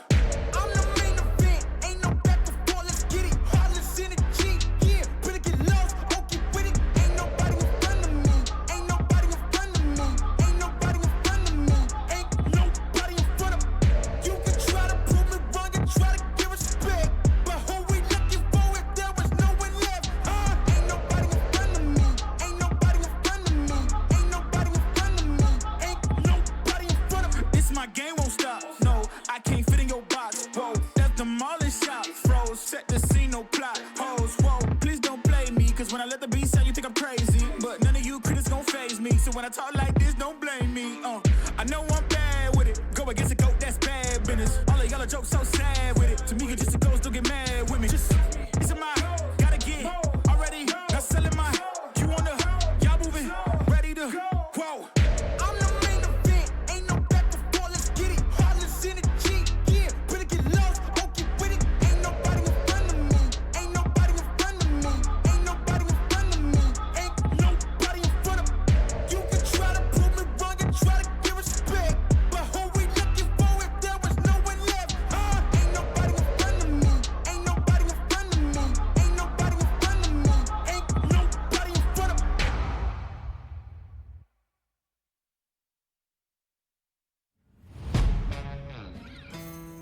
Yeah. Let's go. We just gotta go hard. I go the hardest. I bring the pain. Not what you used to. It's all part of the game. Yeah, I just gotta go hard. I just gotta go hard. Go hard. Go hard. Yeah. Oh yeah, the beast back. Adrenaline pumping through my veins, can't relax. Original, I am not the same as these cats. I sting them if they never ever mind and they beeswax. I don't ever cap, but I'm wearing like 3 hats. Never been a rat, but I know where the cheese at. You'll never get a trophy cause they all here where we at. You better believe that. When it's all said and done, I'll still be here standing. Never took a loss and it ain't something that I'm planning. I dare you to say something, my focus is A1. Every dog has its day, it's been mine since day one. This is real grind and I'm still climbing. While you still trying, I'm still shining. It's real blinding. And I'm getting hotter too. Talking top 2, I'm not a 2. You let the pressure bother you when I do what I gotta do. Let's go hard.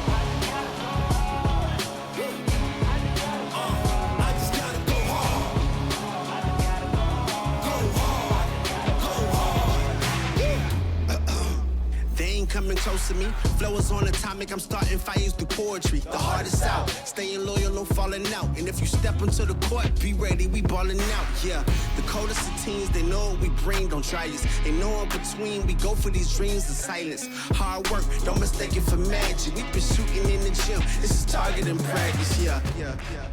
And I'm just getting started, getting feet wet. It's all in repetition, ain't a secret. All facts, all black dress code. Pay me my respect, collecting every debt. Oh, the hardest. I bring the pain. Not what you used to. It's all part of the game. Yeah, I just gotta go hard. I just gotta go hard. Go hard. Go hard. Go hard.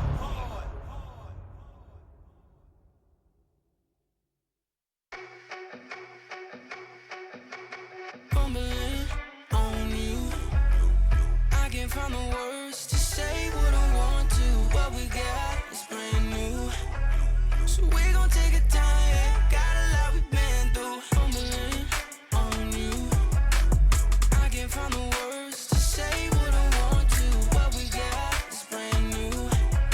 So we gon' take a time, yeah. Got a lot we've been through. I'm up the hut hike, I'm up the gut, then spike. I'm on my Mark Sanchez. I'm off her butt all night. So yeah, let me get in for a minute. I'm thinking the way that the wheels been spinning. I'm going against first in a couple of inches. But yeah, she flooded the engine and that's that 2-seat. That fumble brewski, stay loose. She off the truly. And I told that rock, but that ain't no excuse. She thinks that's bougie. I gotta move these right loose. She hit like Brewski and that proves you can't expect nothing but truth. I just be Fumbling on you. I can't find the words to say what I want to. What we got is brand new. So we gon' take a time. Got a lot we've been through. Fumbling on you. I can't find the words to say what I want to. What we got is brand new. So we gon' take a time. Got a lot we've been through. She know that she got it, but she too humble to brag. Drop the ball on occasion, but never fumble the bag. She get up early and often, she gotta work for the man. While all these Instagram get paid to twerk on the gram. No offense, smoke a little bit to get her mind right. Never really yearn for the limelight. Spend a couple $100 for a cheap thrill. Wasn't really worth it in hindsight. Follow you, baby, why don't you show me the way? I know the one when I see her, I ain't gon' throw it away. Fumbling on you. I can't find the words to say what I want to. What we got is brand new. So we gon' take a time. Got a lot we've been through. Fumbling on you. I can't find the words to say what I want to. What we got is brand new. So we gon' take a time. Got a lot we've been through. ding dong. They just think they are. Another little wannabe gangster trying to play hard. Ding dong. They just think they are. Another little wannabe gangster trying to play hard.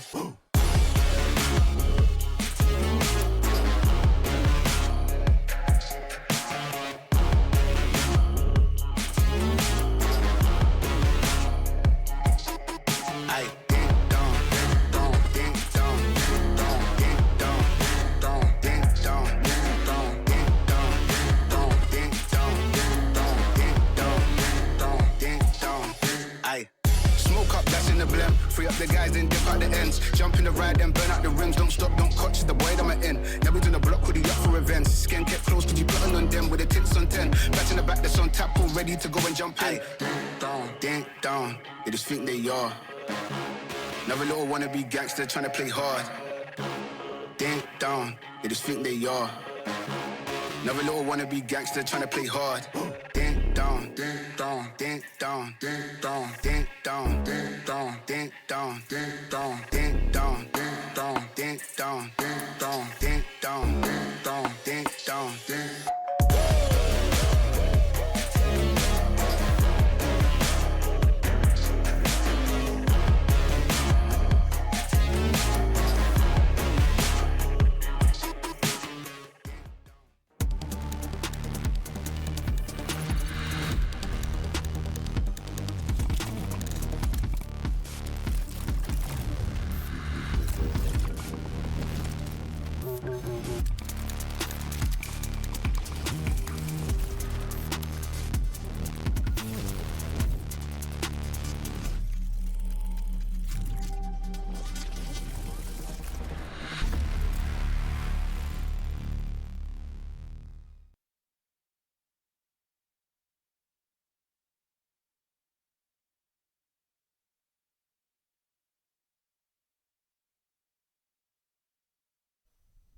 Hello and welcome back to the UKIC Season 9 Masters Grand Final. We have your champions here of the last resort. I'm Index, that's Timo, and we're going to have a quick chat.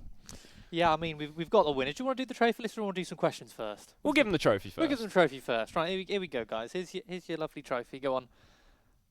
Way. Yeah, there you go. I'll start my first question. How does playing in, for you, Bev, how does playing in this team compare to, for example, boxed? Going straight in there. We're going straight for the hard hitters. Box questions. Compared to well, I've got similar teammates. I've got Callum, so Callum can also answer. So yes. Yeah. We're a bit more. I'd say I don't know. It's a bit more relaxed. It's a bit more aligned than I think because there isn't such like a drastic level of skill between like player 1 and player 5. Yeah. It makes it like a lot easier just to get on and Yeah, valid. Callum, I was going to ask you. You had a little bit of a break a couple months ago. You didn't play last season with this lineup. What's it been like coming back into this lineup? Has there been anything different, or is it just business as usual? We've made a few changes with like how we're approaching games, approaching T side, CT side. But I think we're doing a lot better than compared to when I was in the team. We're improving. We're getting into playoffs in some EU tournaments, which is always good. Yeah, that's good. Speaking of those EU tournaments, I guess I'll ask you this one, Tom. You've been playing a lot of best of threes online recently for HLTV. I think we've played like one best of 3 a day for the last like 2 weeks. How's it been preparing not just for this event, but also all of those best of threes at the same time as well? How's it been with that workload? I think we had a problem with it kind of at the start of the season because there is so many games that you do play. But I actually think we've kind of gone to a nice groove of like not over preparing. We know what we need to like kind of go through these games. So we are approaching it much better from like kind of how we did in the past. So we are getting better at it, but it is, with so many games, it is overwhelming. So you just have to take it slow. It's really important to know how we want to prep for all of our games. Before we didn't really understand how to do that. Mm-hmm. I feel like we've kind of got that now, so it's helping us, and hopefully it'll continue. And with one of those interviews, you mentioned that last time you played the control guys, you sort of underestimated them a little bit. Did they throw anything at you today that like caught you off guard, or because Ancient was like a 9-0 start, and then it seemed like you guys like locked in? Yeah, I think godkU's like the way he plays and the way he calls. It's hard. Like you have to kind of anticipate everything because one smoke doesn't normally mean anything, but like for this guy, it could mean everything. Yeah. So we're always on our toes about everything, so because we don't know what he's gonna do. He's like kind of like old us, Yeah. So, yeah. I mean, do you want to do the MVP check-in? We'll do the check-in. Yeah, we'll do the MVP check-in. So we'll see the sort of mid-season check-in for the MVP stats. If you want to bring that graph up. So these are the group stage stats. We had Bev, you posted a massive 1.56 rating. We had Rhyza, who was in the race as well, with a 1.31. Tom, do you want to speak about playing against Rhyza? Because he looked phenomenal against everyone but you guys. Against you guys, he seemed a bit pedestrian. Do you think that was something more on his end? Do you think he was playing a little bit more timid, or did you go out of your way to try and nullify him? I think after Epicland, I kind of did like a wee kind of server session with him. I think he has to take a bit more opportunities. It just feels like it's one, and then he hides, and it's one, and he hides. He kind of needs to go into like, finding the groove and the round of where he should position more to kind of be more annoying to play against. It kind of just feels within one round, it's just one opportunity for him. Yeah. So it's just that he's just lacking that kind of position kind of detail. But overall, he is much better. I would say he's better than Whiffen, So, yeah. I mean, that's some praise there. That's a big, yeah, that's high praise, man. And then that just leads us on to announcing who the actual MVP is. And I think looking at that race there, comparing it to the stats for the grand final, I think it's got to go to Bev, just edging it out there. So congratulations, Bev. Thank you. There's your little prize. You win yourself a nice Logitech G Pro X2 Super Strike to add to your sort of trophy there. Are any of you guys playing with that mouse at the minute? No, not. I'm actually on the Superlight 2, so yeah. It'd be nice to be able to have the opportunity to switch over and because we did some little content pieces here with the Logitech mouse. It was very nice. Yeah. So it'd be nice to have an opportunity and actually test out in scrims and it's maybe cool, some officials. like the new click I felt was like super strange. Like It's really odd. Yeah, I think it's something. I think both me and Tom agreed, and we think like every competitor will kind of switch to having that like I don't know what they call it, like a haptic. The like haptic thing, something. Yeah. I think that most mice will shift onto that. Yeah, awesome. I think for you though, with this performance for this event, what do you think has enabled you to perform so well this event, not just this grand final, but across the group stage as well, considering you don't necessarily play the most glamorous positions? Yeah, no, Tom tried clipping my wings with my positions. He took me out. I think I'm still born to be a star player, but he's anchored me down literally in game. I think honestly, I don't actually remember the group stage games at all, but the stats look pretty good. Yeah. I'm just surprised Mattis didn't win it for once, to be honest. Like he wins every MVP, so I'm really happy. Well, there you go. Congratulations. Awesome. Well, all that remains is obviously make sure you pay attention to the socials for the details on Season 10 when that one gets in at 10 double digits, man. That's crazy. Loads of UKIC. Thank you very much for tuning in, and we will see you next time. Oh, thank you to Logitech, of course. Don't forget Providers Logitech. don't forget Logitech. We literally forgot the Logitech 10. sponsor. Yeah, I mean, we have just spent a few minutes talking about time. it. This mouse is genuinely really cool, and you can get a discount, UKIC 10, down at the bottom there. Thank you very much, and we will now see you next time.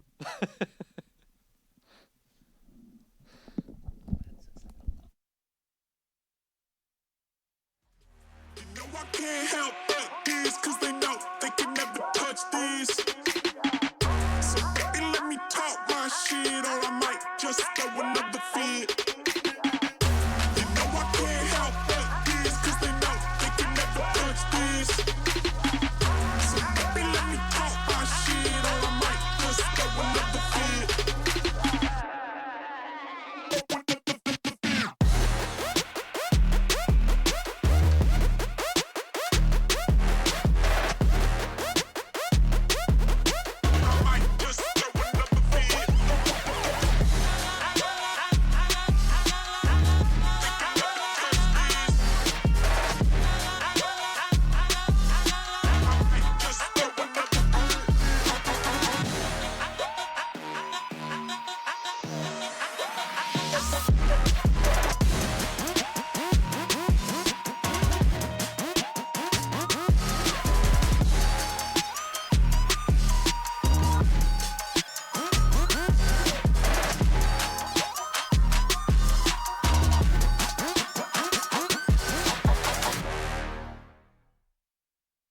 Don't test me. You don't impress me, so don't test me, nah. So don't test me. Don't test me. Yo. You don't impress me, so don't test me, nah. So don't test me. Don't test me. Yo, they wouldn't let me. Man's gal wanna come undress me. Swing with a right, but I might go lefty. I made plus with it, so don't test me. They wouldn't let me. Man's gal wanna come undress me. Swing with a right, but I might go lefty. I made plus with it, so don't test me. Nah. You don't impress me, so don't test me, nah. So don't test me. Don't test me. You don't impress me, so don't test me, nah. So don't test me. Don't test me.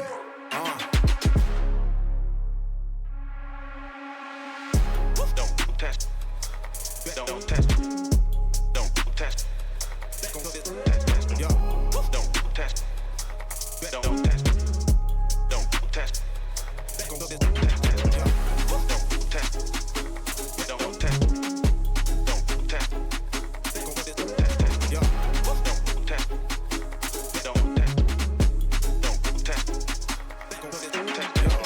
They wouldn't let me. Man's gal wanna come undress me. Swing with a right, but I might go lefty. I made plus with it, so don't test me.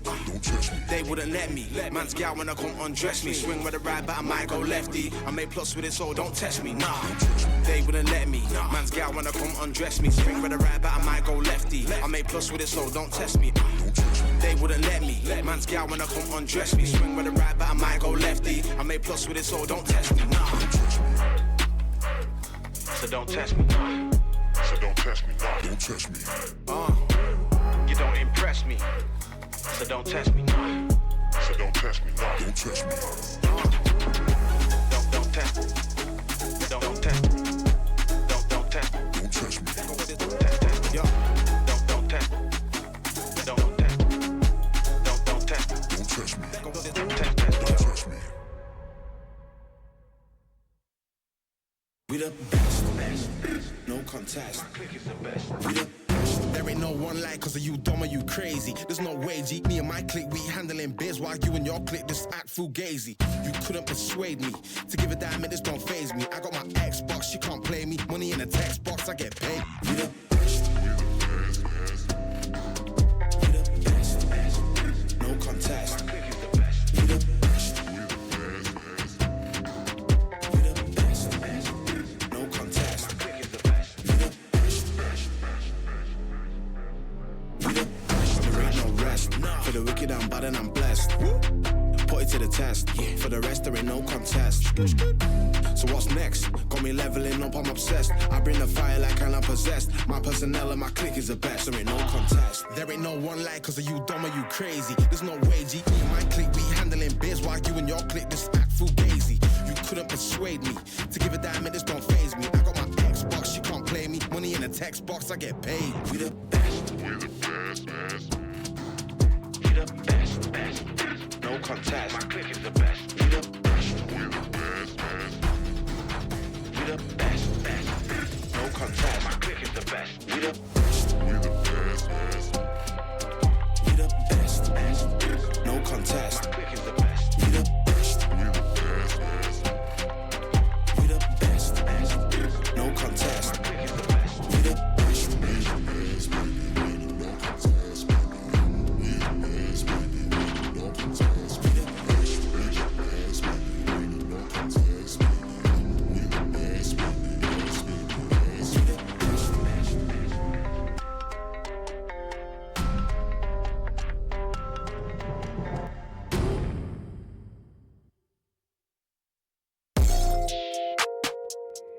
We got creative.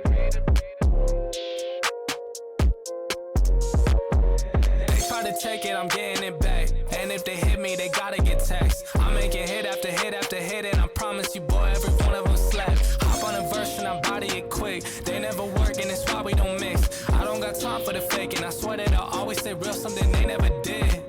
Oh, they saying that I'm up next. I told them that I'm up now. Promise I came for the next. I'm needing honeys on honeys, cause that's what I'm worth. Show me the finish, I'm getting it first. Show me the best, and that's me and my worst. I need that money, I'm getting it now. I'm at the top, but I started way down. I told them hundreds of times that I'm really done waiting. I swear that I came for the crown. You should go ahead and write over. I was in a 4, leveled up to the Rover. Feeling like Blake, I'ma put him on a poster. I don't really play when it come to my checks. I've been in the gym, so you know I gotta flex. If I shoot a shot, then it's gonna be a wet dog. I'm coming for these meals, I ain't taking no less. Yeah, I ain't really taking no less. Now they tryna send me that text. I ain't hit them back, they stress.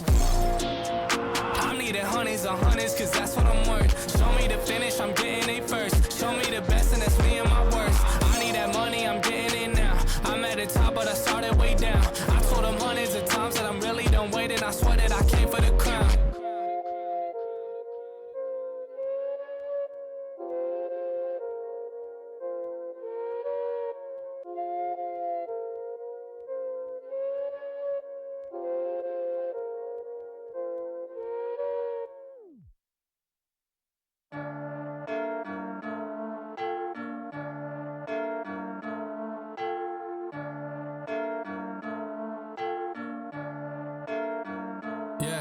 Feel like John Morant, need a triple-double. Told him check the stats, yeah, I got a couple. I don't draw the ball, now I never fumble. I'm the MVP, now I feel like Russell. Feel like John Morant, need a triple-double. Told him check the stats, yeah, I got a couple. I don't draw the ball, now I never fumble. I'm the MVP, now I feel like Russell. Yeah, I need it now, told him on the lay. I've been moving, dog, yeah, I'm on the way.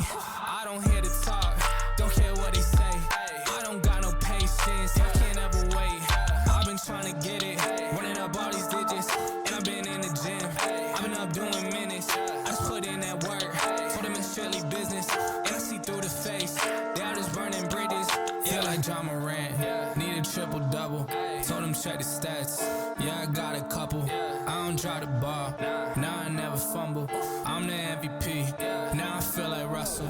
Feel like John Morant, need a triple-double. Told him check the stats, yeah, I got a couple.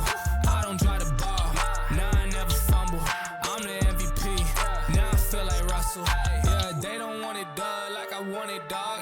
Yeah, they say they want it, then they took the summer off. I've been going down the list, checking numbers off. I was checking on your numbers, told them something's off. I was at the bottom, now you know I'm climbing. Now they sending deals, they know I ain't signing.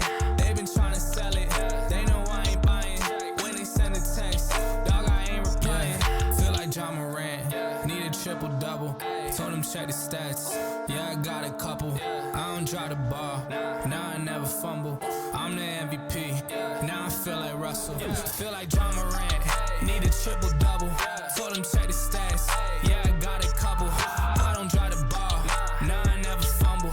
I'm the MVP. Now I feel like Russell.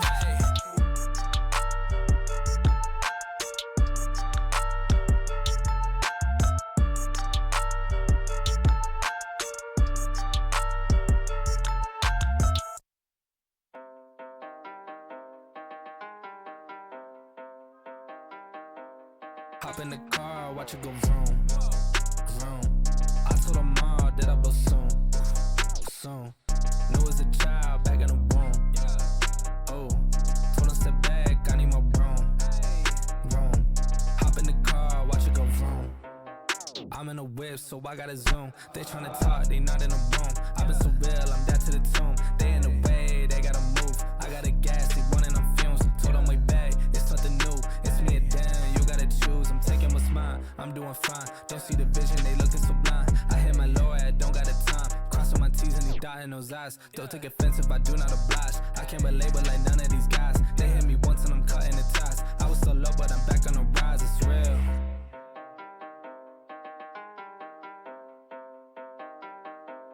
Hop in the car, watch it go vroom, vroom. I told her mom that I blow soon, soon. Knew as a child back in the womb. Oh, told her step back, I need my broom, vroom. Hop in the car, watch it go vroom. I'm hopping now I gotta go. I'm looking back, they not even close. I had a 4, now I need a ghost. I got a wave like I'm on the coast. Same ones are down and I dare the show. So way that I'm ballin', they think I'm a pro. I'm getting sick by the money I gross. They saying whoa, I told them all what this is. I told them all I don't miss. Said it's my time, look at this shit on my wrist. And when they shootin' this brace, I'm going in a new gear, gotta shift. I cannot stick to the script, I cannot wait. Watch how I get it and flip. It's just how I'm doing this shit and I'm gone. Just how I'm doing this shit and I'm gone. Ayy, just how I'm doing this shit and I'm gone.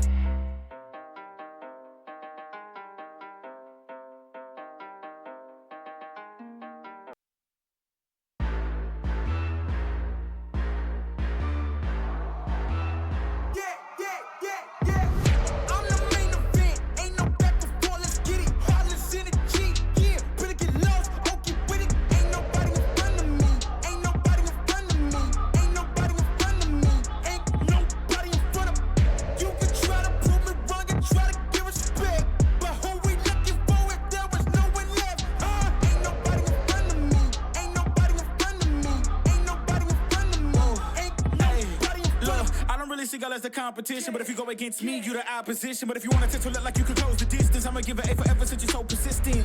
With you, I'm just practicing, cause I'm back to back, let's get back to winning. As a matter of fact, I'm not that forgiving, cause you did this to yourself, that's a bad decision. I don't see no one in front of me, you is a ghost, you ain't got a soul. Whoa, always say that they gon' come for me, knowing they won't, they doing the most. Whoa, chasing my, gotta get already, not selling my, you on the, y'all moving, ready to, whoa.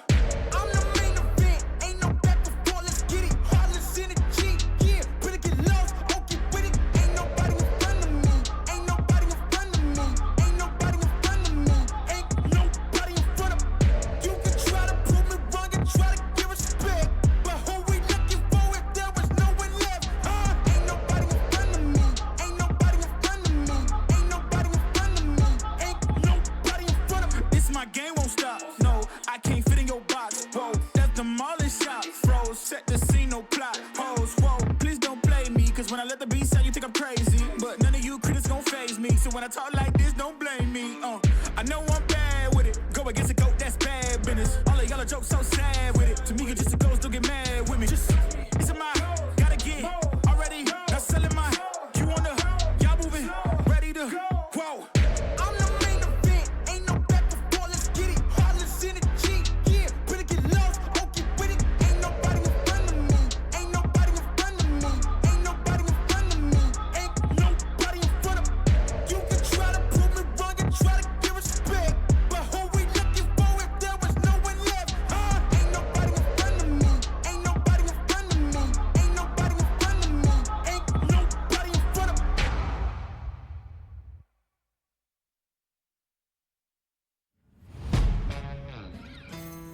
Yeah.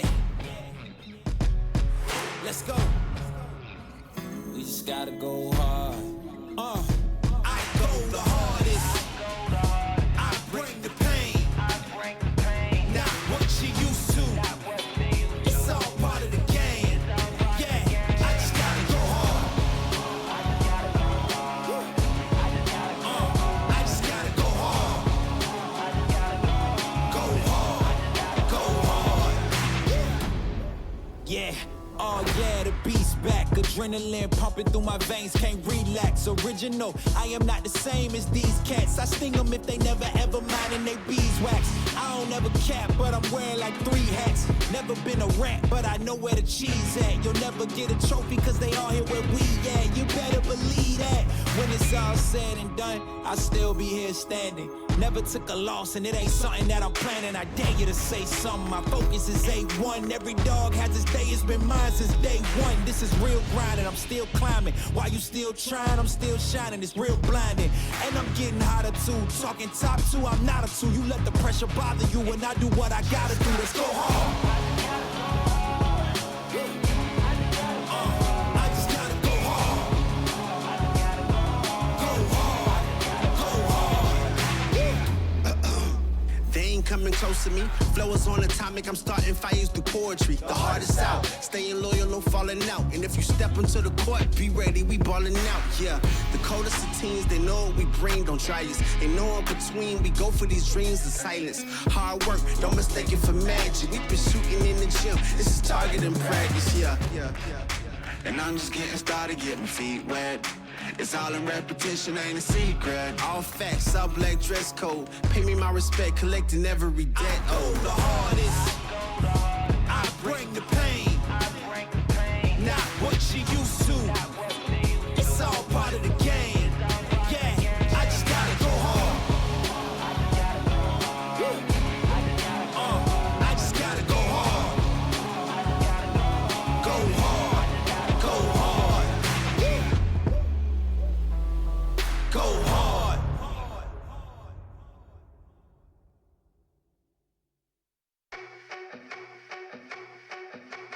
Fumbling on you. I can't find the words to say what I want to. What we got is brand new. So we gon' take a time. Got a lot we've been through. Fumbling on you. I can't find the words to say what I want to. What we got is brand new. So we gon' take a time. Got a lot we've been through. I'm up that hut hike. I'm up the gut, then spike. I'm on my Mark Sanchez. I'm off for butt all night. So yeah, let me get in for a minute. I'm thinking